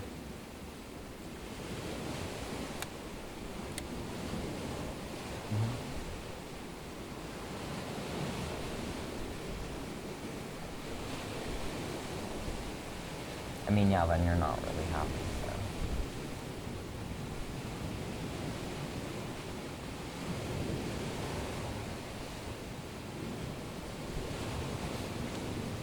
It's hard to tell sometimes.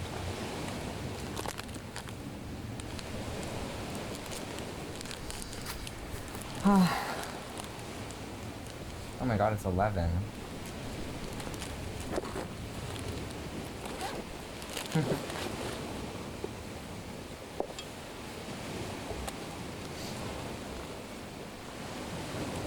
It's not about that, Tom. Stop. It's not about that.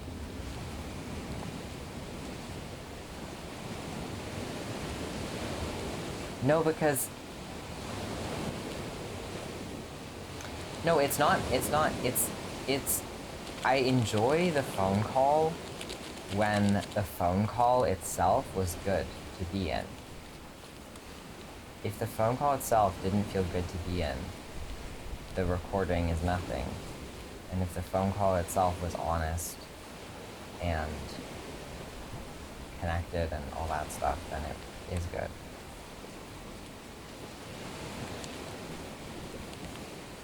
In my life?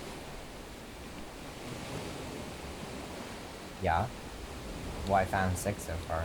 Now, yeah, now 7.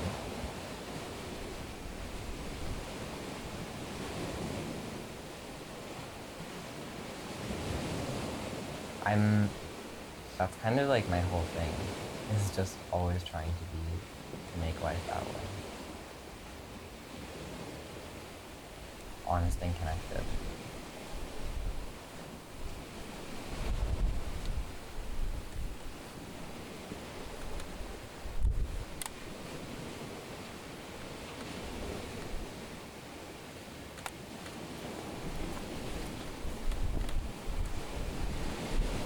Is it hard to believe that I found that many people?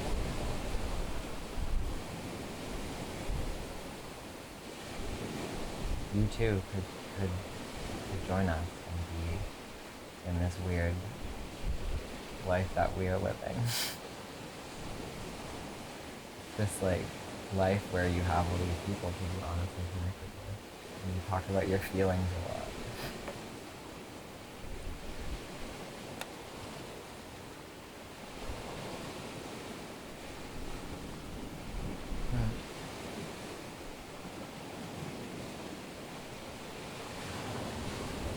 I think you're a very cool person.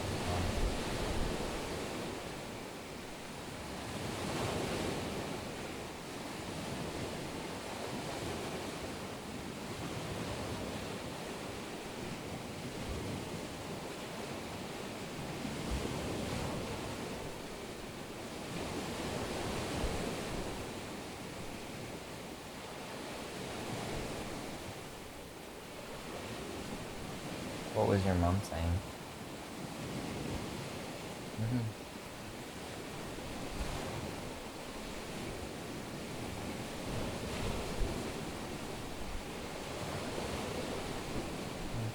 Do you talk to her often?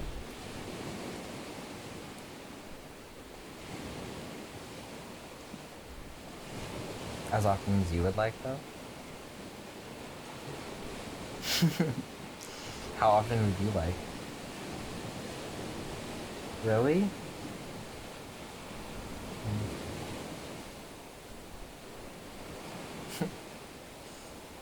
But it feels like that? But it feels like that? That you'd like to talk to her never?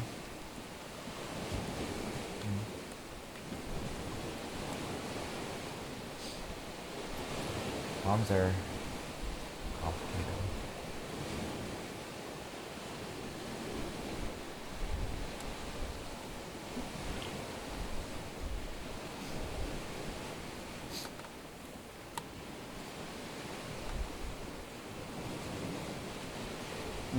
Well, I can talk more about it. It's a lot better because I left home and I got to be an adult, like, on my own. And then I came back and I was like, okay, I'm an adult now, like, I get to, like, have a say in how things go around here, and I think we're doing it wrong. And a lot of things have changed since I came back, that I've, like, been, like, very, like, this is not, we cannot keep living like this. Yeah, so, like, it's a lot nicer than when I was growing up in this house, but obviously it's still not easy sometimes.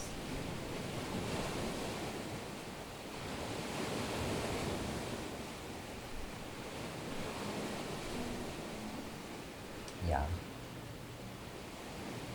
Yeah, I have a very rare family situation.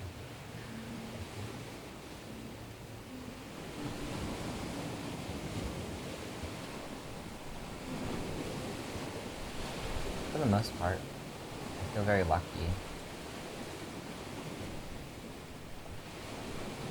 Mm-hmm.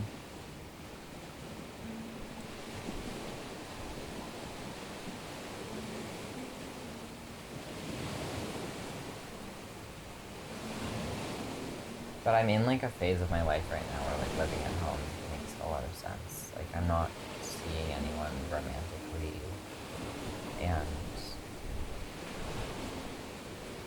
yeah, I don't have like my own income, and so it's just easier.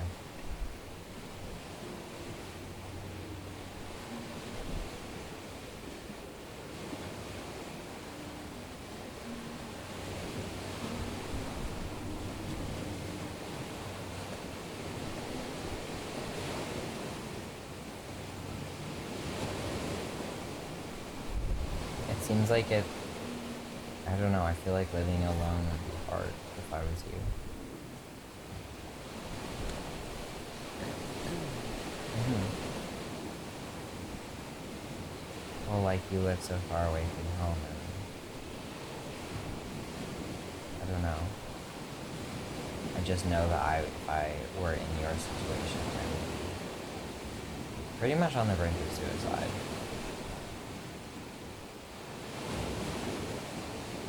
True that you are, or true that I would be?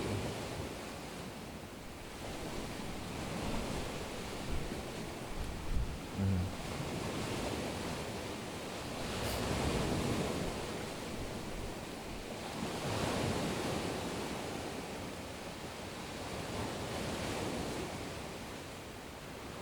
You need a lot of people around to keep it.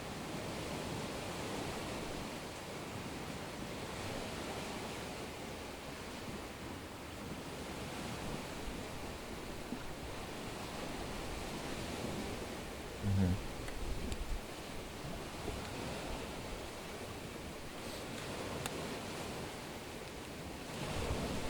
Are you lonely?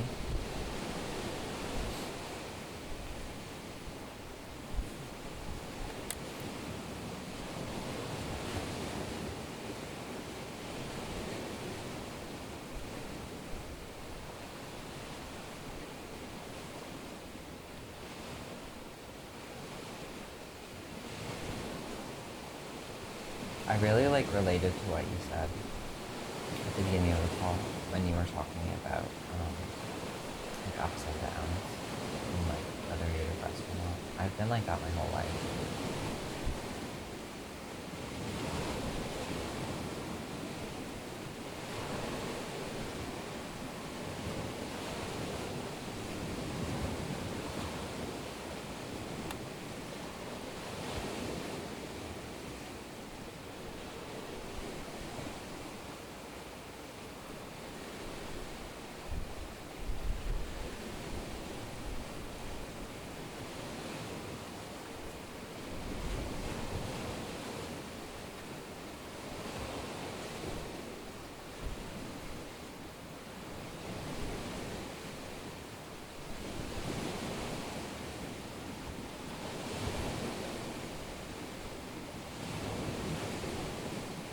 I wish that you didn't have to, though.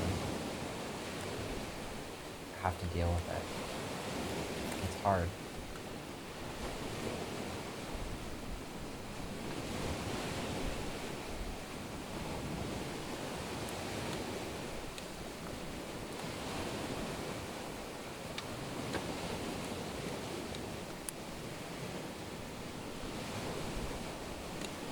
It doesn't seem like you're doing that.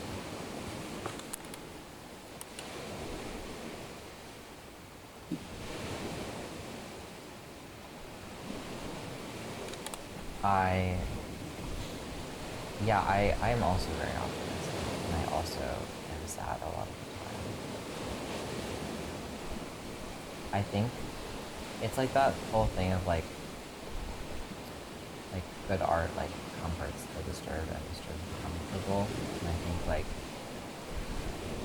everyone is like mostly every artist falls into one of those two categories, and it's like if you have like a very hard or like are kind of sad most of the time, like you will make better art if your art is more happy. It makes you feel good, and then if you're happy most of the time, it gives you like your art is like you make a lot of good art that is very depressing and like upsetting and stuff, and I think that like makes a lot of sense.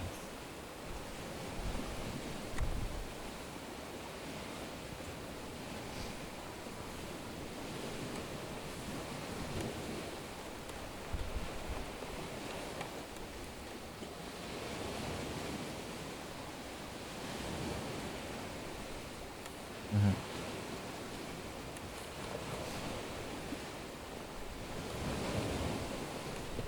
Mm-hmm.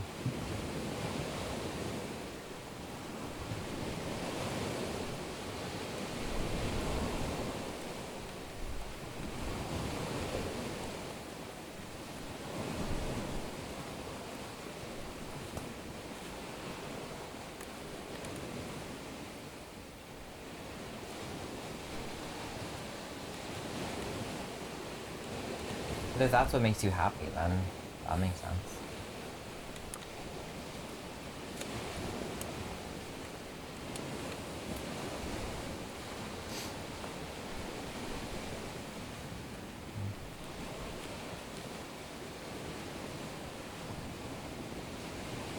Like I think when, like Paul Anderson, Luke and I were talking about him last night, is such like a weird figure. Because he'll make like, Paul Anderson, is that his name? Paul Thomas Anderson, yes. Sorry.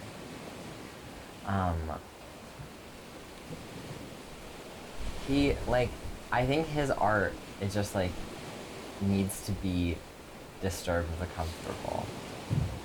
Because he's so, it just like, every time he makes, like when he makes like his comfort movies, I'm just like, what the fuck is that? Like, it's just so crazy. Like Licorice Pizza, oh my god. Oh, it's, what do you like about it? Is it?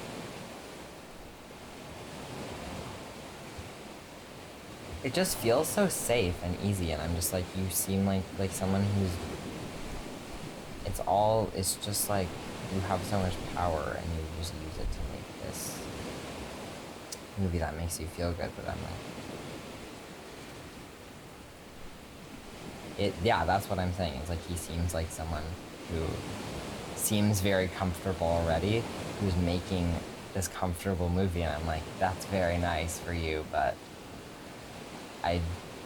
this is not in good taste to me.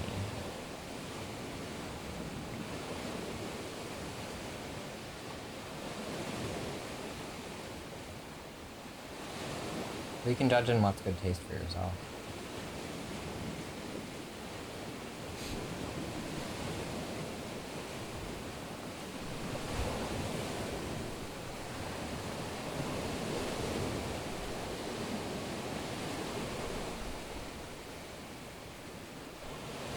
No, but that's what I'm easy about him. I'm interested in him talking about what's not easy. Yes, that's what I am interested in. Like movies where he talks about like where there's like it's like complicated and hard, I think are a lot more interesting because he comes at it from like that contrasting perspective.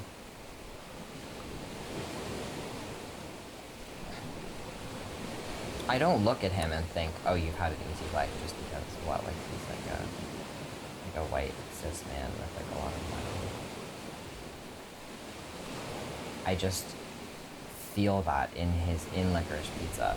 I'm like, this is a movie that makes comfortable people feel comfortable. This is very safe.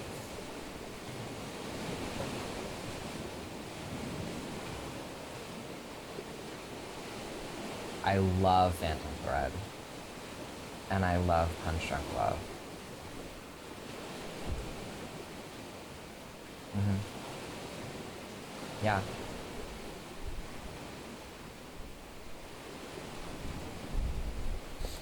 That was just like, oh my god. It's...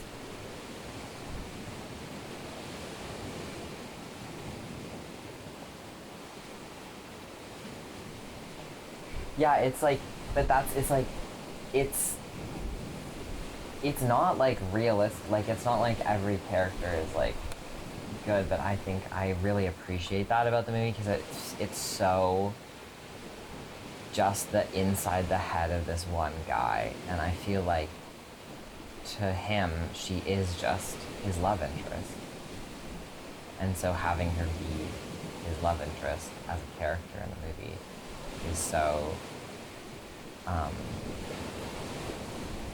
in tune, like in harmony with that.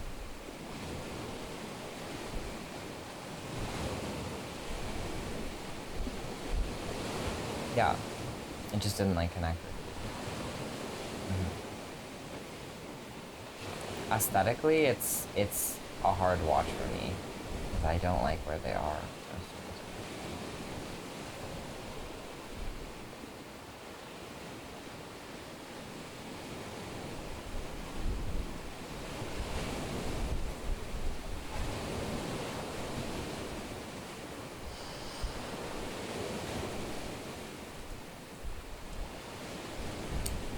Luke is like, oh, you have to watch There Will Be Blood. It's just a must watch at some point. So eventually he's gonna make me watch it. You always like don't like when I say stuff like that about that Luke like makes me do things.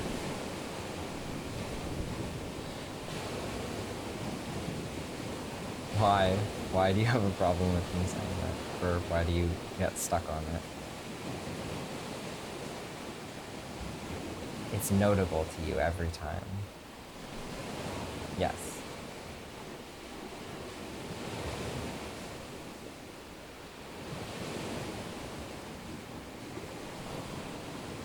Why not? Why shouldn't I let him make me do things?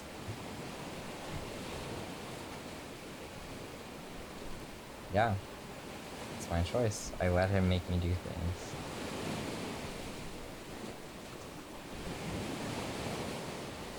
But he really does though, like, if I say I don't want to watch a movie, the odds that we'll be watching a movie at the end of the night are incredibly high. Like, it's something that we've talked about a lot and struggled with, but is like also a very good part of our relationship, so.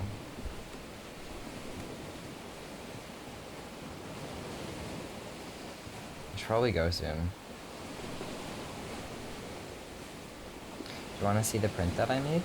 Or one of them? How should I say? Can you receive like pictures on text from Android phones? Awesome. I don't think Luke can for some reason.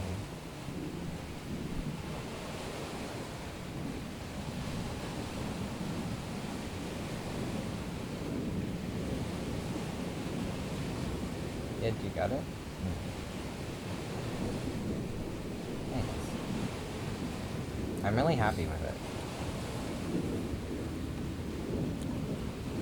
It's French onion soup.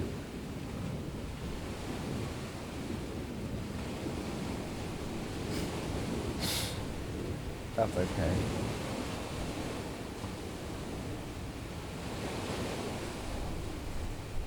Why not? It was really tasty. What about it? It looks crazy.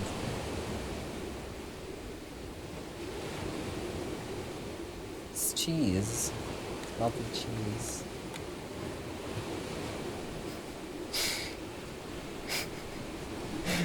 I respect your decision not to eat that though.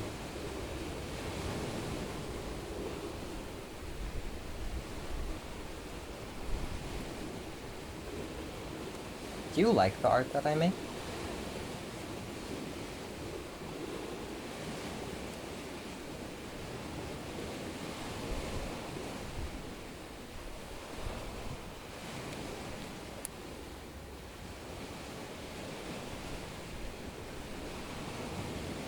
I haven't seen that much art that you've made. Like, I see, I don't know, I guess.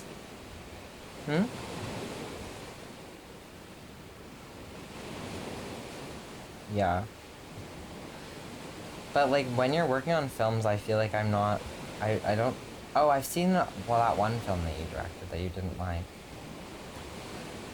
And I did like that movie, and I wanted to see more from you. I want to see more things that you direct.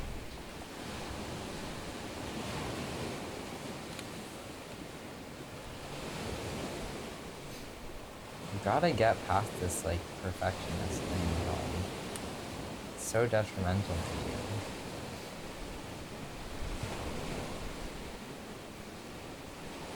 you. No.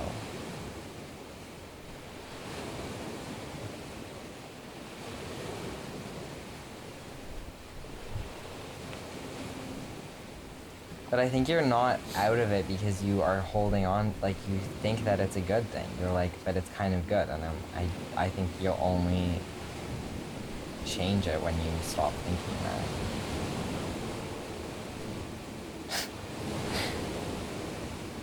I'm like, just make some art, Tom. Just make some shitty art. Just let go. Get...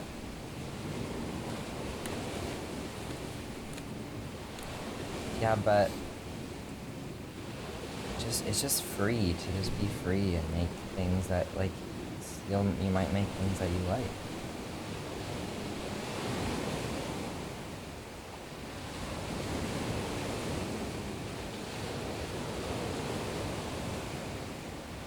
Like, you're like, don't make people make you do things. And I'm like, it's just nice to, like, not have to control everything. Like, when I'm with Luke,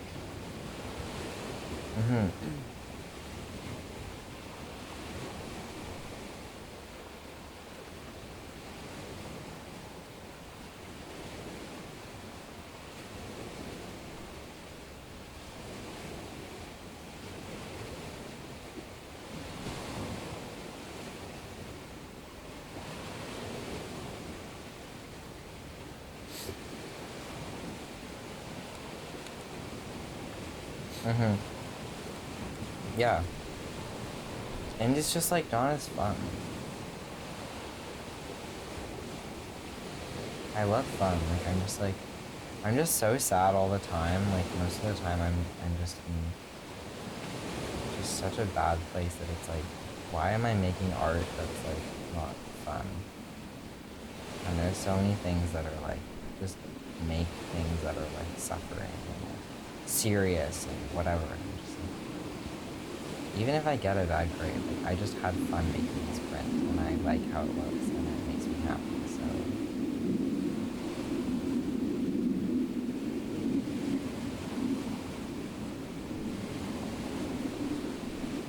Why? Well, but then I said I think that's me trying to say, this is what I'm experiencing you as, and is that true? And then you said, you got really defensive about it, so I don't feel that way anymore, and I don't think I know you very well, so I don't think... Why don't I think I know you very well? We spent so much time talking about that. And, like, how... And, like, I'm realizing what helps me understand people better is to know how they feel, and most of the time, you are not as good at answering questions about how you feel as you are about answering questions about what you think. No, I don't have to go.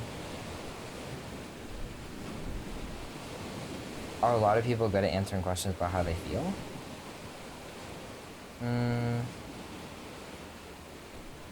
Not a lot. I think it's a problem in our society. People don't know how they feel.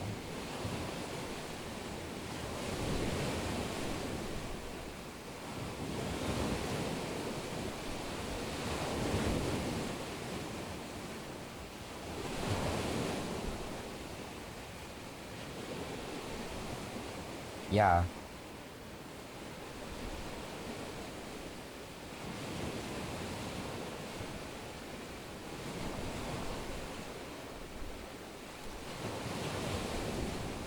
Mm-hmm.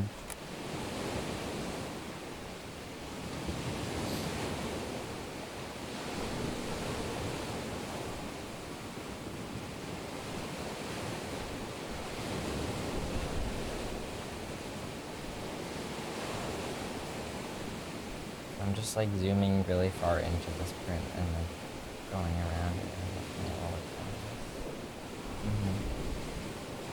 the colors. Like sorry, yeah. What were you saying?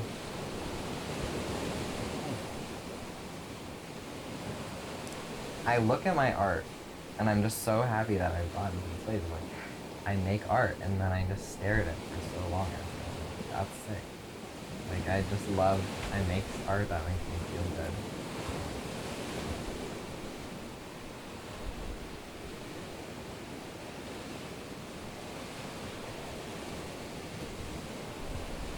Like, that fan servicey thing that your writing professor was talking about is like, that's how I realized that is the way that I like to write. Like I wasn't good at writing for so long because I was trying to write the way that other people wanted me to write. And I was like, if I just write what makes me feel good, it's so much better. And there are themes of, like, everything has themes. You don't have to decide, oh, this is what the theme is going to be. It just happens.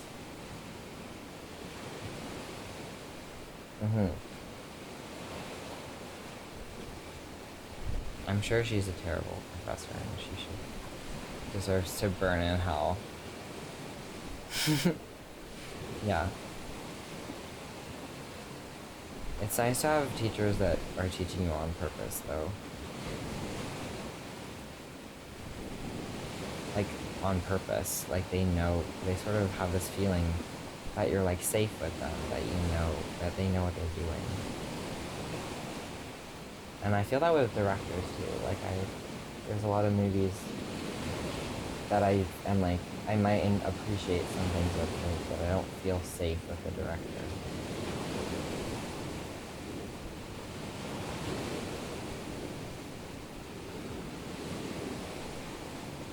I'm trying to think. I'm so bad with names, and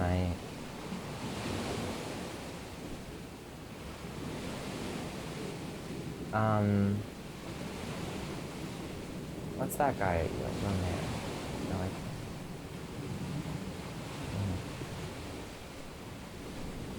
I feel, but there's a lot of, there's so many, I just can't think of them right now.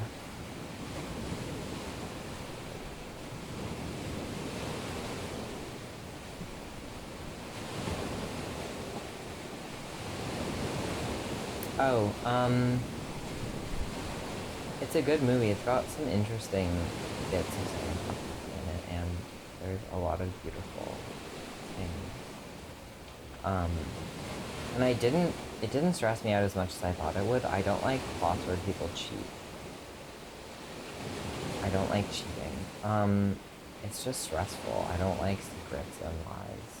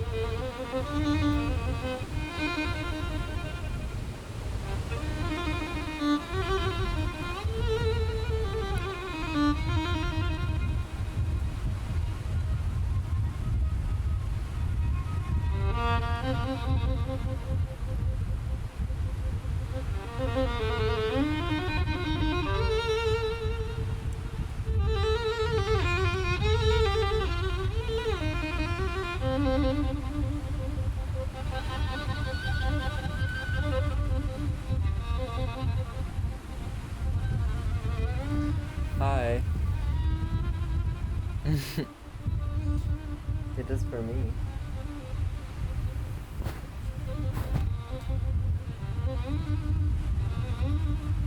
Yeah, that's crazy. That's a lot. Is that?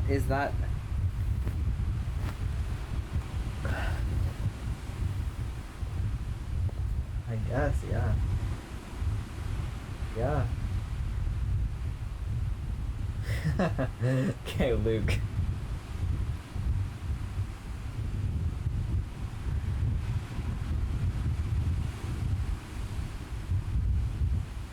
Yeah.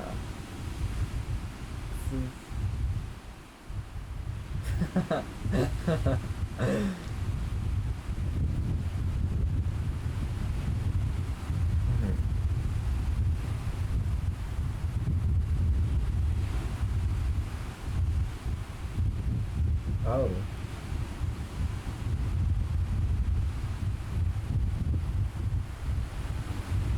That's horrible. I don't want to talk about this. This is so scary. Like, was this good that you did it and now I have to do it by proxy?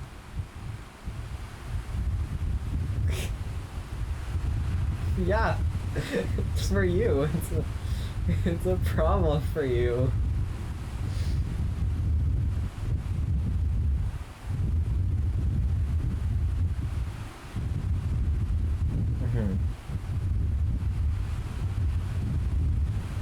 Yeah, I remember that question.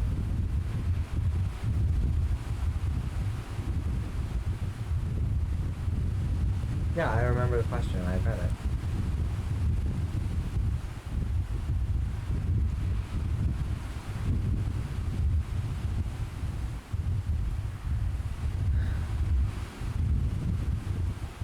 I feel like you can talk about the modern, like anything you want, as long as you defend why you think it's relevant. Do you think like, I bet you just haven't defended why it was relevant, and if anything, you take marks off for that.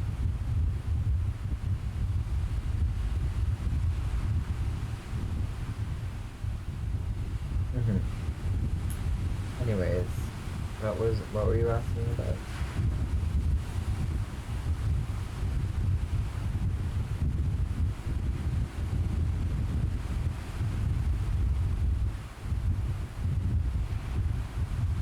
So did you agree with him or disagree with him?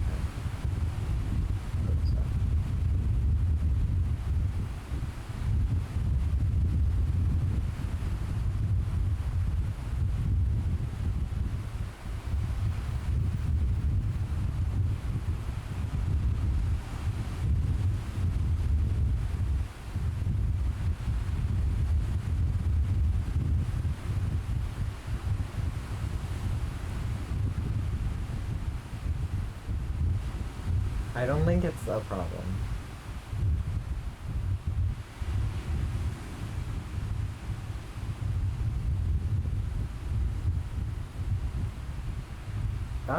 That's very well written, Luke.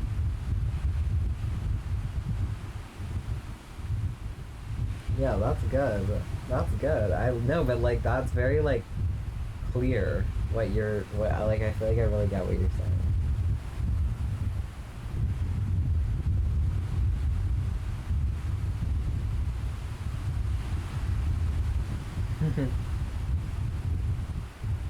Yeah. An 80 always hurts for me. Yeah.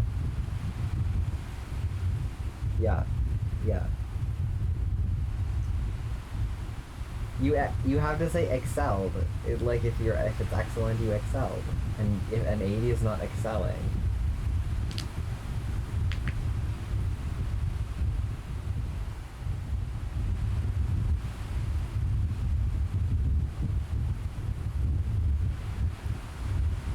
In art school, you're never getting an 100. You just have to accept that. Like, no one's ever gonna be like, this is perfect art.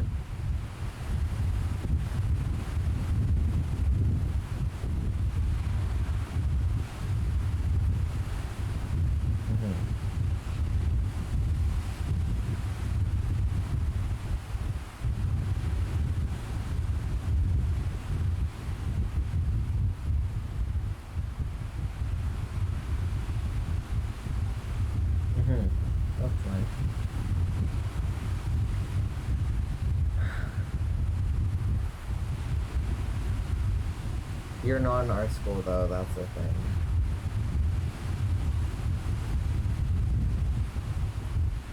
You're just so not in art school.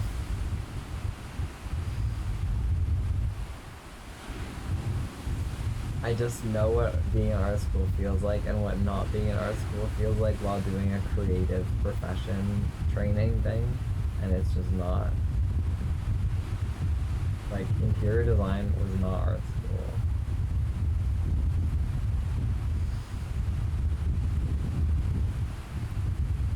No.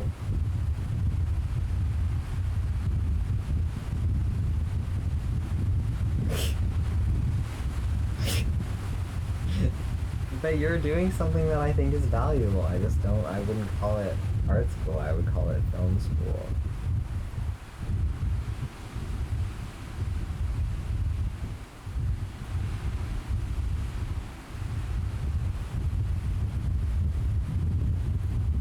That's nice of them. In the like pro anorexia like Tumblr, there would always be just like so much like self-care, like I'm not gonna read this, like that's a lot.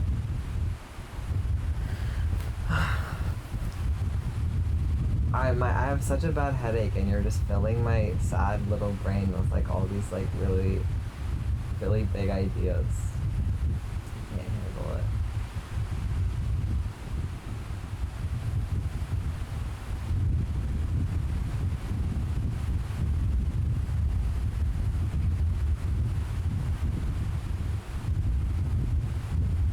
Yeah, it was really nice here. It's like, but it did feel too good to be true.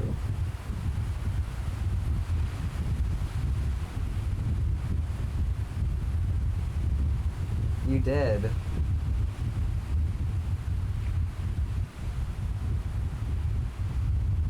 Can we talk about 2 nights ago?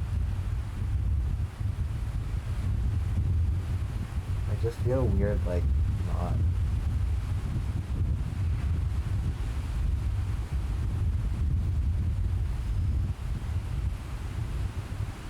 Yeah, I know.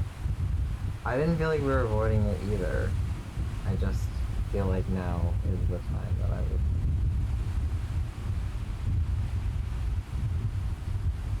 Well, I told Annika about it. And I know you're gonna be like upset about it. But like she really is not, she doesn't talk about these things, I promise. It's not gonna get out. I just really needed to not, like, you know me.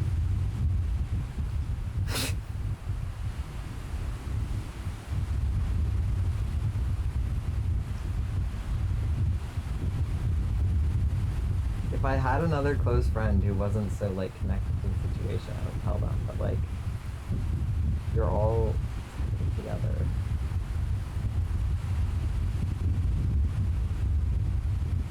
I just needed to talk to somebody about it. But it's not like a big deal.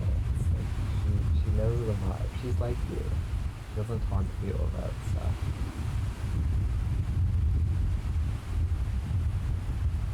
I don't know, we talked about a lot of different things. She doesn't say a lot, she just listens mostly. That's why I like to talk to her about stuff. Like that.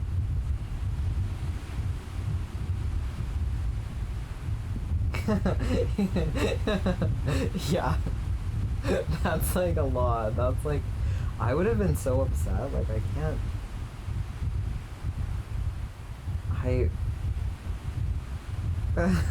What happened?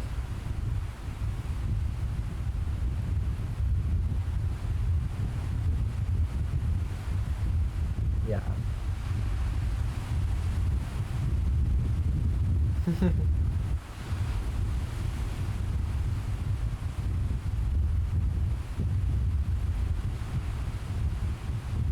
Yeah, and you're just like, oh, that's why. Yeah. Yeah, totally. And Do you feel like when they do that, it's like, oh, like they have to kind of be an asshole to be that good at that thing? To me, that's how it feels. Like, it's like you, like, it just makes sense that way. Like, if you were less of an asshole, you wouldn't need to be so good at swimming.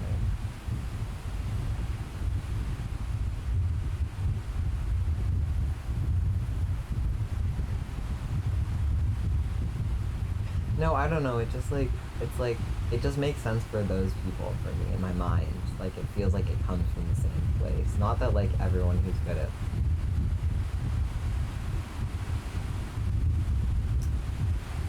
being an asshole.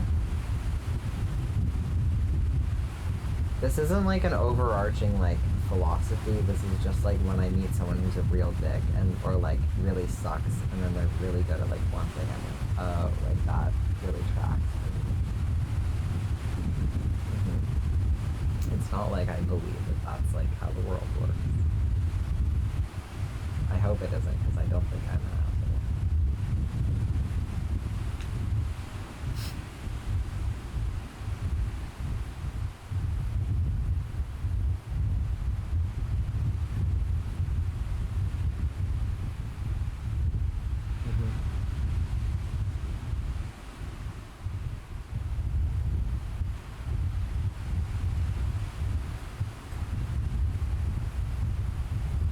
I don't know, I just wanted to like, I just wanted to know,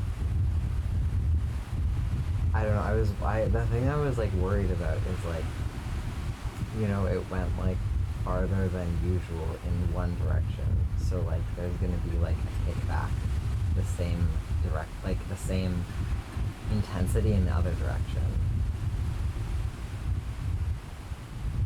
Like, I don't know that you would be like, even somehow, like, you know how we were like talking and you were like, I didn't want to be like that, and then like just say the next day like, oh, what, nothing happened, like that was so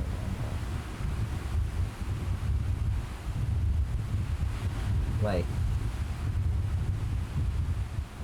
sometimes, like usually it's like something a little like, you know, something will happen, and then the next day you do that, and you're like, oh, that was so normal, like whatever. And I don't mean like lying. It just, you know, there's like a kickback a little bit, and so I was worried that like because this was like more intense, that there would be like more of like a denial or like saying, you know, that nothing happened or something.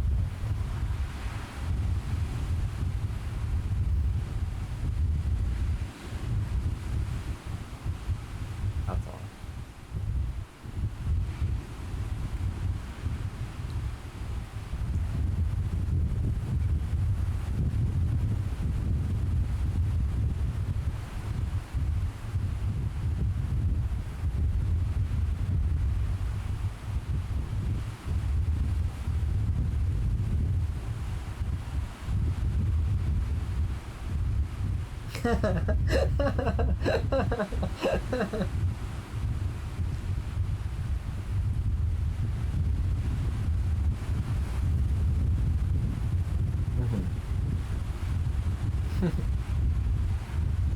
Yeah, there's not like a, yeah.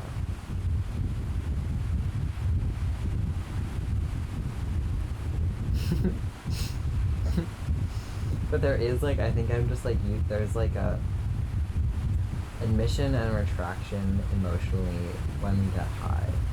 There's like things appear and then they like go back.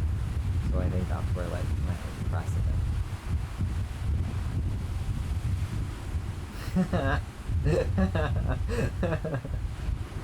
Okay. And we can't, yeah, like, well, you can't like tell me, oh, this is limb for limb movie. It just has to like, I just have to find it out.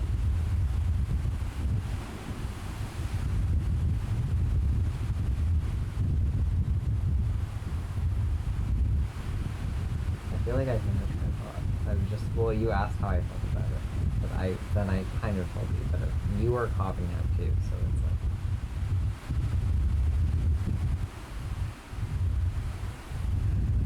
I'm not like, I don't know, I just wanted to like, I'm not like asking you to come up with like a definitive like statement or opinion. I just wanted to like, not feel like it was something that we couldn't talk about because that would be weird for me.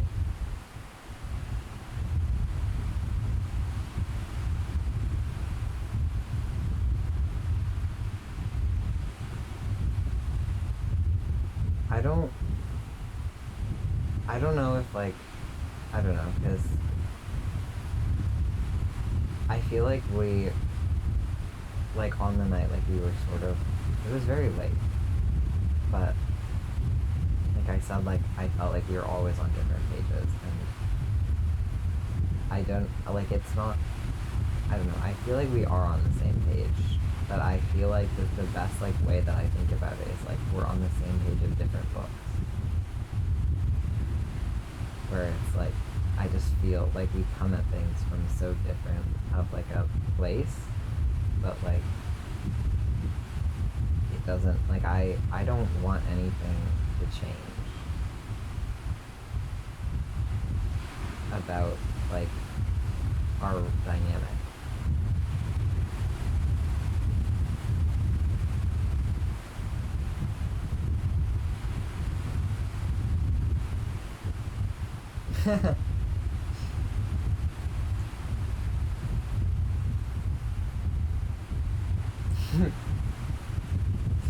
No, but it's like, you can be like 4 pages into one book and 4 pages into another book, and they can be saying very different things, but it's the feeling of being 4 pages in is like, there's sort of like a consistent thing across books, and it's not an analogy, it's definitely a metaphor.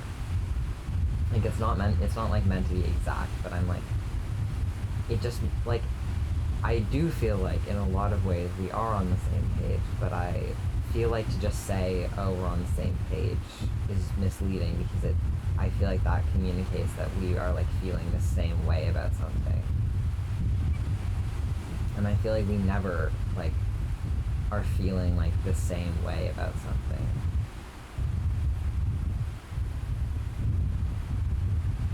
But I don't think that means, you know, that we're like, there's some like rift.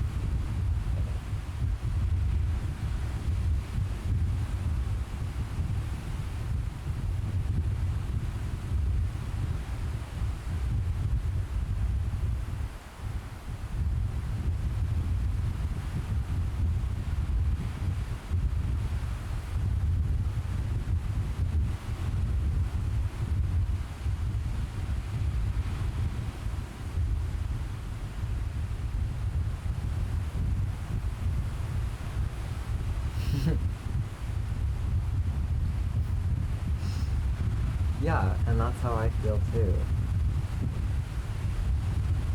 And you said like, you know, I don't want you to be this romantic figure in my life, and I was like, I don't want that at all. Like whatever idea of like what the word like romantic means, I just like being how I am.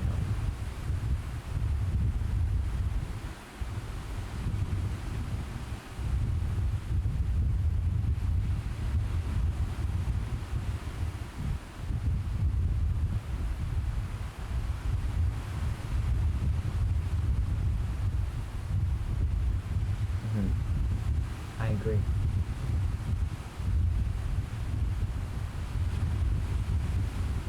I think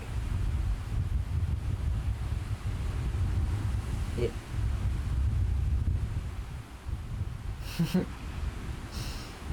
was there like a turning point?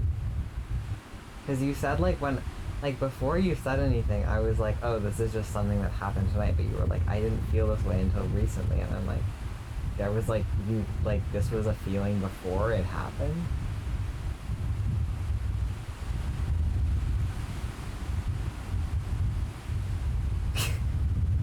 Okay.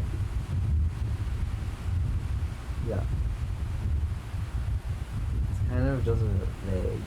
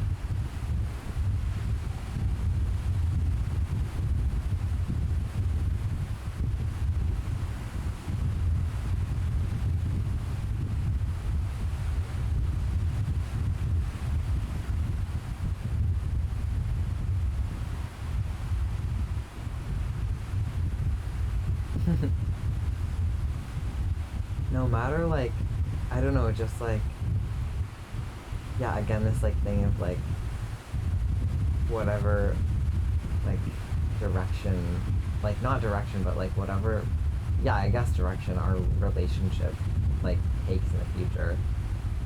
Like, I feel like it would always be like fine. It would never feel like, I don't know. It couldn't, like, I don't know.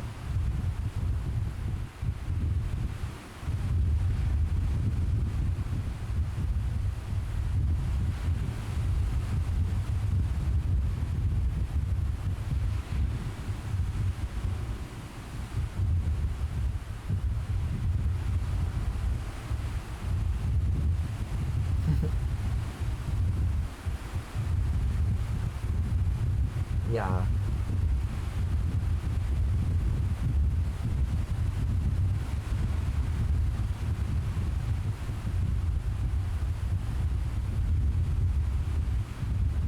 Yeah, it's definitely, because I know what that feels like to be using someone for that, and it's not like that.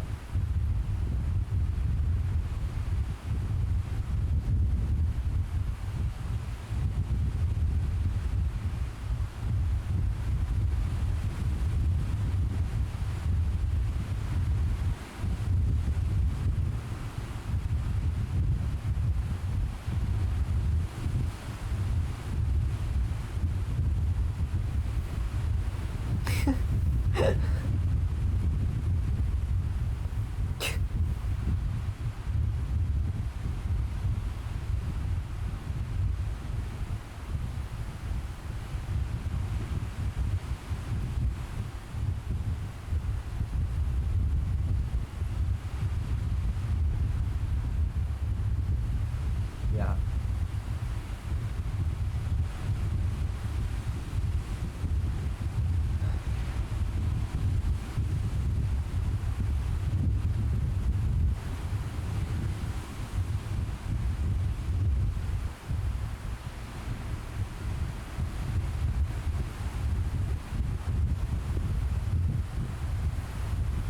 Yeah.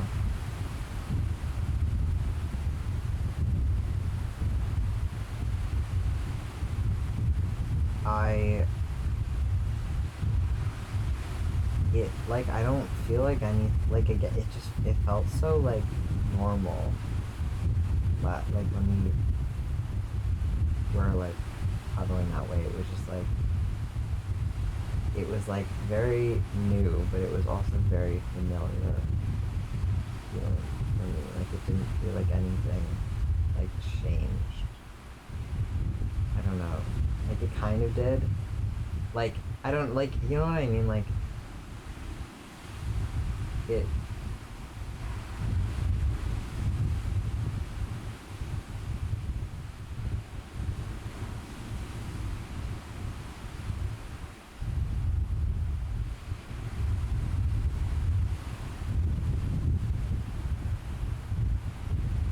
Mhm.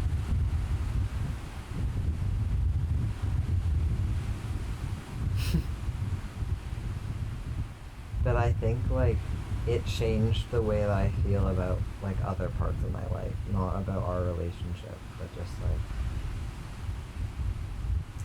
well, it wasn't just that. It really wasn't that. It was like since like I don't know, like for a few days before, like just talking to Tom and hanging out with you, it was just like the final kind of thing of like I I guess I thought that like for anyone, I don't know, like I thought that like it that if I was going to like I don't know, do certain things or like have like a physical connection with someone, that it would have to feel this very specific way. That is like the kind of people that I normally like go for, which is like Ken and Tom, like where they're kind of like scary, and it doesn't feel very safe, and they kind of like, it feels like I'm kind of being put on like a pedestal, and like there's all these like weird emotions around it, and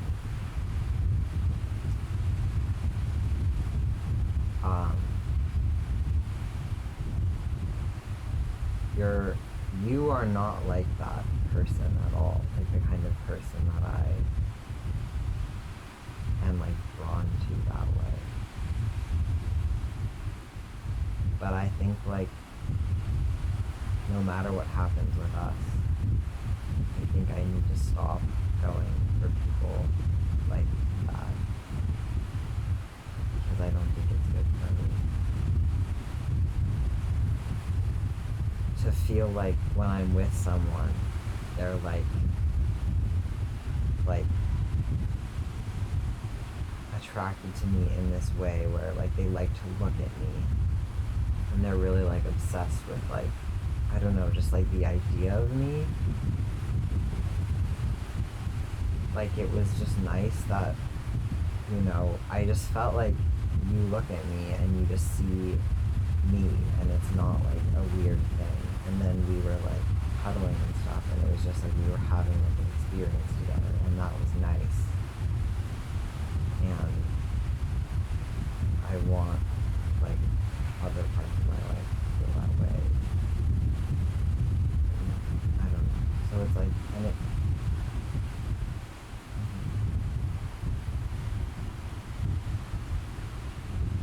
Oh, I just like it.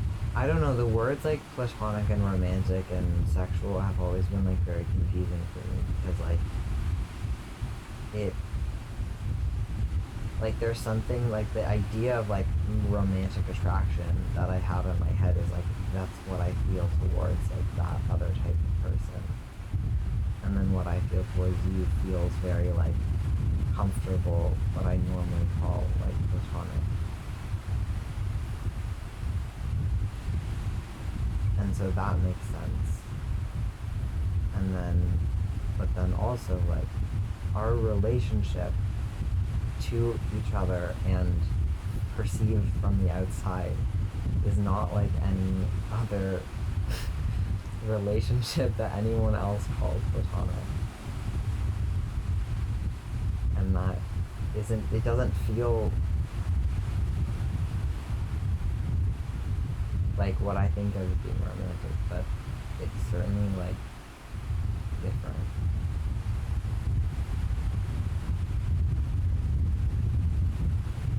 For me, and I don't know, and I know it's for you, and so I just don't,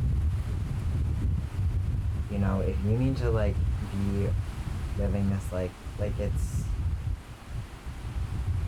this thing of like, oh, we can like do this, but we can't.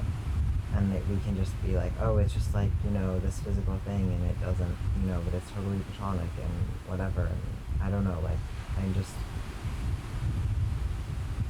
I don't want anything, I don't want to be like, I don't know, like, different than I am, but I just feel like what I am is not.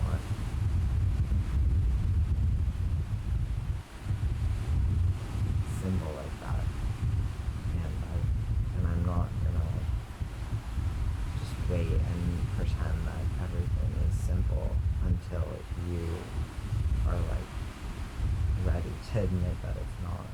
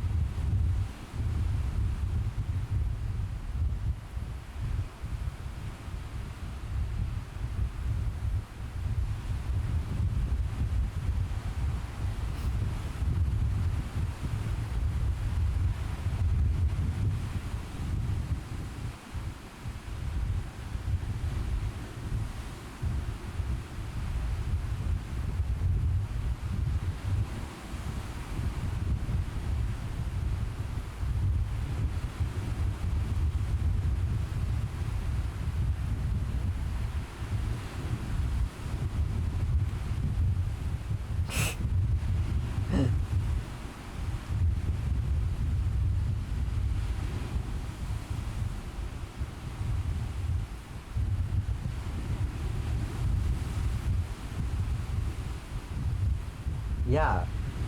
And that's how I feel when I look at you. That's exactly how I feel when I was like, I feel like anything that happened would have to be in the dark, because I look at your face and I'm just like, that's Luke. Like, that's my friend Luke. Like, that's so weird.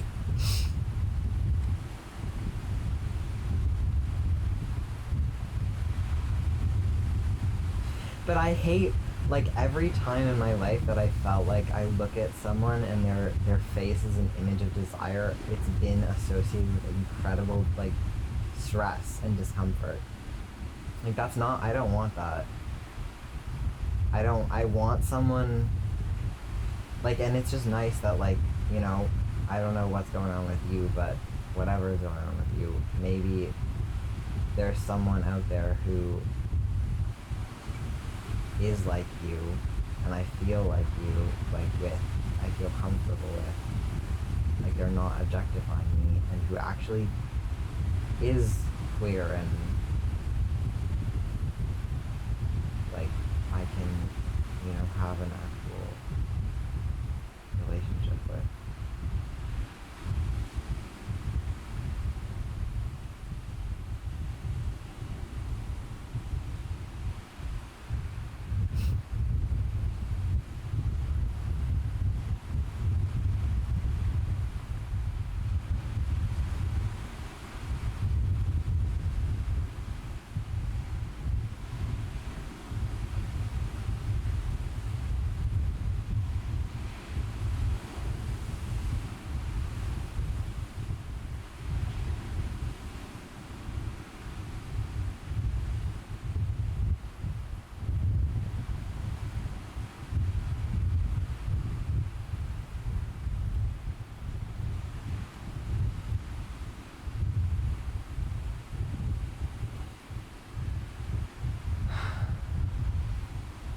Luke,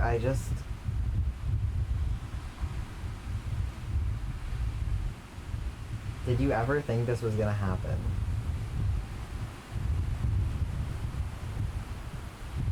So, you seem really sure about other things happening and not happening for someone who has just discovered something that they never thought was gonna happen. And you can say, oh, I'm so sure about all these other things in the future. And I'm like, okay, but you were so sure about this thing too. Like, so it's not that I, like, I don't know, I want, like, to believe you because I trust you and but, like, I don't know, I'm not gonna, like, pretend that I think that, like, what do you think's gonna happen if we kiss? You think that's just gonna be like, yeah, whatever. That was fine. Let's just, that was good to know what that was like. Now it's done.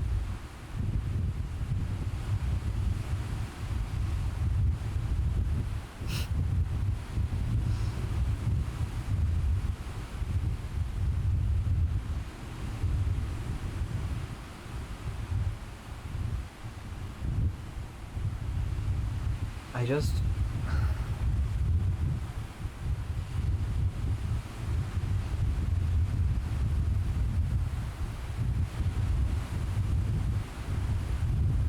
it just seems like this safety that you're holding on to, of, like, you know, this one thing might be weird, but, like, everything else is gonna be normal. And I'm just like,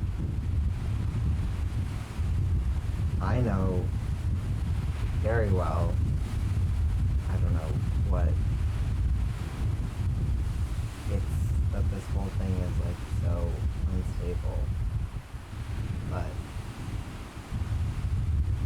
if you want to, like, I don't know, have an unstable thing, like,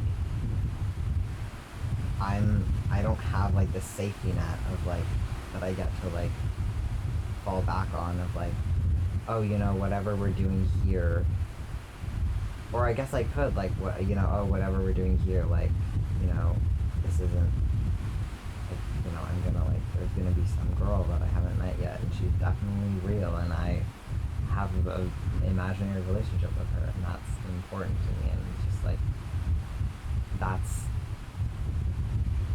you can say like, yeah, I think that I'm, you know, whatever, I want to end up with a girl or whatever, but just like,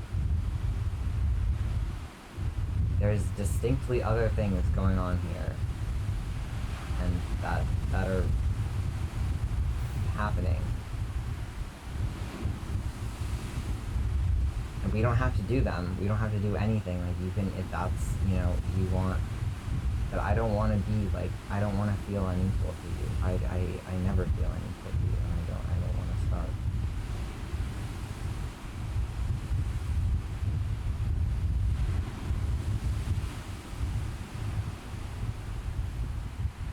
I don't know, where I'm like trying something out and being vulnerable with it, and you're trying it out, but with this like, I don't know, like you get to have like one foot in, one foot out. Where like you're saying that there's no possibilities for anything when you don't know yet. Neither of us know.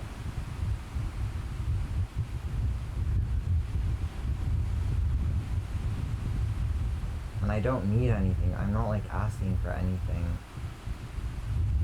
at all. I just don't.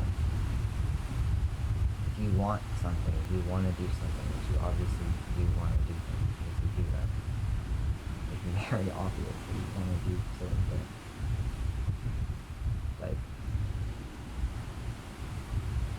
Like at least like commit to the experiment.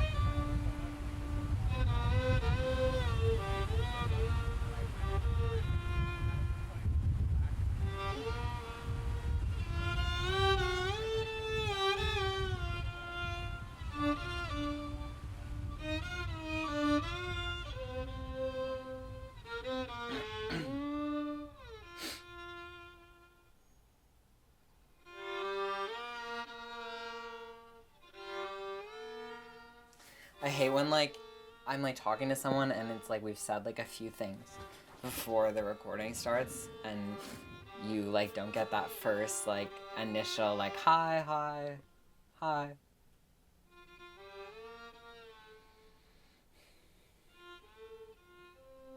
Thank you.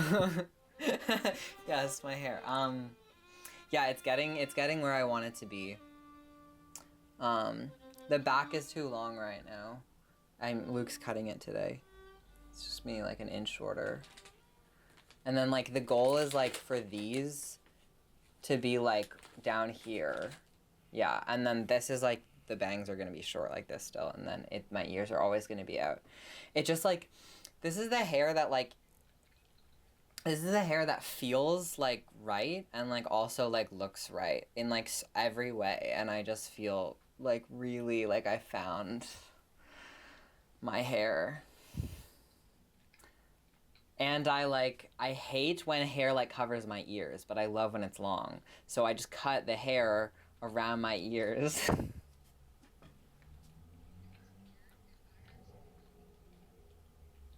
Mm-hmm.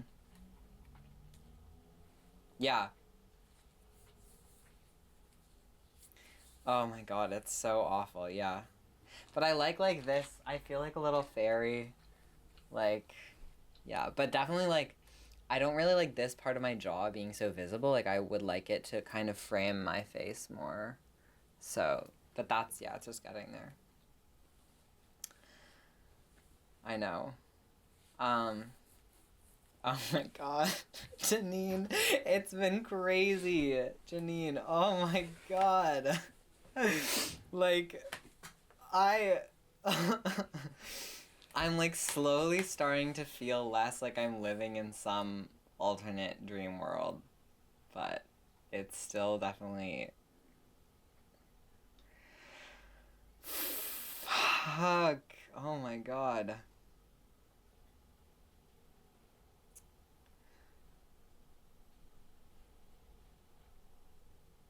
We see each other like all the time.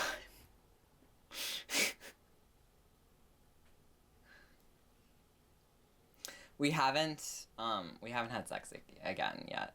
Yeah. We're hopefully going to today, depending on how much studying he gets done for this exam. But it, like, I don't know, it's so like, the way time works in my brain is so different than other people. Like, it feels like we've had sex a lot of times. But it's yeah.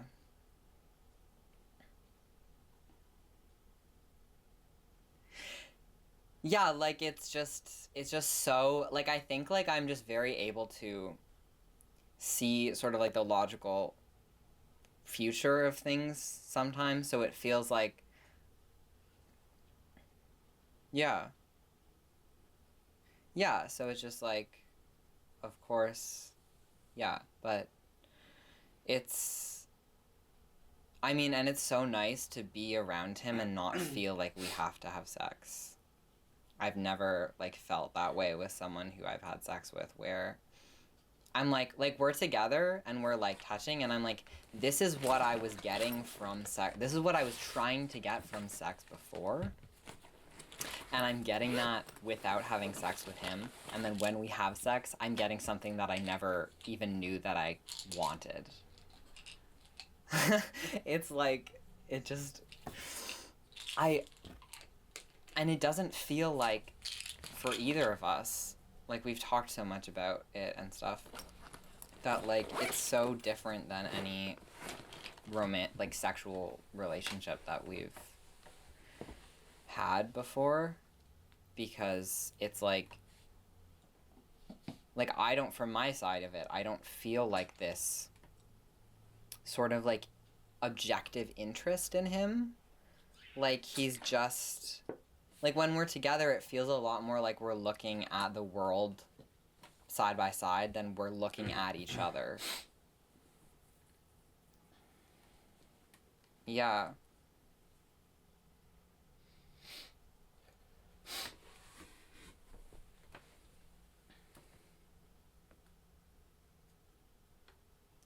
Yeah, yeah. And both of us, like, hated that, like, so much. No.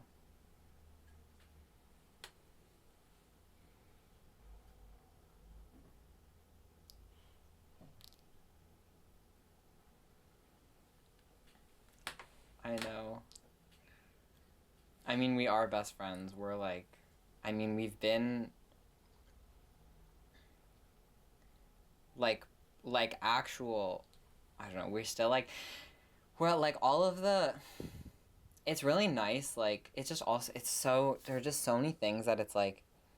We're just so stressful before that are just not, like, a problem. Like, I feel like I told him, like, I feel like I've been riding a bike that, like, the handlebars go the opposite way of the wheel for so long, and now I'm, like, riding a normal bike, and I'm like, oh my god, like, this makes so much sense. Yeah.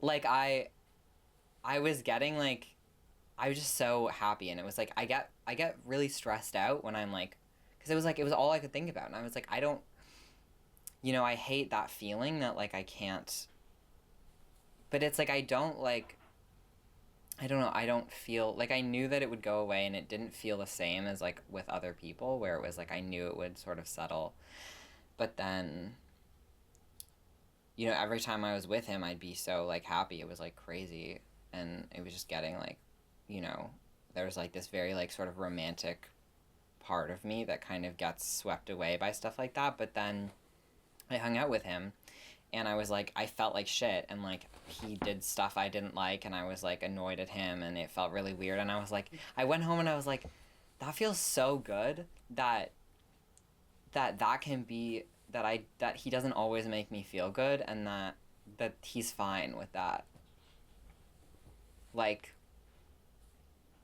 you know, like I went home and I apologized to him, and he was like, for what? Like, and I was just like, oh, like, yeah, it's just, and then I was like, and then we talked about stuff, and I was just like, you know, I was so in like my ambivalence about like, I don't know how I feel. Like, I felt like, you know, that push and pull that I used to have so much with people, where I'm just like sick of them. Like, I don't want to think about them anymore, and I'm kind of like, go away. And like, and it's so nice to be with someone who is also ambivalent about our relationship, who is also sometimes very like apprehensive about what we are to each other. And I'm like and I don't feel like it feels horrible, that first sort of rejection of like when he says something that rejects me, and then I'm like, but this gives me so much permission to be in my own, like, yeah, like but I've always been with people who were instantly infatuated with me, like, and just thought I was like God's gift, and were saying, you know, like Etienne was saying that we were gonna get married like after a month, and I was just like, I know, and I'm just like, yeah, and everything just so practical, and it just makes so much sense, and like, it just, yeah, I just can't, and I can't even tell you, like, I have never felt more loved by like another person. Like, and it's not new, like it's always been this way, but this is like, there's a final barrier of like expression, and it's gone, and but he wants my love. Like, no one has actually wanted me to love them. And I just like, I have so much energy that I've realized in the last year. Like, I want to love people so badly. Like, I want to make people happy. Like so many people in my life, I'm just like, what can I do? Like, a question that I've just been asking people so much lately, like in my head and out loud, is just, what can I do to make you happy? Like, how do I get to you specifically? You know, I don't want to make people in general happy. I don't want to be like a person who makes people happy. I want to be like like a skill. Yeah, I want to develop a skill. And he just I'm like, today he just has so much, like, we're in his room, and he just gets like stressed out because of, like, you know, we're in his bed where like they used to have sex, and so he prefers coming here, but you know, he has to study tonight, so we have to go there. And I'm like, I am just like so good at loving it. Like, I'm bringing him a lamp, a carpet. We're gonna like put like his red blanket on his bed. Like, I can make his room, and we're gonna like, my mom has all this like smudging stuff from her like indigenous sort of community that she used to be a part of. And we're gonna like smudge his room and smudge his body, and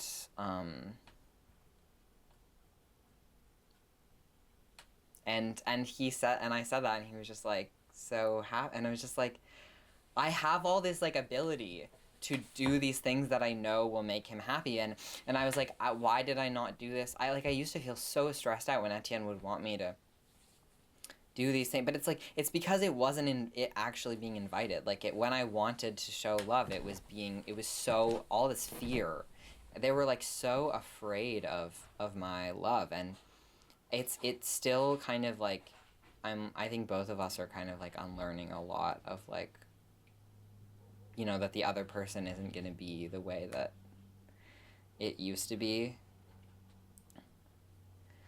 And with him, it's just like, he's never afraid of me. Like, he's never, you know, and the big thing is just he's always there. He's just constant. Like and that's just such a big, like, Etienne was always, it was gone. Like, they were just, every promise was broken. Like, they were never around. And Luke is just so, like, I've always just been able to know. And then I'm like, I don't, like, keep secrets. I don't, like, everything's out in the open. And that was a big thing with him, of, like, everything had to be sort of kept under wraps with her. So it's like, you know,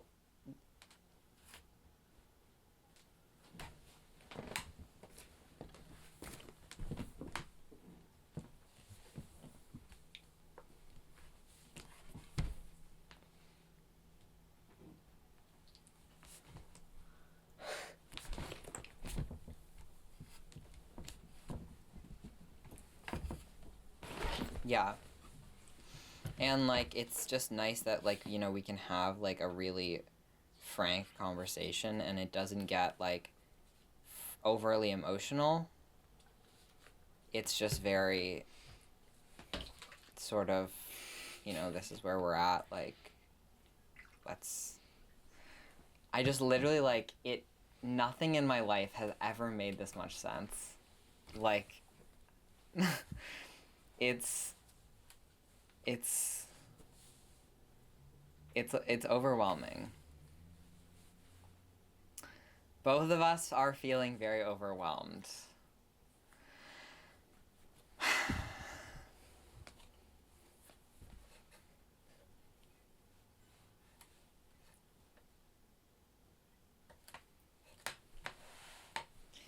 It's so, yeah, it's so natural. It's just...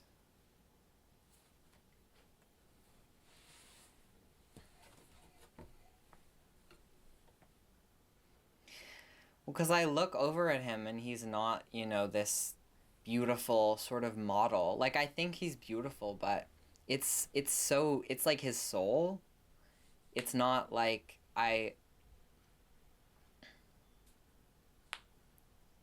yeah. And I'm attracted to what he does, not who he is. Like, that's a big thing that he was saying too. I was like, I find you hot as, like, a verb, not as, like, a noun.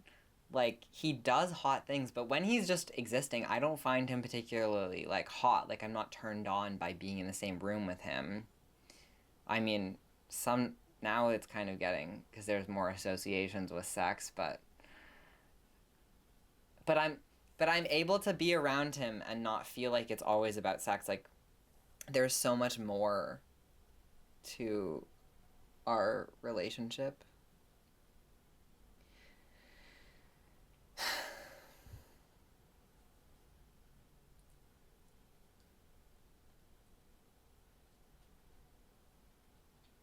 Yeah.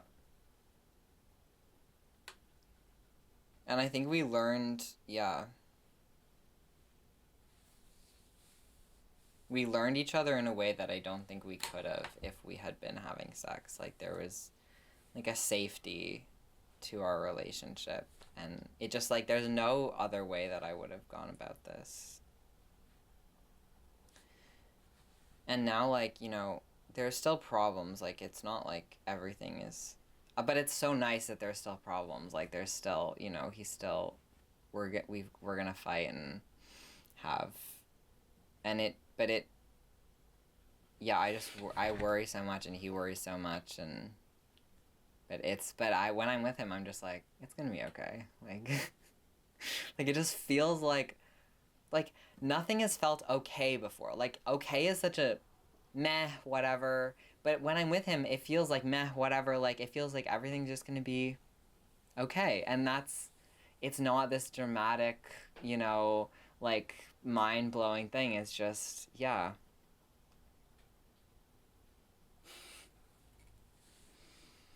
No. It was so, like, passionate, and I'm just like, I don't... But I realized, like, I want this, like, existential, like, this feeling of going into the unknown, and this fear, and sort of bravery and feeling like I'm like an adventurer and feeling strong. And I was trying to get that from other people. Like, I'm attracted to people who give me that sort of feeling. Because that's just my calling in life, is to go into that sort of abyss, like, emotionally. And but then I'm just like, I realize, like, that can't be like my person. Like, my person has to be like the little warm cave that I, where all the light is and all the warmth is, and then that, and that's how it feels. Like, it's so boring, but but then again, I'm like, it's so boring just in the ways that I'm. No, but like, but it's boring in the ways that I'm used to. But then in other ways, it's like he's so deeply like fascinating to me, and just like, but not in this way where I have to fixate on him. Just in this way where it's like he's just there, like, being like amazing, and I just get to, like, I can just think about him when I want to. Yeah. I know, yeah, it's like, but it feels like that's just gonna slowly kind of ebb away, like, and it's gonna be normal.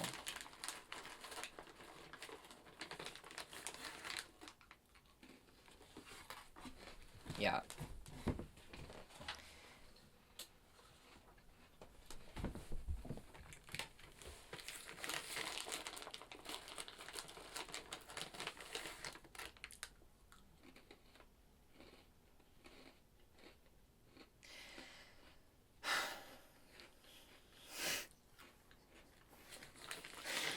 I know. It's just, I can't, like, I just can't, like, he just, like, when I was, like, a little kid, like, the person that, like, I would imagine, like, some guy that I would, like, meet in the future, and, like, what he would be like, and how he would, like, sort of, be different than all of, like, the people that I was around, and I would, like, talk to him, and I would be so, like, sad. And I'm just, and I kind of gave up on that idea, because I was like, that's not what I want. Like, I want these, like, interesting people who, give me this experience where I can, like, but now I always, my whole life so far is just always coming back to what I knew as a kid. Like, I just knew so many things about how my life is gonna be, and I move away from them, and then I come back and I'm like, I was right. Like, I was right.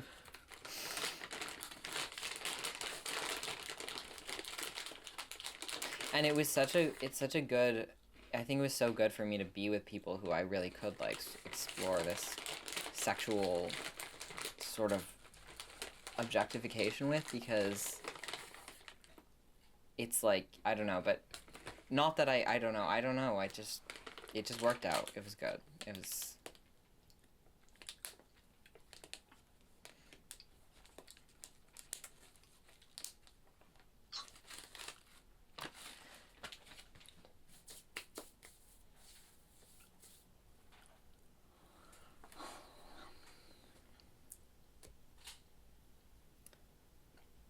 I mean, that's definitely a part of it, but I also think I enjoy, like, the experience of,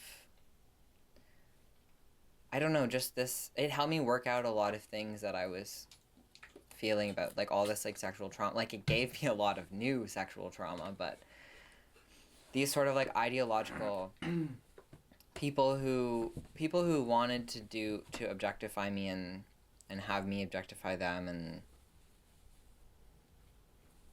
it was just interesting. Like, and I think, like, I am now, like, I feel like I'm really glad that I am sort of, like, sexually mature in a lot of ways, and able to bring that to Luke and make him feel really good.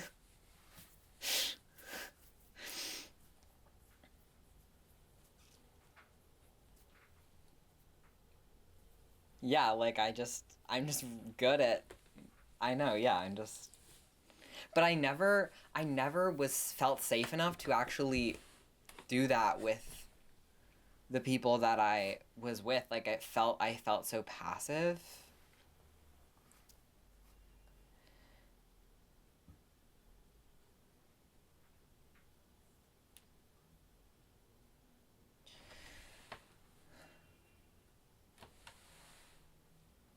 It was constant fear of me and my body, and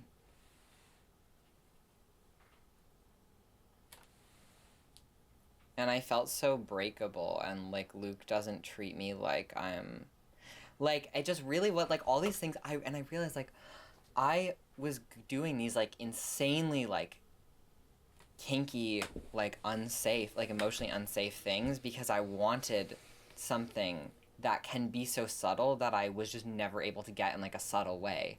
So I was like, I needed to like push and push and push until I was getting it in this really intense way. But I was like sex with Luke did not feel kinky, but it didn't feel boring. It didn't feel it, like, because it, I know, it just, like, he literally will just, not without asking, just position my body like it, but it's just like, and that like this, not asking permission for everything. And I was like trying, like I was doing all this like kink about around like non-consent and stuff like that because I was with people who were so afraid of my body that I wanted that just in the way that I could get it. But I'm like, I don't have to, like, you know, tell Luke not to ask permission. He just doesn't. And that's just, and then he does ask permission for so many things, but he doesn't ask permit, like, he just knows me and he doesn't ask when he doesn't need to. And if I say no, he's not afraid of doing it, like, later. And he still won't ask. And and that, like, is a little bit of like a problem, like, that we've worked on for 5 years about, you know, what does it mean to sort of respect my physical space. But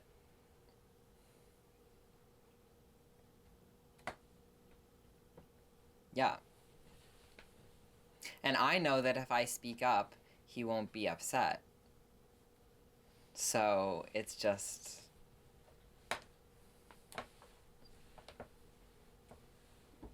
and then he makes me like, we're equals, like, we're just so equals, and he makes me feel strong.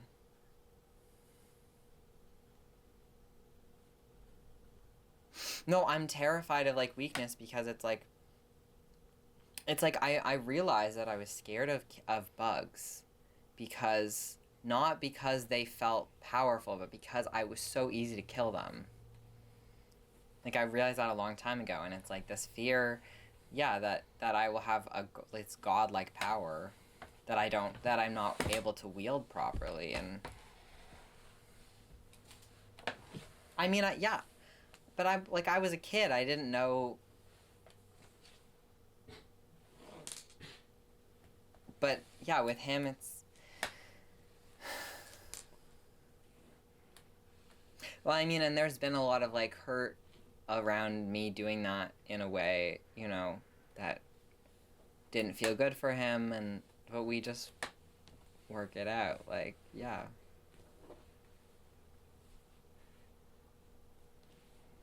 Mm-hmm.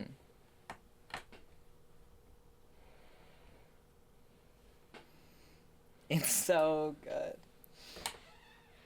But I just like, it's so amazing. And I realized this with Spencer, my professor, to feel special to someone who makes so many people feel special. You know, like, that's really just such a gift. Like, and I think, not a lot of people feel that way, but that's so how I feel. Like, it's so much more, like, if everyone, like, so many people, like Lucas, like, so many people think of me as their best friend, but I'm his best friend. You know, it's like, and I know, like, it's a bit of an ego thing, but it's like, but it really is like people who, Like, and Spencer, like, everyone in the class feels like so, like, Spencer makes him feel so special, but then he's like, that I'm special to him. And they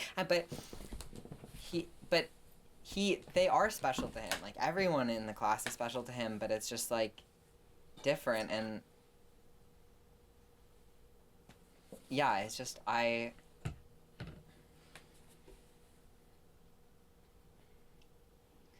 my god, Janine, I feel like somehow I was, like, reincarnated as, like, he was reincarnated as me, but he's still alive. Like, we are so similar. It's really honestly creepy, Janine. Like, he was like, I have a bet with my I was telling him about my self-portrait for this end of class and how I was having a really hard time with it because I was just sick of staring at myself naked.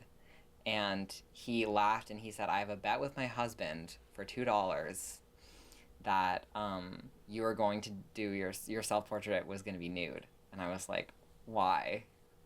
Like, how did you know that? And that's what his husband said. How do you know that? And then he said, because in my first year of art school, I think, I was the only person in the entire class who did my self-portrait nude.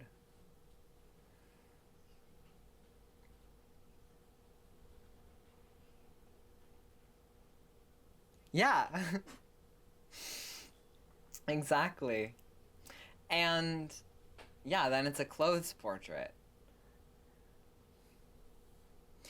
And then I was telling him about how I wanted to we were talking about tattoos, and I was like, I know it's kind of crazy, but I want to get my first tattoo, like, on my back, like, in the middle of my back, like, on my upper back, like, this big, like, pink glowing orb.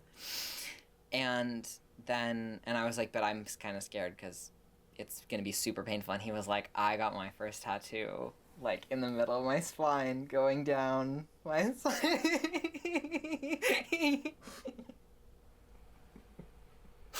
Like, this is what I mean. It's like, it's so crazy. We're so similar. And his husband, like, sees me on the monitor. Like, his husband doesn't go to church, he watches online. And he sees me and he's like, did I tell you about that? I think so. I don't know. His husband sees me.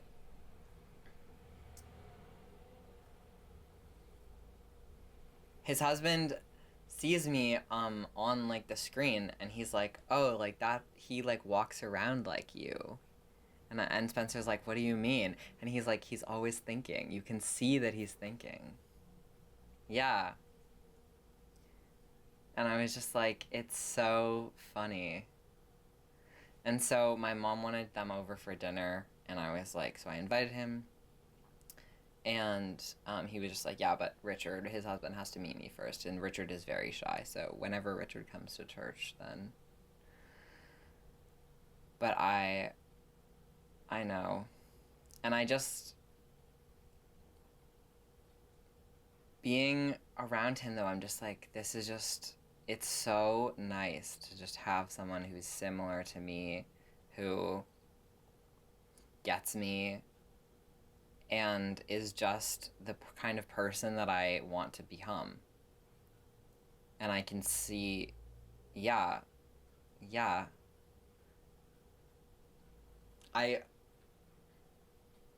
This is like, I feel so lucky this year. I can't even, like, and sometimes I was like, oftentimes when good things happen to me, I think, like, what did I do to deserve this? Like, I can't imagine what I could have possibly done to deserve something as good. But with Luke, it's just like, I feel like I do deserve it. But I never feel like that. I don't know.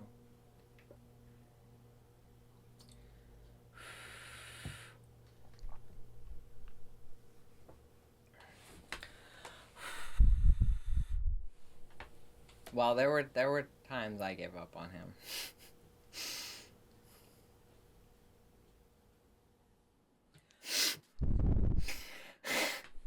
There were just times where I needed. Well, and he said, like, I know what it's like to be pushed away from you. I know what it's like for you to push me away, and I'll be here. I was like, oh my god. Like, Janine, he says the, like, he says the, like, literally the sweetest things to me, like, so often, and I'm like, I've been like starring the messages. He one time he like we he like fell asleep while he was studying, and we were gonna call like after, and he like, you know, obviously didn't call. And he was like, I wanted to talk to you last night. I was sad. I felt you near me. Like, that was so nice. Like even when I wasn't, he just felt like, you know, I was with him. And he was like, I don't know, it's so good. He's not. No. He's afraid of a lot of things, but he's not afraid of me.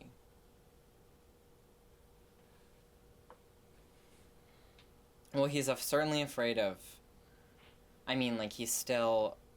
There's all this stuff about, you know, that I think is just gonna work out in time, and it'll be fine, like, but it is, like... It's just good because it keeps my, like, kind of self in check. But, because I can get, you know, really insane, but, just, like, you know, not wanting to tell people, and still kind of hang on to this idea that that we're not gonna basically, like, live happily ever after. But that's, like, good. I'm really glad that he is a lot more sort of, like, practical in terms of that than I am. And every time that I'm...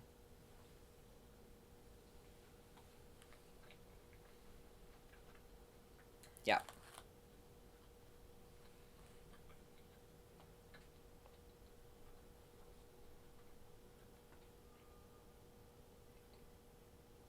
Mm-hmm.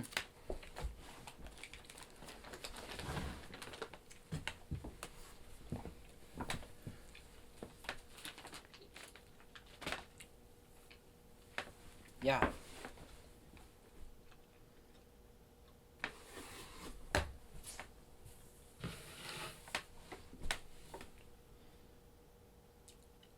Yeah.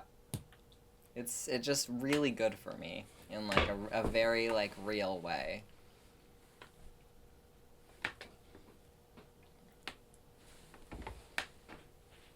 Yeah, so because both of us got really overwhelmed, and I'm not as good at catching myself in it as he is. So it's just really nice to have someone else being like, let's put on the brakes, and I'm like, ouch, but yes, definitely. But then it's like, and then I get to, you know, focus on, you know, my art and my other relationships, and it never feels like...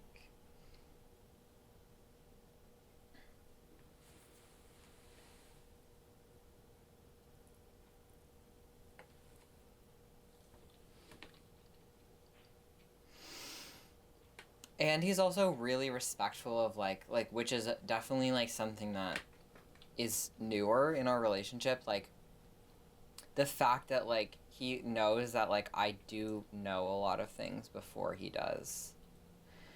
So, like, if I say, you know, if, like, he's like, I don't feel that way right now, but I do know that, you know, it's...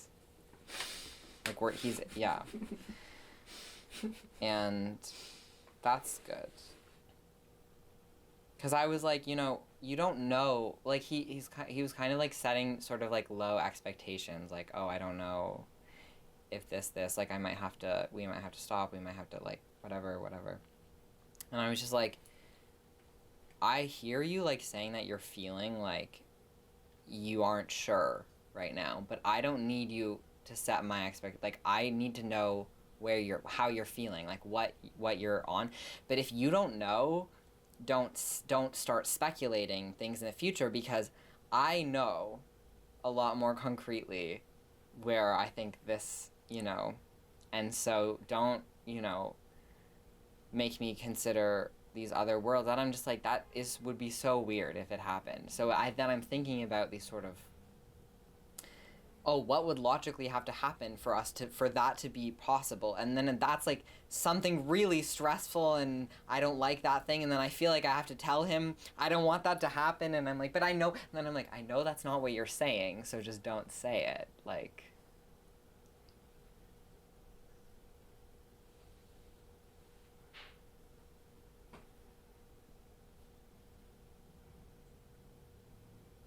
and he's saying that these are all these possibilities, and I'm like, they're really not.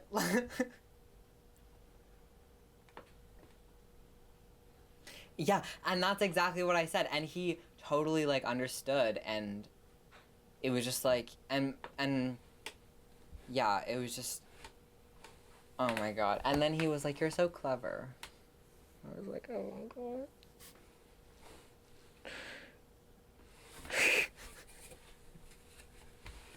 He's so cute.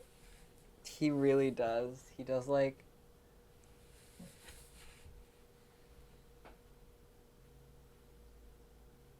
you have no idea. Like, you literally just have no idea. Like, I've been trying to write down the nice things that he says, and I'm like, I can't write them all down. He says another one before I can write it. Like, I'd be writing all day. I really would be writing all day. I know. I know. And I have so much respect for him.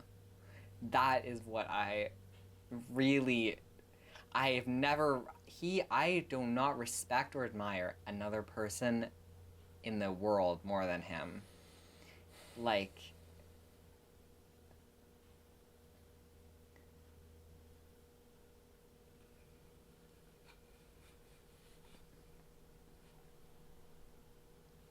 well, when I say, when I say I don't respect you, Luke, he rises to the challenge. He becomes a person that I respect more, and then I respect him more, and so I'm just, and yeah, he never shies away from like the work of being around me, being with me. I just can't believe it.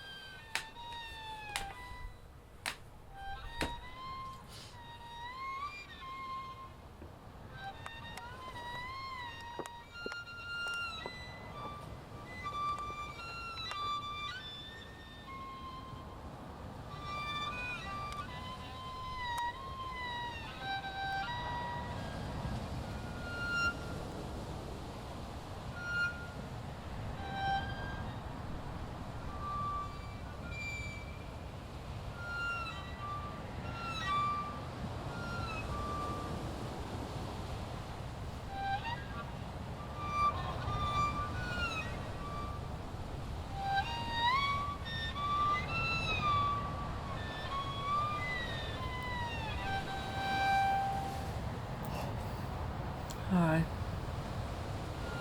I'm fine. I know, me too. I was literally sleeping when you called.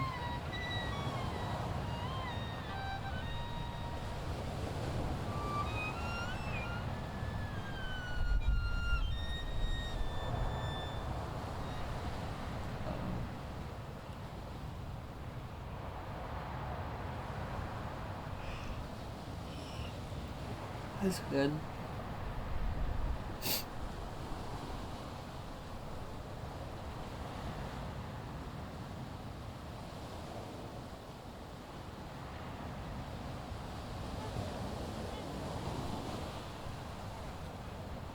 That's pretty nice.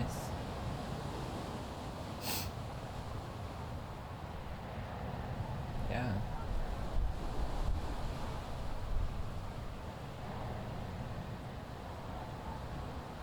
It literally, like, if I think about it too much, I get so angry. It feels like evil.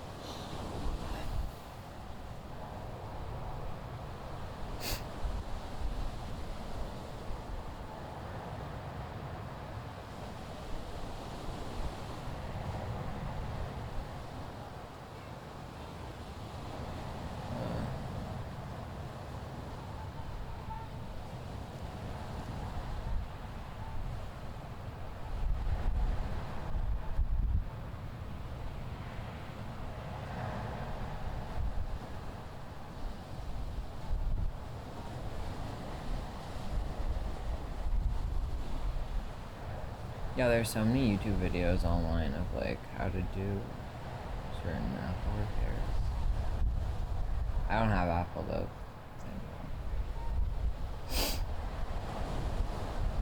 Just have a techie house. Fucking, what is that? Android.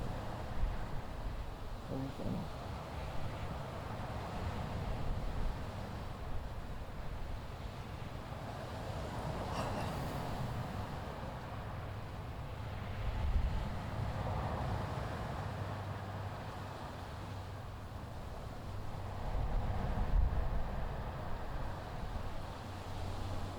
It's pretty good.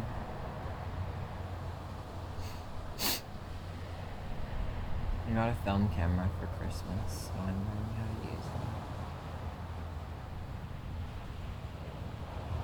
it. He hasn't yet, well, because I was in Prince Edward Island, so.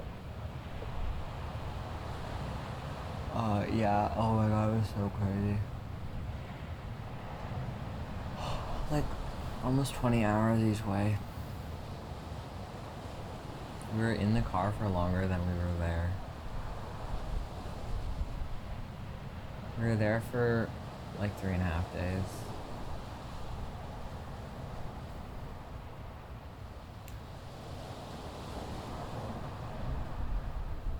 And then I was like so grumpy from being in the car, and I like went over to Luke's because he wanted to see me. And then I just like was so crazy at him, and then it's like, yeah, I should not have gone over. I should have just gone home and slept.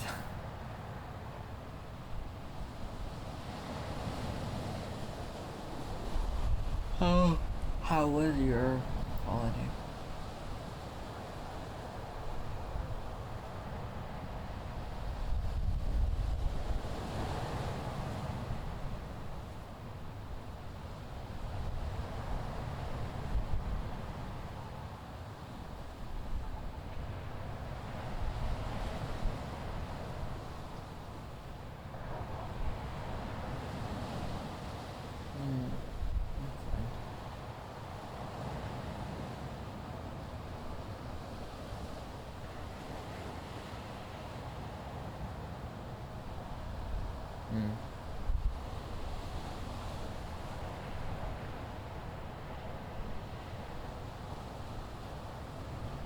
Oh yeah, were you supposed to get her a gift?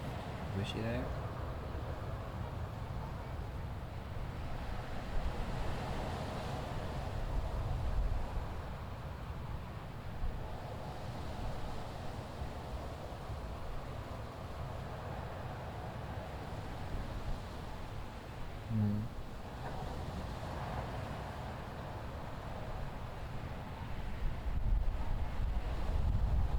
Yeah.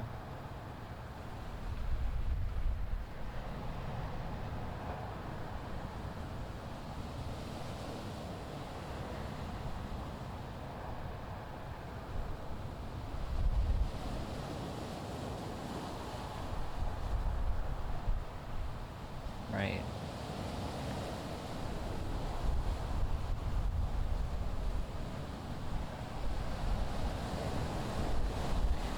It's so crazy though. It's just like, she can just figure that out. I don't know. Hope.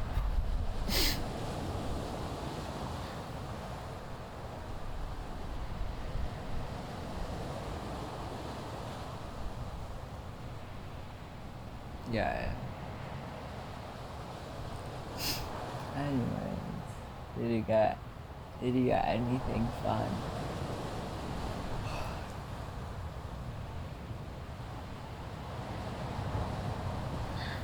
Oh nice, now I got headphones too.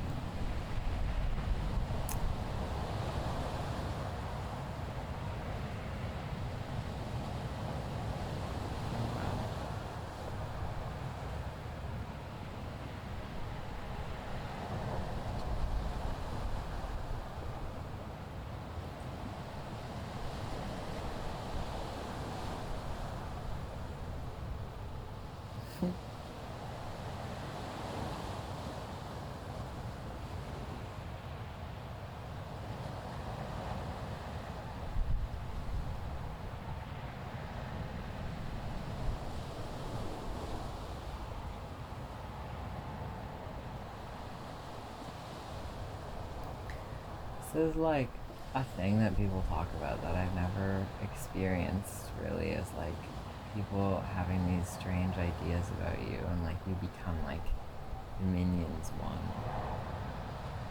It's like that's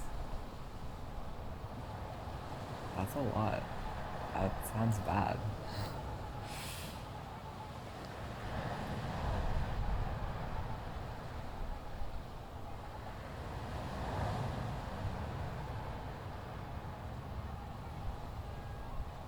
Probably. I don't remember very well. Do they get you a minion shower curtain?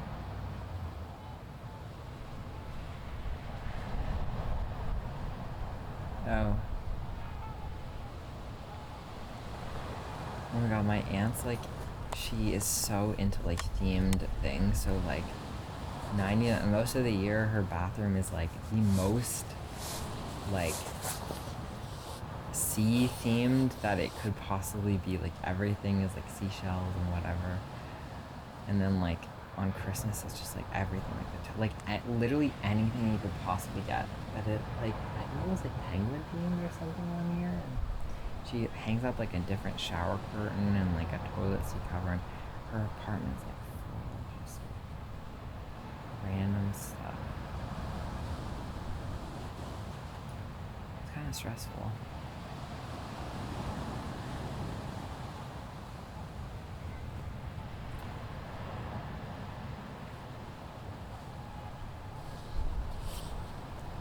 I hate it. It just feels so cliche. Like, I'm just like, do something else. I don't know. I want our bathroom, or like one of the rooms at the house eventually when we move in together, like with Monica and me, to have like walls that everyone like draws and paints on and like writes on. Yeah, it would be so fun.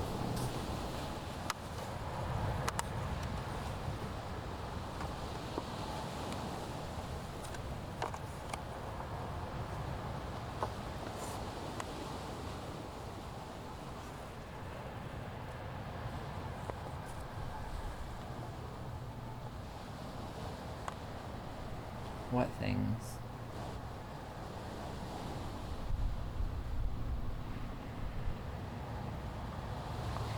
Oh, it's so, yeah, it's so like, it feels so unnatural because it's like, I'll be like I was like upset at Luke for something like in the morning yesterday, and then like I got there at like night, and by the time he's like, well, let's talk about it now, I'm like, I don't even feel like it's like some part of me is was still upset about the thing, but it's like it wasn't happening at that point, so it was just like, yeah, so it's like strange. We had to talk about it because I'd like brought it up, but it's like, so put on to be like, I care so much about this thing, when it's just like, I don't even know.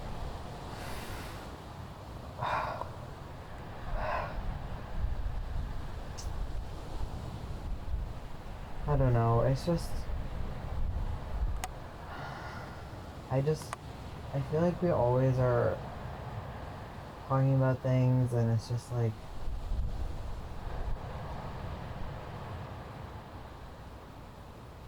I don't know, I don't even know what to say.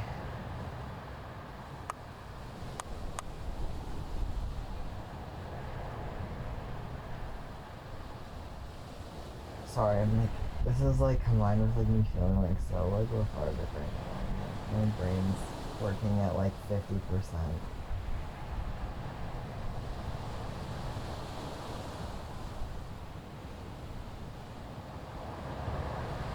Yeah.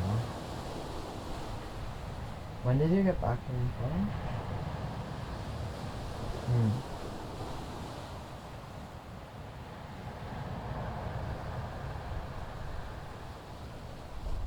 Well, now I feel like worse about, we shouldn't talk about it because you're already like feeling bad. It's like,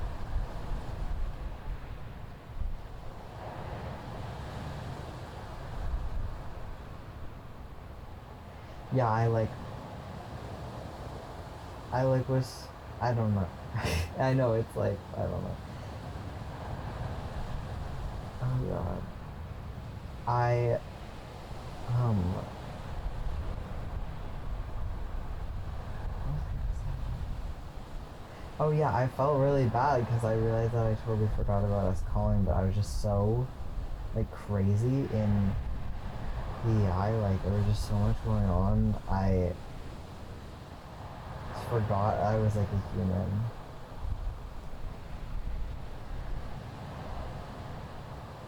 Yeah. Yeah.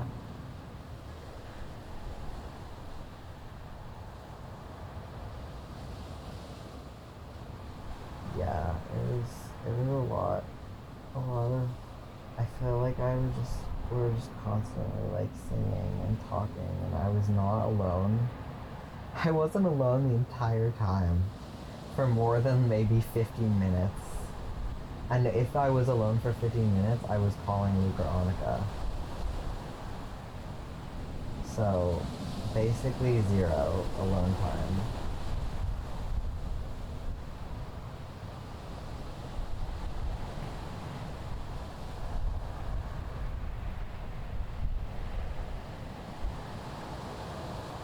Hmm.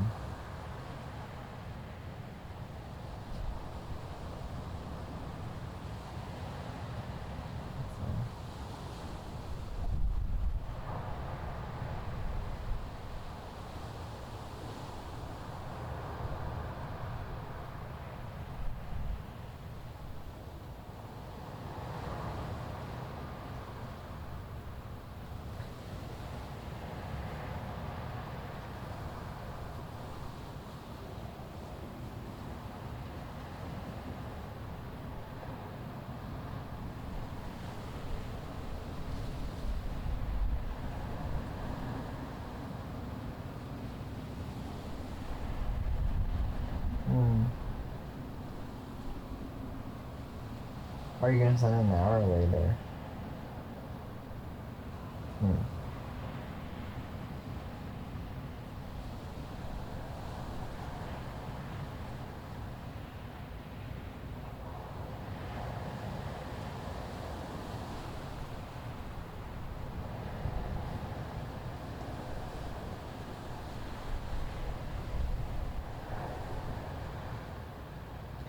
It's so weird though because some people who have Apple phones can see my messages over text, like if like can send me photos and stuff.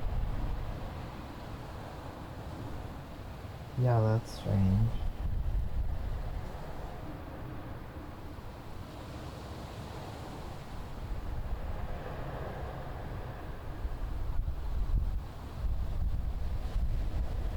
That's very nice. So moody.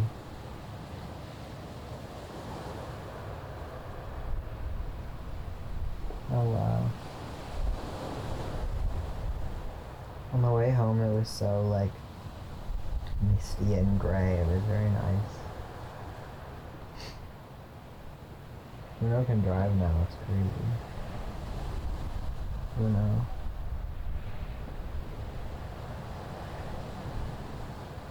No, they have G2. Yeah, so I'm just sitting up there. I haven't got my D1, don't worry. I need to though. I feel like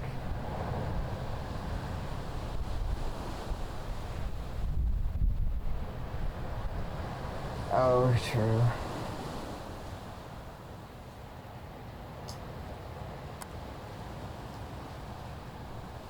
I feel like I just like I need like the sense of autonomy. I just need to feel like I'm in control of the car. I think that would be very good for me.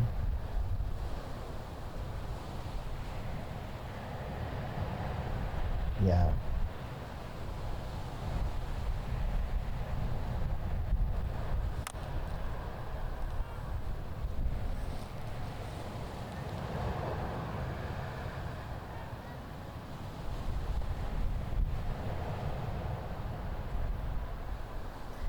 I'm not sure if I would like it. My mom really likes it, so I think I might. But I don't know. It seems kind of stressful. Mm-hmm.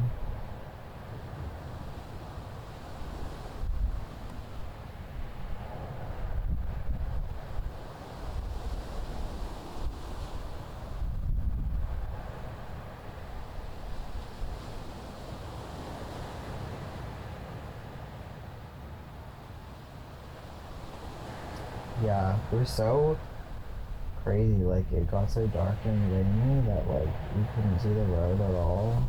Just, like, driving through the abyss.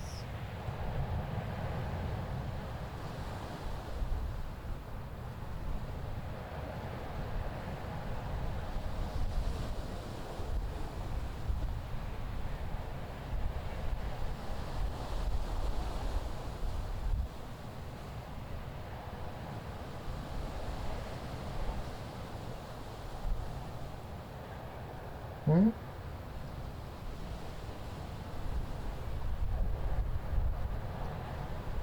Oh. Well, we can, yeah, sure, whatever. I'm being weird. I really don't know what to say. Trying to think. Well, we were having like a whole conversation that you wanted to talk about that we didn't. Why is Luke sending me photos of horses? Where is he? Sorry, that was so random.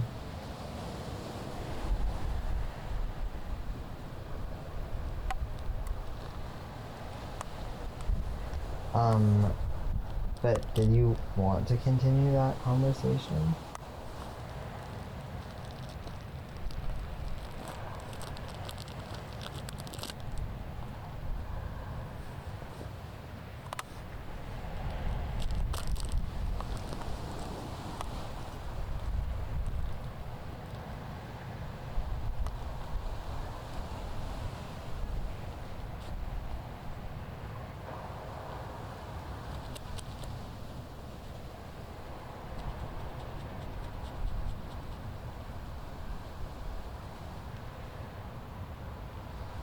Yeah.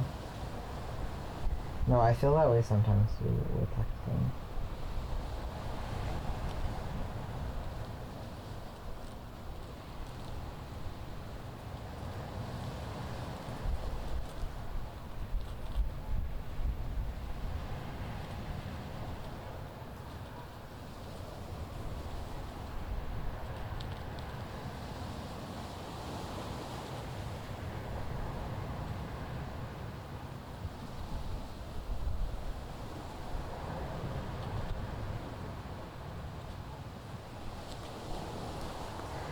I guess I just like don't like this vibe that I sometimes feel like I'm giving you all this like advice and it's just like this very sort of like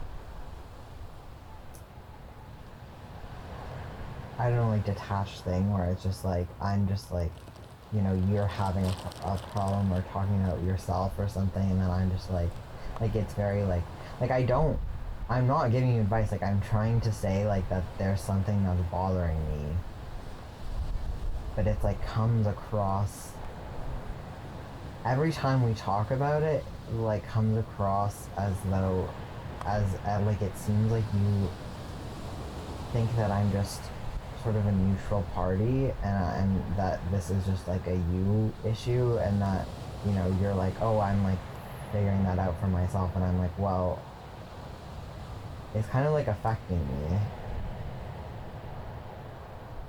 Like, I don't know, it's just we haven't like hung out or like talked in a while, so it's hard to like put concrete like, oh, this has happened. Like everything seems so distant.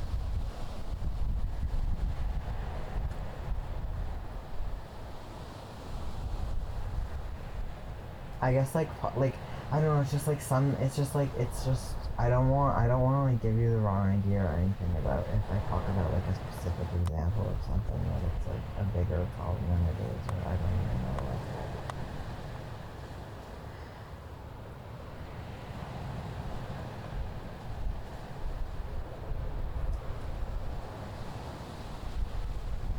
just like okay, like I feel uncomfortable. This is like just the biggest like area where it sort of comes up, is that like I like hugging people and I want to hug you, but I feel uncomfortable when we hug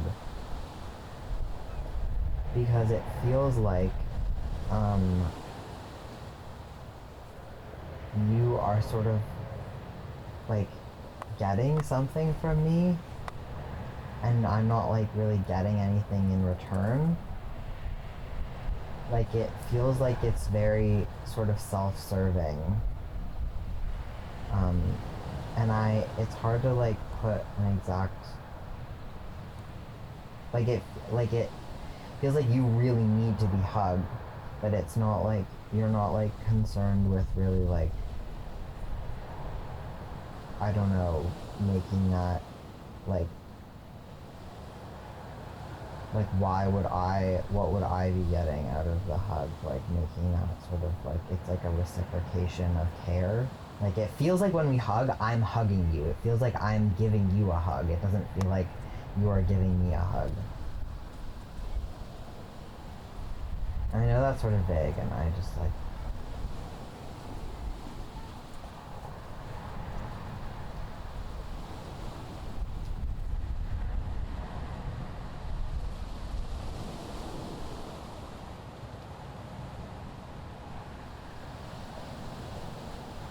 it just feels like asking, like this very just like,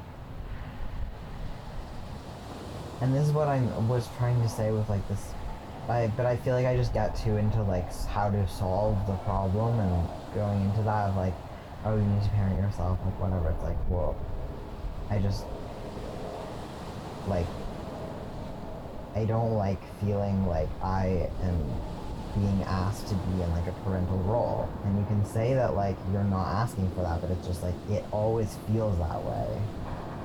And like I feel like it's just a very like clear energy that you're giving off, is that like, I don't know, and you're like, you say that you didn't like, that it's not like a thing from like childhood or whatever, that you just need affection now. But I'm like, I don't think, even if everyone was like hugging you now, it would actually like make up, like I don't think that is actually gonna fix the problem of like how you're feeling, or like what is creating this sort of, I don't know, vibe.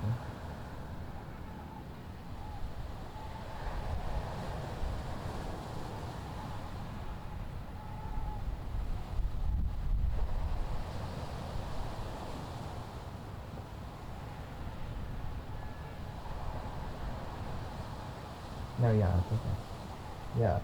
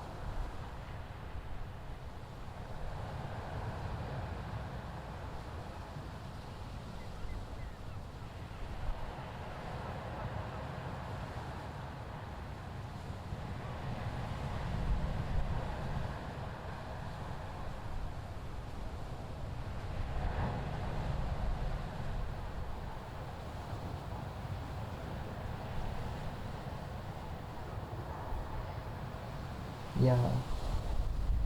Mm-hmm.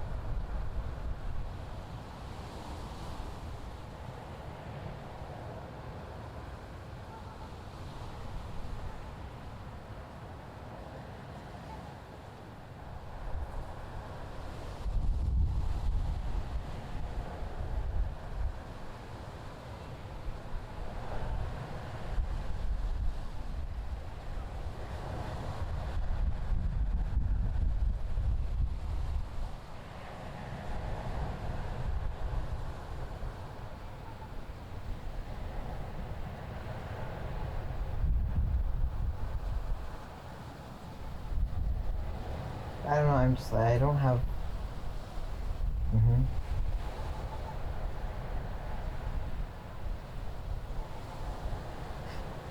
You wanna go?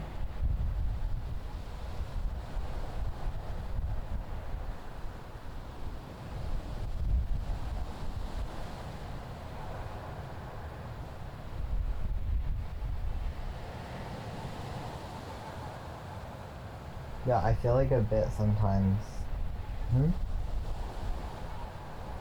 Just like it's like kind of like a therapy session for you or something.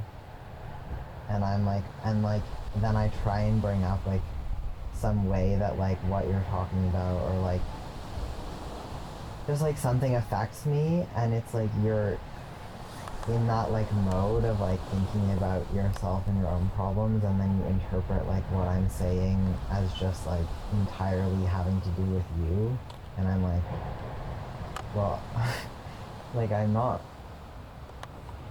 like I don't know, I'm not like looking at your life from this like objective standpoint, like I'm a person that you're in like a relationship with.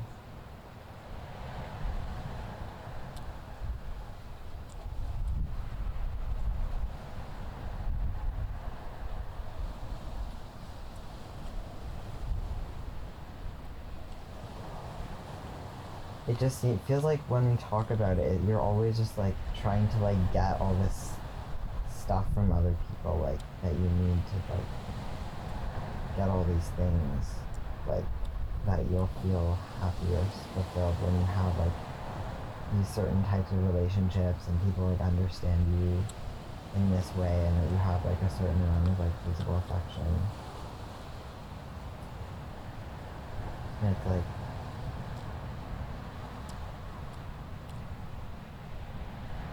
I don't know, it's like just like a very sort of like it, I think like in some ways life is like that, but like I don't know,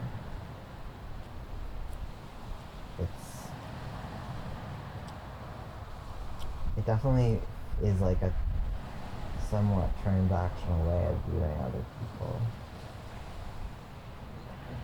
And like it kind of bothered me like when Luke and I got together and we were like talking about it, and you were like sort of like immediately just jumped into like how it was going to like affect you, and like whether you were going to feel like excluded, or like, and then you were like out loud like justifying it to me, oh it would be okay because like you knew it wouldn't feel like that with us. And it's like, well, if it did, that would be okay too. It's like that would be uncomfortable for you, but it's like we don't owe you. And it's like I care about you and I want a close relationship with you, but it's like I don't owe you that. Like I don't owe you, and Luke doesn't owe you that either. Like we don't owe you the same amount of physical affection that we give each other, and it's not going to happen.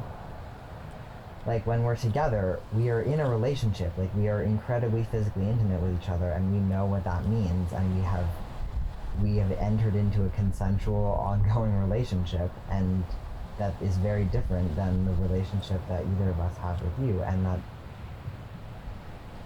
they're like, it's, and I don't know, I just feel like the way that you talk about it, I'm like, that some discomfort might come up with like feeling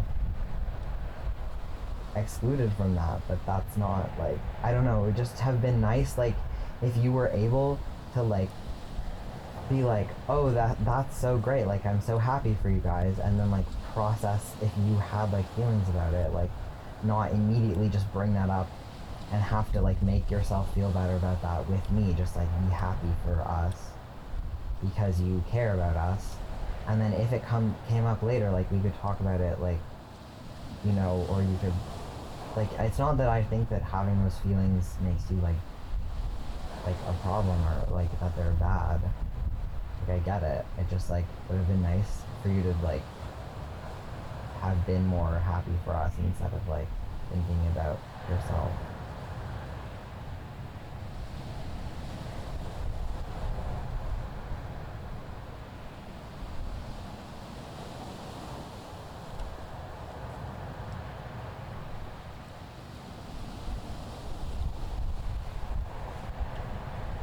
I want a close relationship with you. It's just that, I just feel it's like I want you to be a person that I want to have a close relationship with. Like, I want to feel like I'm supported and cared for by you. Like you are an adult, not like you are a child that I have to take care of.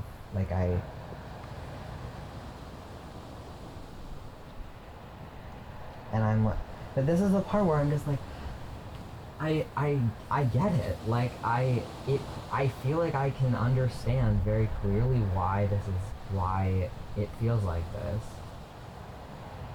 in relationships. Like, I understand, I don't know, the selfish, women, like, needy sort of energy, and I feel that so much, and I'm just like, I want to talk about it and be like, this is why I think this is happening. Like, I get it. Like, let's deal with it, like, together, I guess. And I don't know how you feel about that, but I guess it just feels,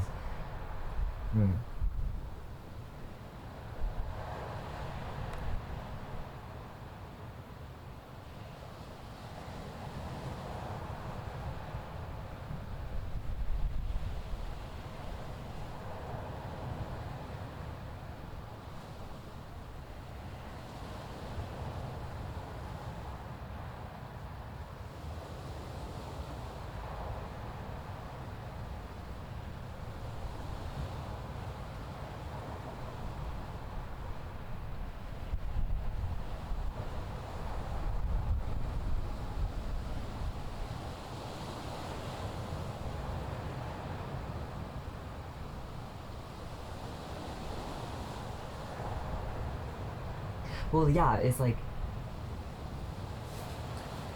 but I'm just like, I want to help because I had to go through this. Like, I know how to deal with these problems because I went through them. Like, so, and I, like, know exactly how you're feeling. And, like, I literally cried for, like, a year when I was like, my childhood is over.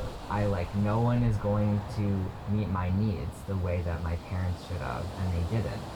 And it's just like, how do you deal with that? It's just like, I'm like,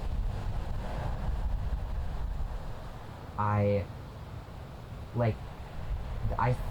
think the way to get out of the transactional vibe is not, like, yeah, it's like, oh, I'm only getting, so I should, like, give more so that it's even. It's like, that's very transactional. It's like, just, you're not going to get enough love.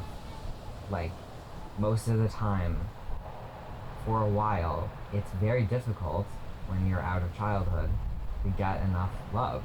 Like, you have to just, how do you be with someone else and take care of someone else when you're not getting enough? And it doesn't, it's like, so that it's not like feeling like, obviously, like, it's like, I want to have you deserve to have reciprocal relationship. Like, I want to feel like mutual care with you, but it's like, it just doesn't always feel like you're getting enough attention or love or whatever, and it's just like uncomfortable and feels painful, and you just deal with it. Like, but I want to be there when you, like, are crying for a year about your childhood being over or whatever, but every time I try and talk to you about it, you say that it's not happening and that you just need more affection and more love, and I'm like, I don't think that's gonna fix it.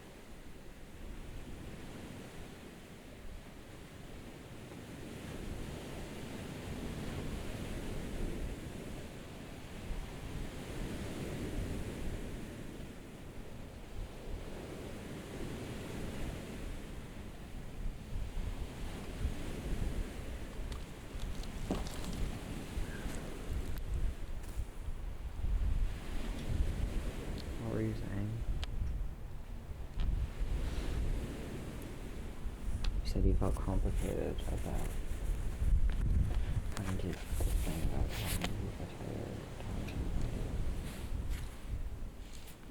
Just watch a little bit. It comes from a real place, but I think it's more just about me. I need to be more clear on things. Okay.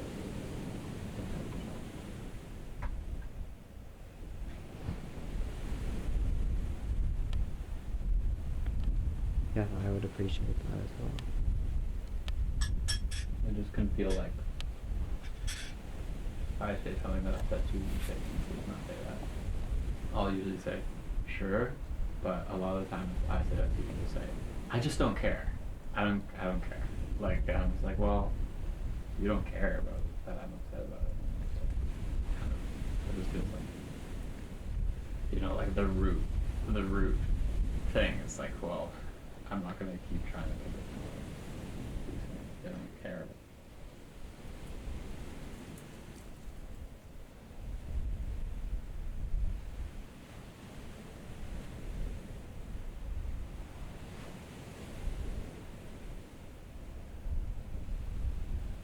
I doubt that, like, under that circumstance, like, it's never that I don't care about you. Like, it's never like I don't care about you.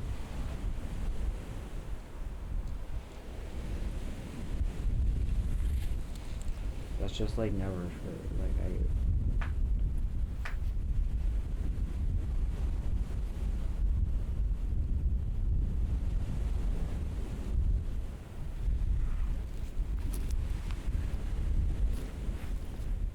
I just don't have the capacity right now to be the one who's like, there's something else going on here.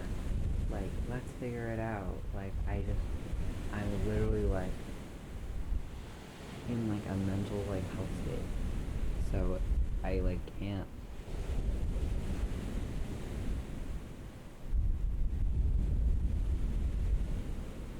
Like, catch it most of the time, but it's like,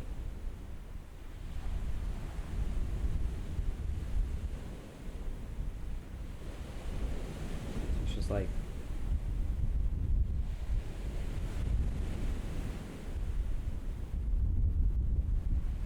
I never asked you to keep any, like, I never asked you to, like, keep any of these things to yourself, or, like, I'm just, this is what I can give you, and this is what you can give me, and if those things aren't equal to, like, a whole relationship, then we shouldn't be together. But if you're overextending because you're worried that what I can give isn't enough, then that's not really being honest. Like, if you're resentful towards me, then I'm not, like, giving you enough, and, like, be okay with things, and you're not okay with that, it's not, that doesn't work.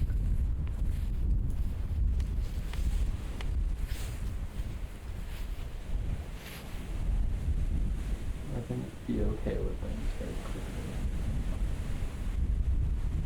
I'm like, yeah, that. Maybe it's that.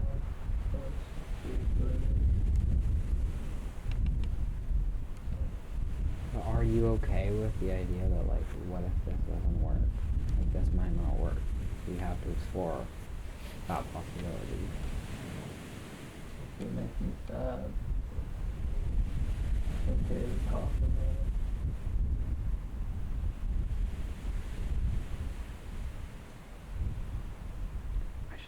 I just need things to make sense. Seems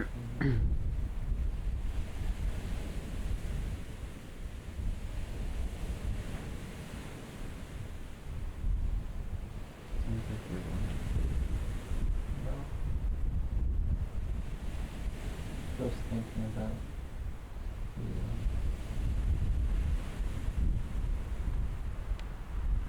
Do I want to know? Hmm? Do I want to know? No, it's in free form.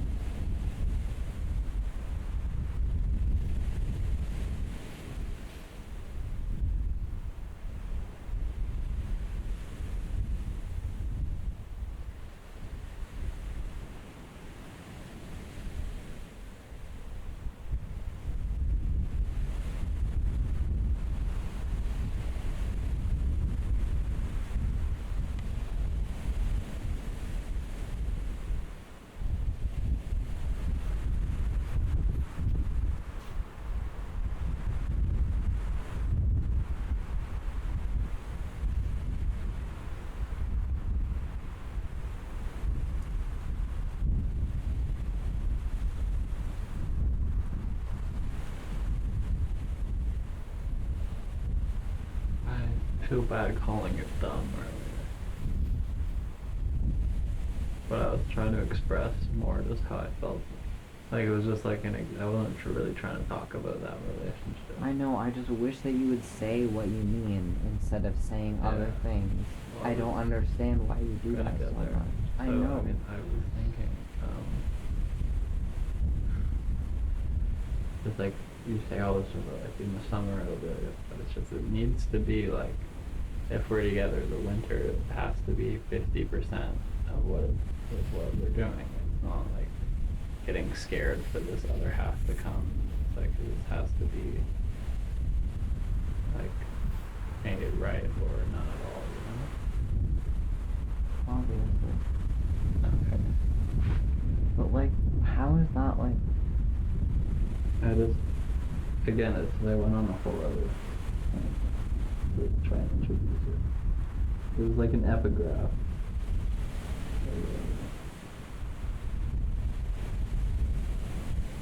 But what does that mean? To try and introduce what? Like, what are you, what is your point with that? With saying that? Like, But that's not the vibe I want. to break up every winter? Yeah. Could you have said, I don't want to break up every winter? That's not doable for me. That's not how I wanted to. That's not how my brain came out. The other Could've things that said you something. said were very stressful and make me think about a lot of things that I have to do to make certain things happen that I can't do. And it's just like,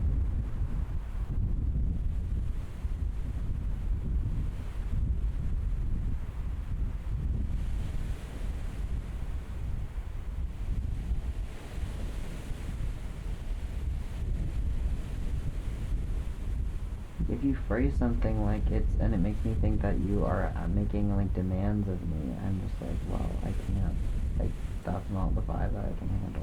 And I'm just like, I can't do it. I'm done. I'm tapping out.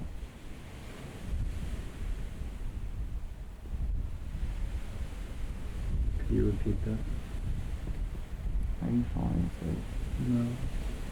Why do I need to repeat it? You aren't falling asleep.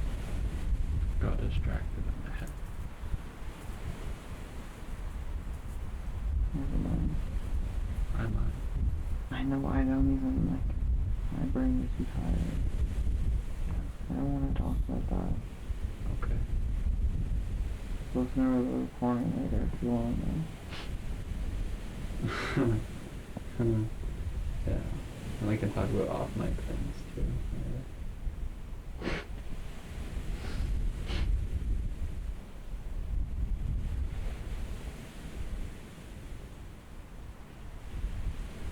The subject is mouthing words at me and undistinguishable, over-exaggerated, theatrical. He's not got a- doing it anymore. He got a grin on his He stopped like 10 seconds before he started describing it. For temporal fact checking. Very important. Time facts. This doesn't sound like a real thing.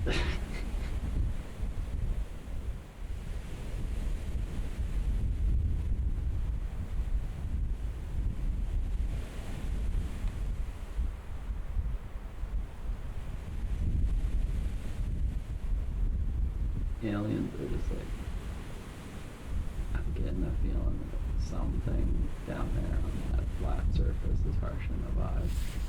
And that's us.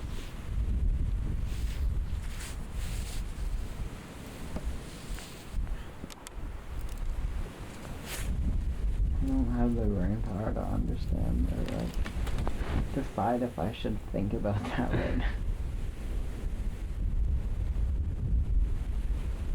It's not important.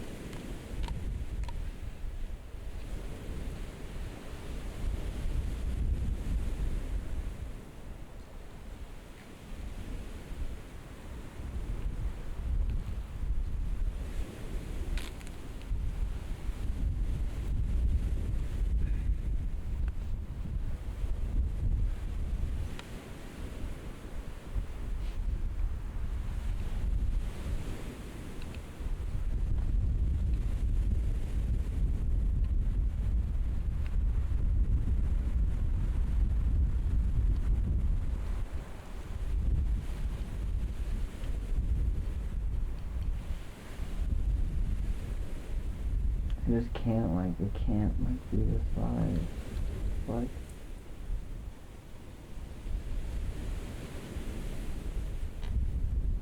just, like, I'm just trying to, like, bigger things are going on than, like, little random bullshit every day. It just seems like you're doing a whole thing, like, of just a vibe that you're in, and it just needs to be, like, whatever assumptions I'm making, just scratch them. Just reset the whole, like, extremity variance. Like, it just, you always want to talk about extremity variance examples, but I'm like, we knew, like, I remember it improved my life and my interpersonal relationship with you so much, and, like, with other people, and, like, why are you not able to employ that? Like, did it not affect you that way, where, like, you realize, like, that you can just... I was trying to have it help my life, and it wasn't helping anything with other people. But it's like, but then you just wanna complain about the way that I talk about it. I'm like, but maybe it's because you don't understand it the way that I understand it. Like, if I was able to, like, use it and, like, communicate with people through it, maybe there's something that you're missing. But you don't, like, you get upset when I have this vibe, when I say you went, like, and then I stay more open. It makes you feel like I'm being, like, degrading, but I'm like, I'm looking at the way that our lives are being impacted by psychedelics, and that's what I'm seeing, like.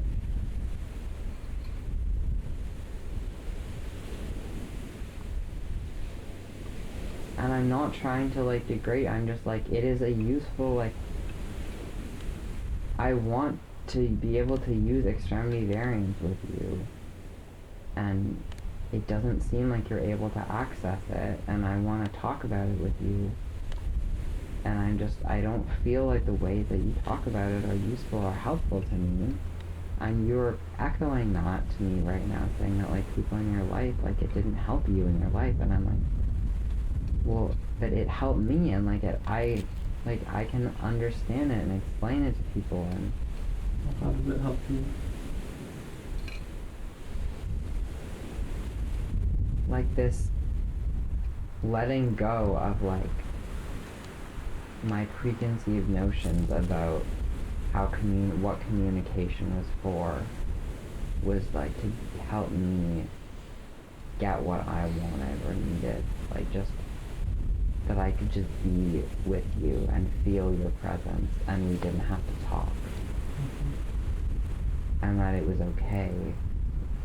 That I am able to sense into how you're feeling, and just whatever I feel like when I'm fully just letting go and, like, being in your world is what your world feels like. Like, there is a deeper connection behind just being two people in the same space.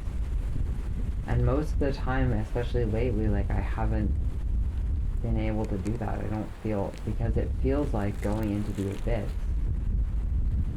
Like, it's like you, like, the other people are just, like, this massive, like, dark space, and I'm, like, a little traveler. But I don't, like, I need to be, you know, have my, like, backpack and my candle and, you know, have enough food to eat and everything to feel, like, safe to go into the abyss, but lately I don't have my candle on my laptop or anything. I'm just, like, naked and sobbing. Naked and afraid? Yeah. Oh no. That can help you. But you can't say that, Luke. You can't just keep saying that you're gonna help me and take care of me. Just stop saying it and just do it, okay? You're falling asleep. I'm just tired. I know I'm not you're, gonna but fall asleep here. you always fall I asleep. can't fall asleep in this spot. But, okay, regardless of whether you're actually gonna fall asleep or not, you're not, it doesn't seem like you're listening as much. It's hard for me to pay attention to certain things. I know, so I don't want to talk to you if you're not listening.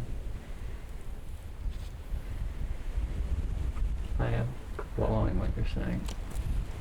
But you're not here anymore. Your eyes are like it's just you're just. I don't want to talk to you with like this.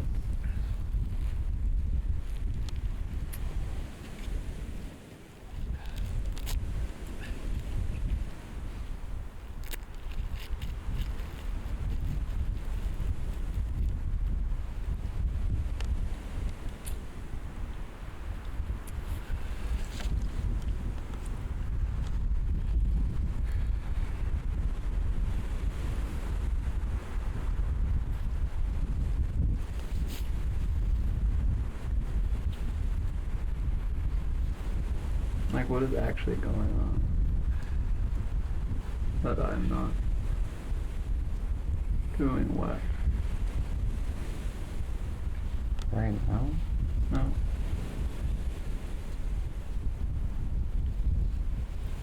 And then. What are you talking about?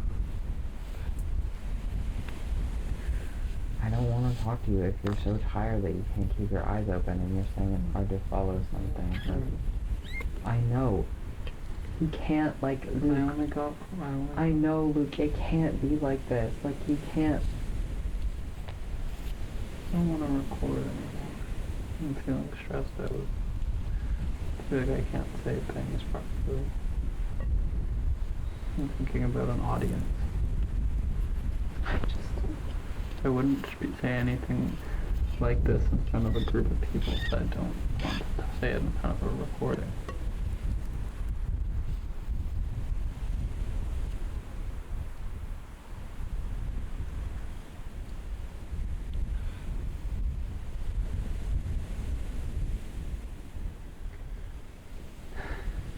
Okay.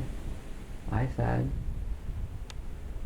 that if we couldn't record, I couldn't have a conversation with you and I needed to go home. That's still true for me. Well, I'd like to talk about it. I know. I'm feeling very sad.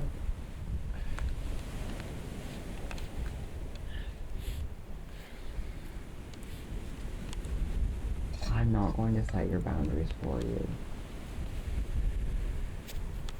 What? I'm not going to set your boundaries for you. What do you mean by that?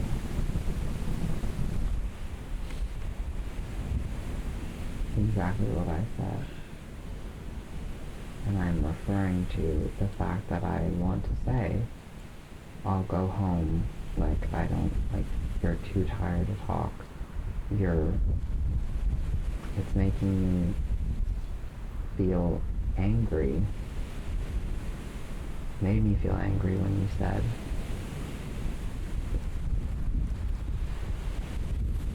that I got 4 hours of sleep, and I'm just like, that it doesn't matter, like, why? It's just like, can you have a conversation or can you not? Do you want to have a conversation or do you not? Like, if you don't want it to be recorded, you don't want to, like, you're not able to fully, like, participate or pay attention, like, why am I here having this conversation with you?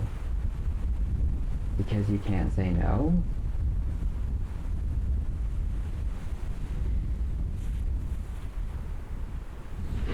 Not exactly.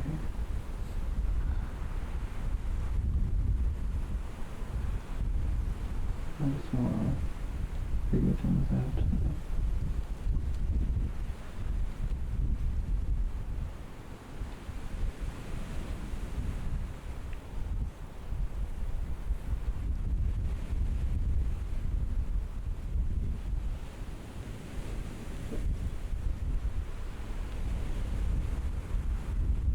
But it doesn't seem like it's able to happen.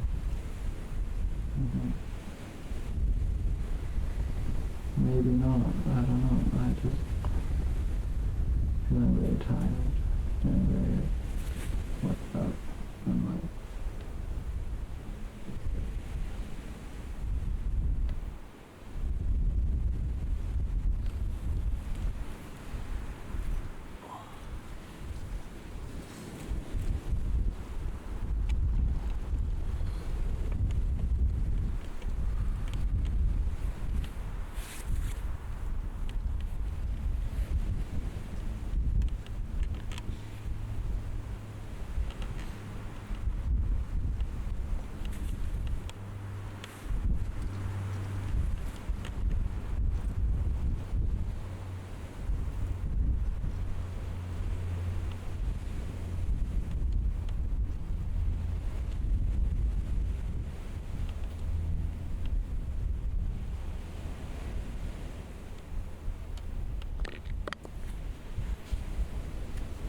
and I need to take a nap.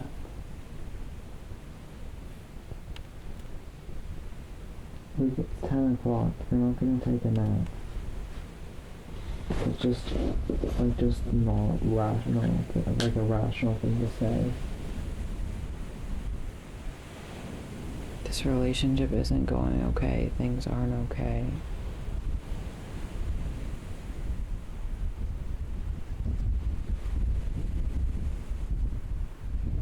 This doesn't, nothing is right. Nothing makes sense.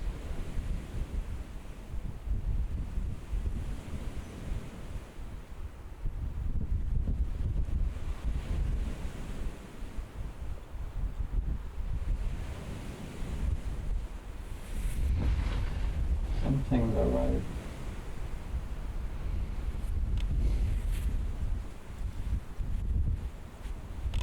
I don't feel I'm angry that you didn't ask me.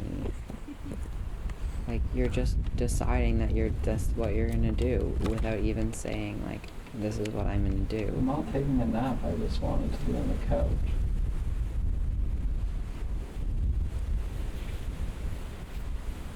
You are absolutely going to fall asleep. You can't act like you're not gonna fall asleep. Like, I can't.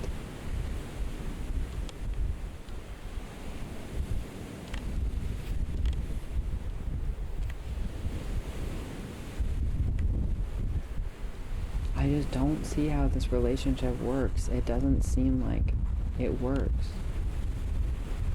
I just want to talk about real things. I am Just talking. like size it up and be like this instead of just like vibes. I know, I'm talking about. It's like forever and I don't understand how to talk about it. Extremity variance, like saying I don't understand it, it's like that's an impossible thing to talk about.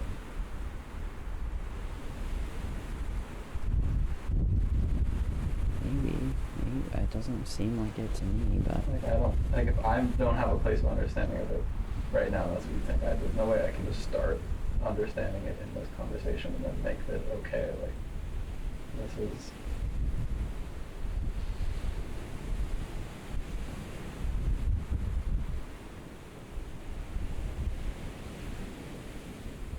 Well, that's all fine until that becomes every conversation, and every time I talk about it, you just are like, well, I don't understand right now, so you're never gonna understand. But like, we don't have to talk about that right now. Just.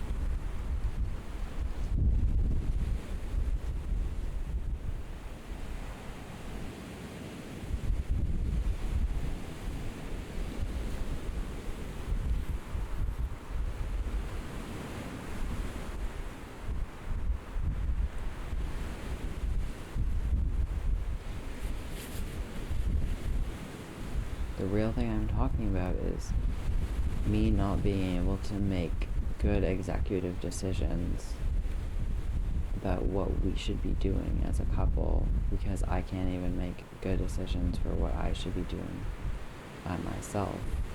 Like, I'm just going through it, whatever. And then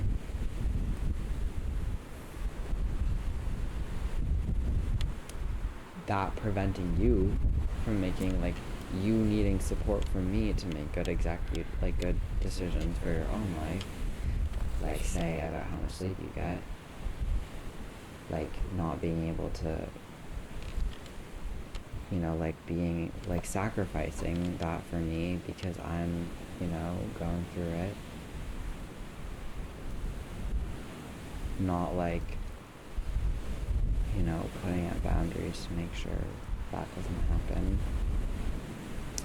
And then that means that you have less capability of dealing with, say, a conversation like this.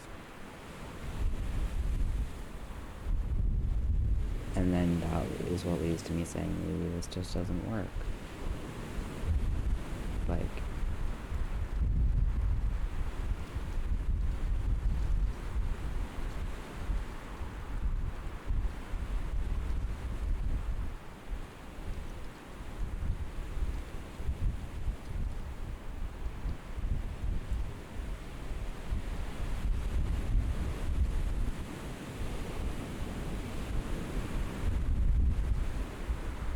dissonance is like I don't have any room to feel what I need to feel about certain things. Like if you, certain things you say that make me feel really like when you're like, look, if you're feeling like this too, then it's just definitely not. Like it's just like, well then I'm like, well I feel like I have been given zero space. What does that mean, been given zero I don't feel the same way as you, but I can feel what I need to feel. And I feel like there's room for it. The little can get very like.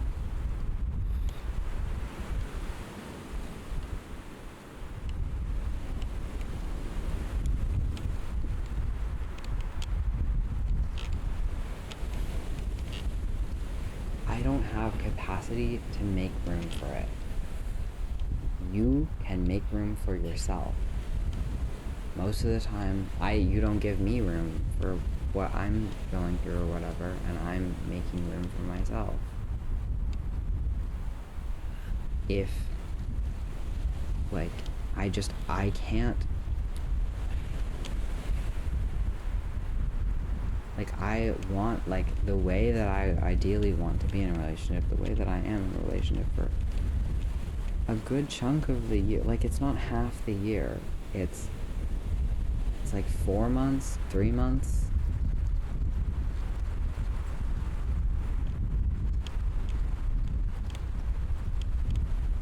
Is just, I just am making it clear what I can do and what I can't do.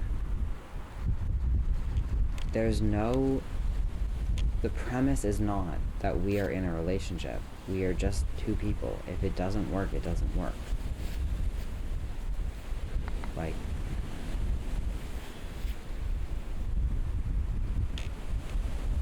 we can just not be in a relationship. If you cannot have space for your own feelings and stuff, if you can't figure that out in a relationship with me, then we shouldn't be in a relationship.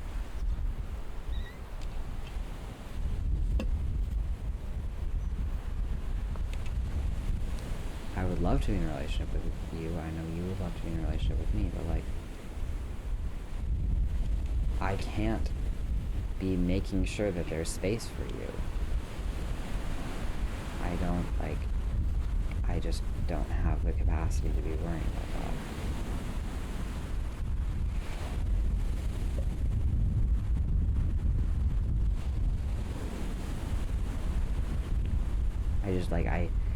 I just don't even like have the ability to conceptualize what that would look like for me to think about. Like, I just cannot, like, I can't do that. So it's like there is space for you in the world. There may even be space for you in this relationship. Like, I would like to think that there is. I would like to think that when there's space for me, there's space for you, that there's just space for both of us, that it seems like when there's space for me to talk about what I'm going through, and you feel more able to talk about what you're going through.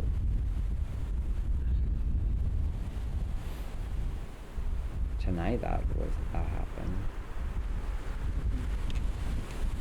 When I kept saying, you know, I didn't feel understood, I didn't feel like I was understanding you, whatever, and then you started talking about how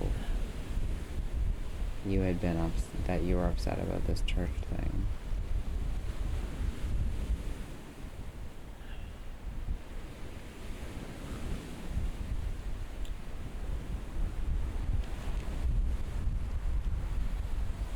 Then it's like, did I handle that with like grace and decorum? Absolutely not.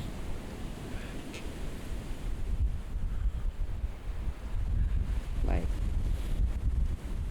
if you have an idea of how you would have liked me to handle something better, please bring it up with me. I would love to hear about that. I would love to have your needs directly stated to me so that I can understand whether I can meet them or not. I just don't have the capacity. I don't, like, I can't figure that out for you. And why are you not telling me, like, I need to sleep? I don't understand that. I can't do with this, Luke. I cannot set your boundaries for you. I do need to sleep. But I just decided that, just like I did the day that, like, when you went inside. I've been deciding. I've been figuring out your boundaries for you. Yes.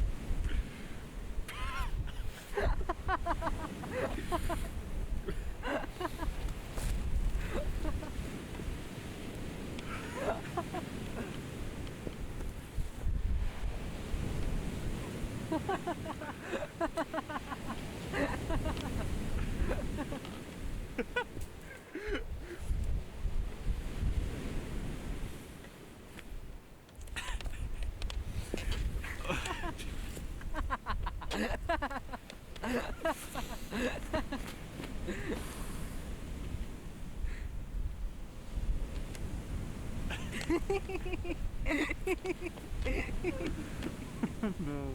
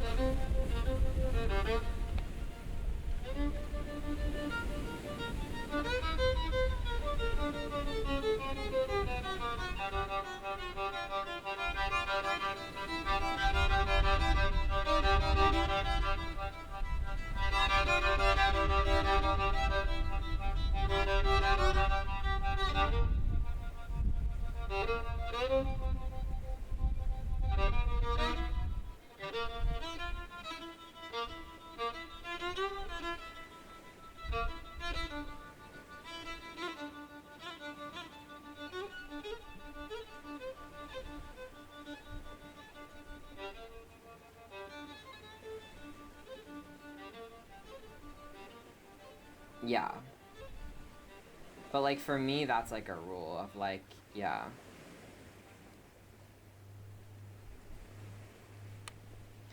Yeah. But maybe, I don't know, maybe you're different than me. Maybe, I don't know, this is just what because I'm someone who is very, I can talk about things a lot without being comfortable with doing them. And so it's like really easy to like talk to someone about all my fantasies, and then it comes to doing it and it's like, well, and yeah, I don't know. And it was nice with Luke, like when he first started having sex, he was like, yeah, like don't tell me about it. Just don't tell me like, oh, I want to do these things to you, or I want these things to happen. While like we can talk about that while we're not having sex, but like in sex, we should just be there having sex. And that goes along with the whole like being in the moment thing.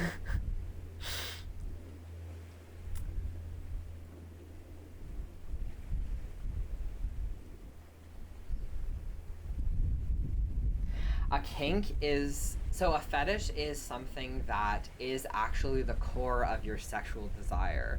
So you cannot experience like sexual desire without that thing. It's like that thing is the sole, like it's the focus, it's like the pinpoint. Kink is something that like enhances what an already existing. That's why like a fetish is usually a lot more like around like a physical thing, like an object, like something that is like very concrete, whereas like kinks can be a lot more like are usually a lot about the underlying dynamics involved in a thing. Like people can like being choked because they like the feeling of being choked, but a lot of the allure of being choked is about the power dynamic and the giving up control to somebody else. And that is like the underlying thing. Whereas like if you had a fetish for being choked, it would literally just be about being choked. It wouldn't be like related to any like symbolism of what that meant.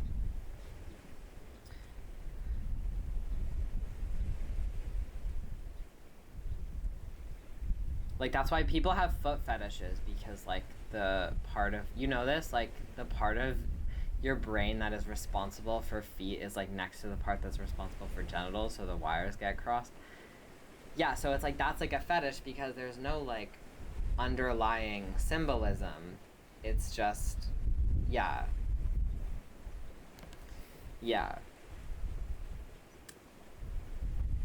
I don't know, I find like, sex is definitely like one of my special interests. I find it like so fascinating. Doesn't make, I'm like, it either makes me like a nightmare for, I'm sure like some people would be like, I'm like the last person they'd want to have sex with, but for other people I'm like, it's like a really like a dream. I don't know. Kind of makes me crazy about sex.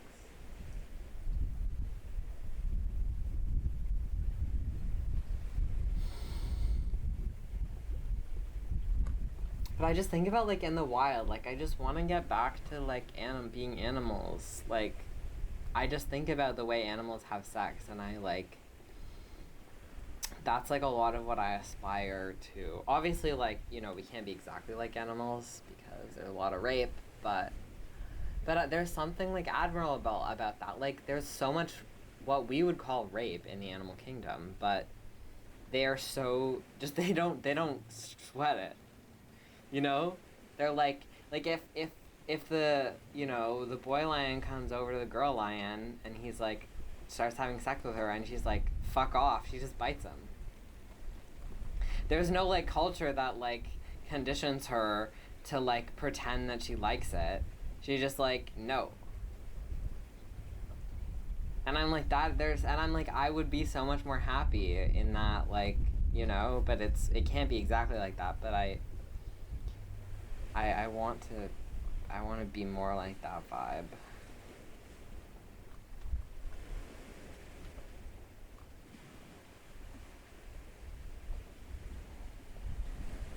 Yeah. And like not having all these, I don't know, like just hang-ups around, oh, I have to make sure that they feel like okay and they're happy and I can't hurt their feelings and blah blah blah. That is so much of like what really like upsets me in sex, is like feeling like I have to do things to make the other person happy.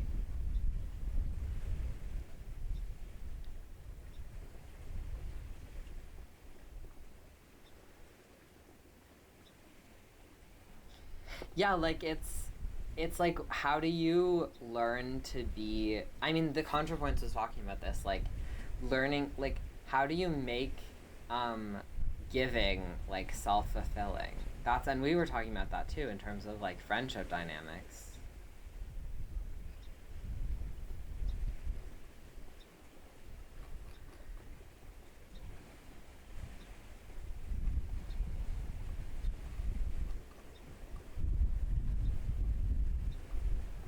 Yeah, and I think a lot of that is like if I'm having like an emotional problem with someone, it makes it very hard to like I can still have sex with them, but if I can't like give to them, and that becomes, and then but I'm unhappy because I like to give and I'm like, what's wrong? And then but like I have sex with people who are often like fine with that, who will not be like, oh, you're not giving me like a blowjob, well, I'm not giving you oral either then. Mm-hmm.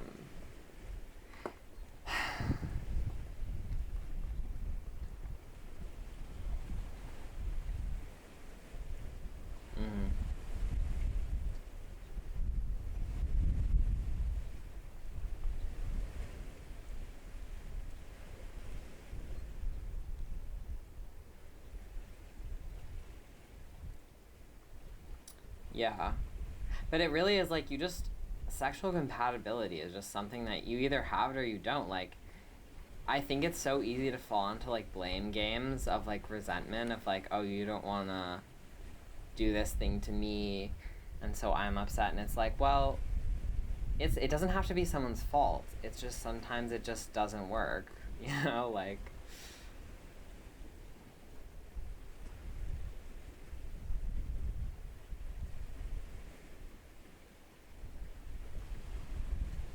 But I mean, I think there is a certain amount of like I have learned a lot about, I mean, I think it would have been a lot easier for me if I had found someone like Luke like earlier on in my life. I mean, but maybe not, I don't know, it's like, I think maybe not for some people, but I think I'm like a very naturally self-exploratory person who I probably would have been a lot more comfortable exploring like more dominant aspects of my personality if I had been with someone with like Luke for a lot longer, because I would have felt more comfortable to do that. But like, I don't know, there's just so much of me that I like beat myself up so much about not being like wanting to be like this caregiving person in sex and feeling like selfish or whatever for not, well, basically like wanting to do that when I'm having sex. But then it's like being with someone who like doesn't want to be taken care of is just very like, who doesn't need to be, coddled and told everything's okay, who wants things to be not, who doesn't want things to be like that, who I don't have to like protect, is like just so freeing. But But I don't know. But then there's still, yeah, I don't know. It's hard. I was doing shrooms with Annika the other day, and we stopped doing shrooms together for a while because, like, it wasn't working. Like, we were both having a really bad time, and then she was like, I want to do it again, but I was like, I don't think I can do it with you because I just feel like I have to take care of her so much that, like, both of us just get stressed out. But I can't just let go of that because if I don't take care of her, we both are upset anyways. It's just like I can't, it's just not compatible. It doesn't work. And it's no one's fault. It's just the way that it is, you know?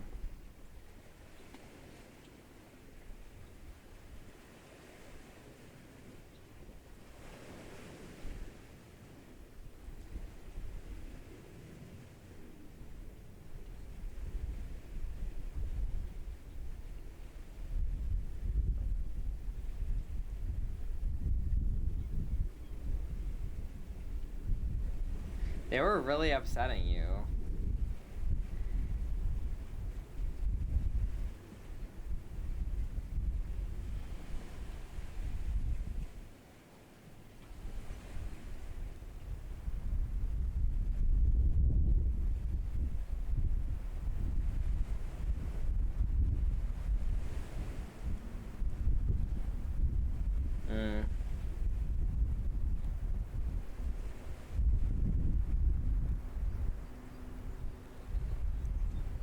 Yeah.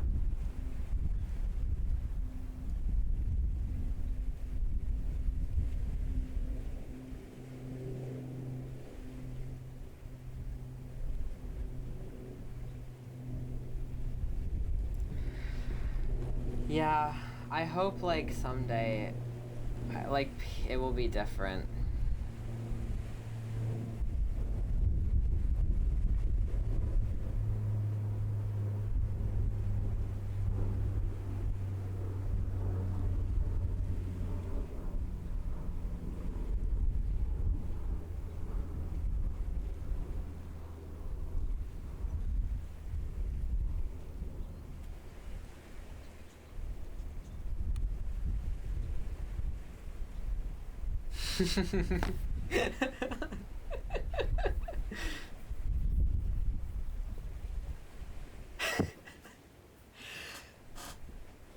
Yeah, no, I actually remember that.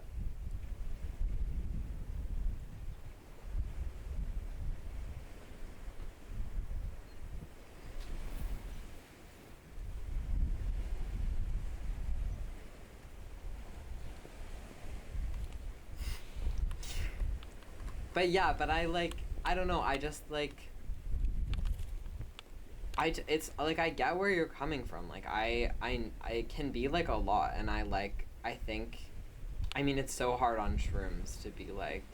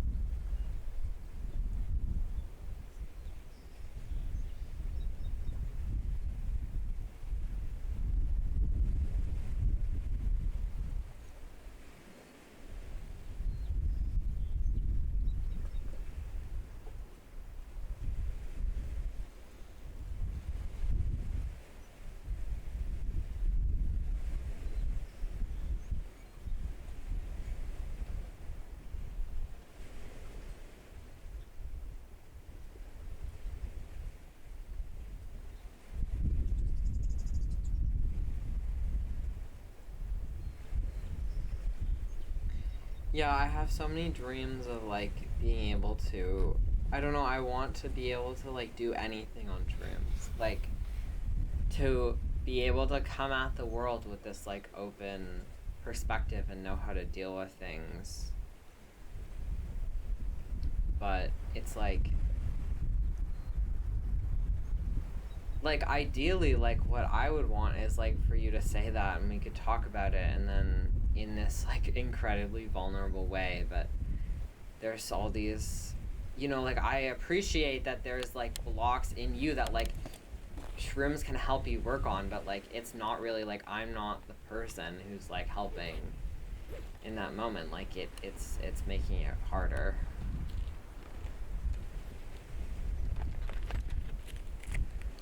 Yeah.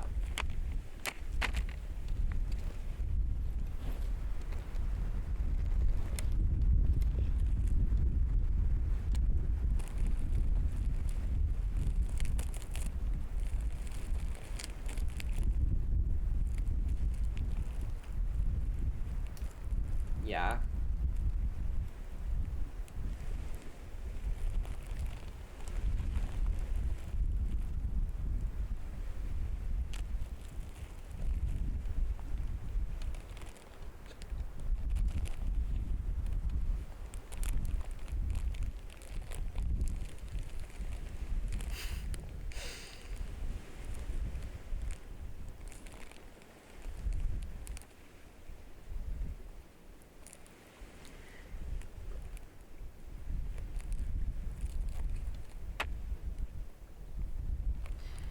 But I am aware I'm a deeply flawed person, and I am trying to grow.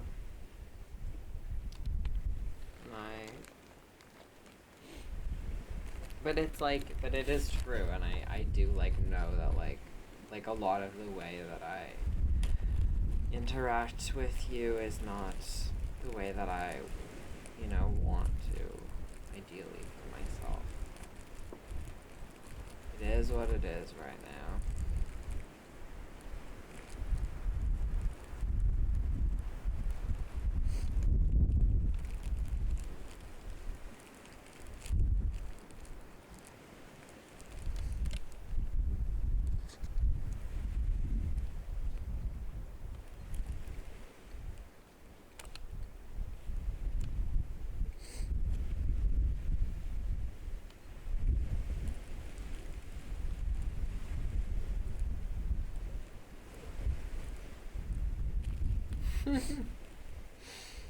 That's stressful.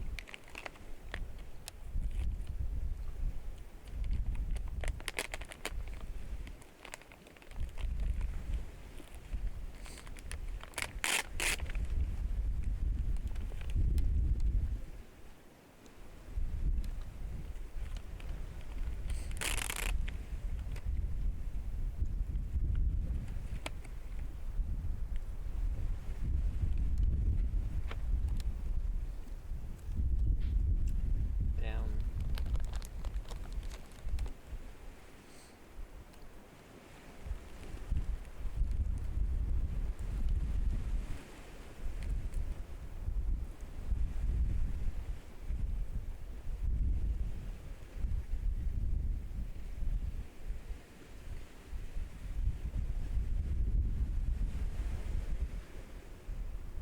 Hmm.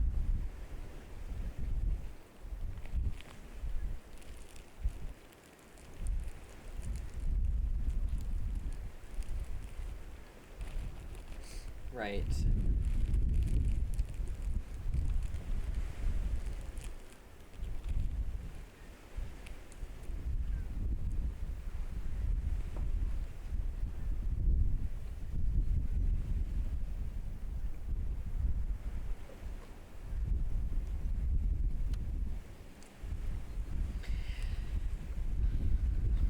But everything that you write will be from your experience. Like, it is just inherent. Like,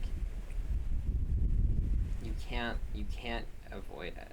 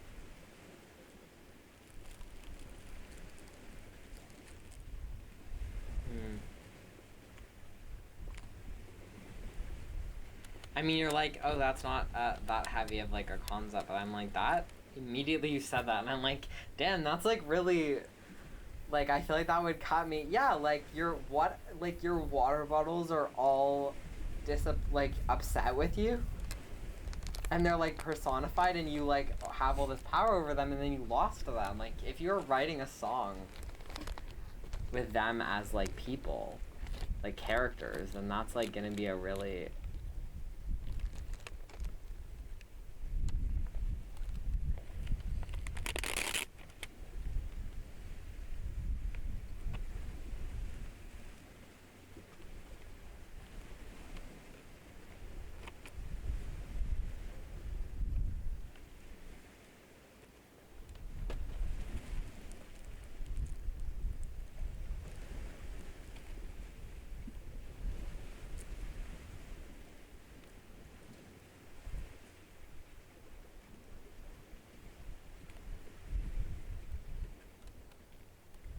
wow.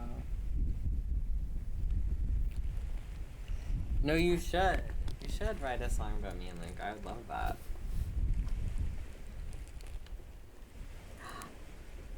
I'm just a narcissist.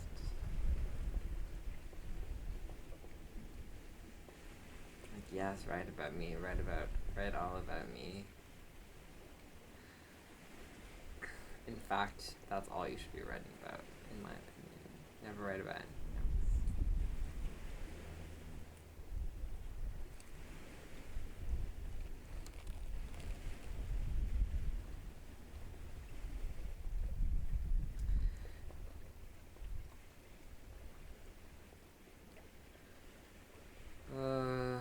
Life is hard, and I am sad.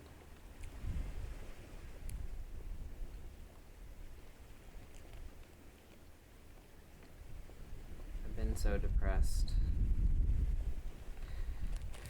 It feels like in every single call of this, I've been like, I'm so depressed, I'm so lonely, I'm so sad. Except for like the 2 months where Luke and I had just gotten together. And then I was like, wow, I'm never gonna be sad again. It's like, no.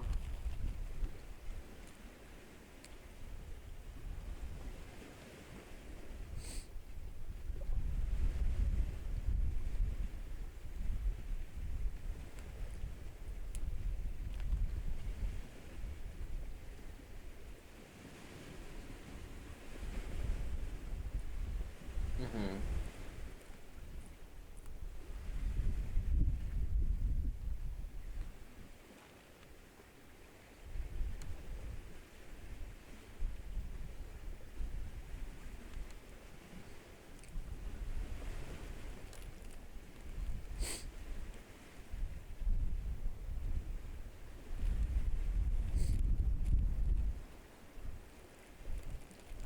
I mean, like, that's like also like burnout vibes.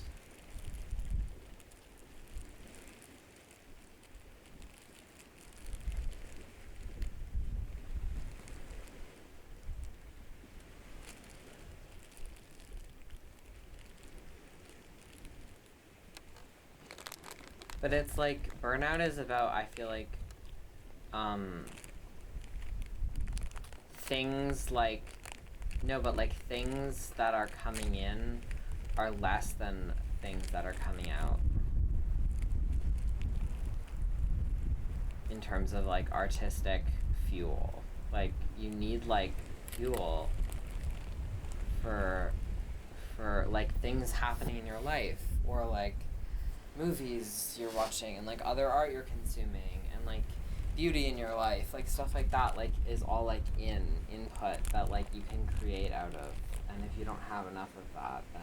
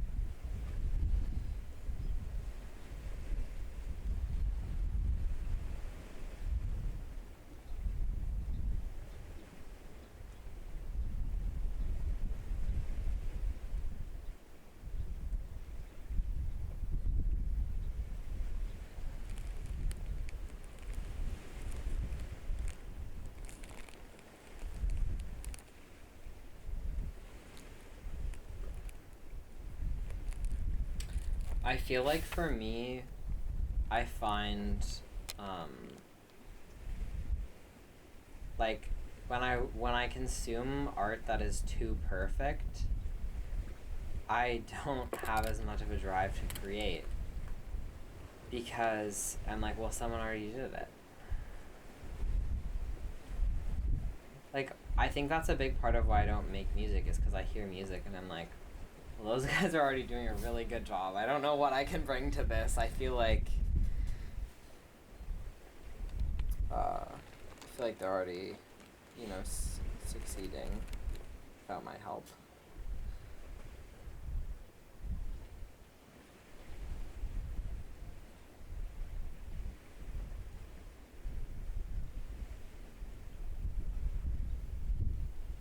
Mm-hmm.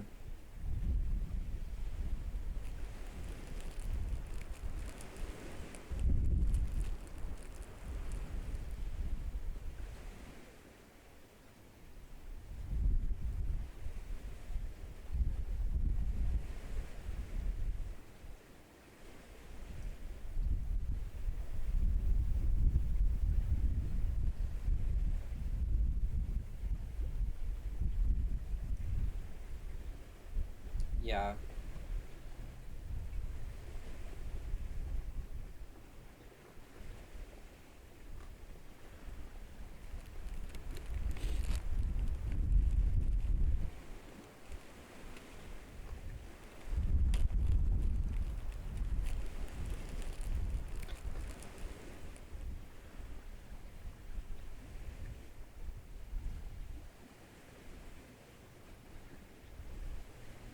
Yeah.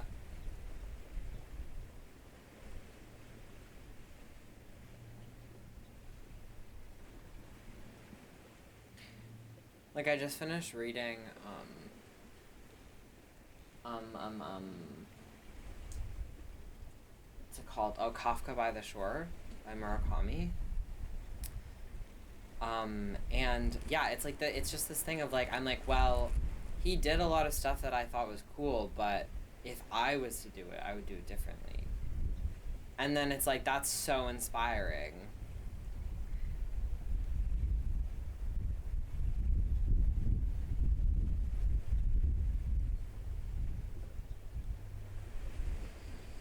Should probably go do some work.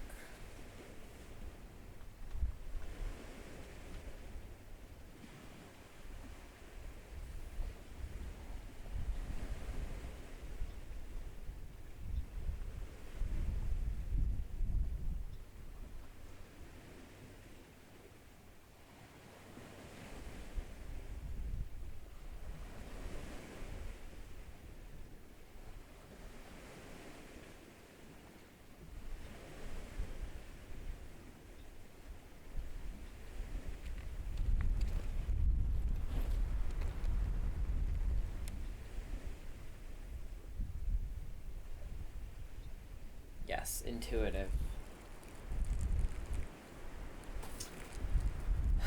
Well, I look forward to hearing it.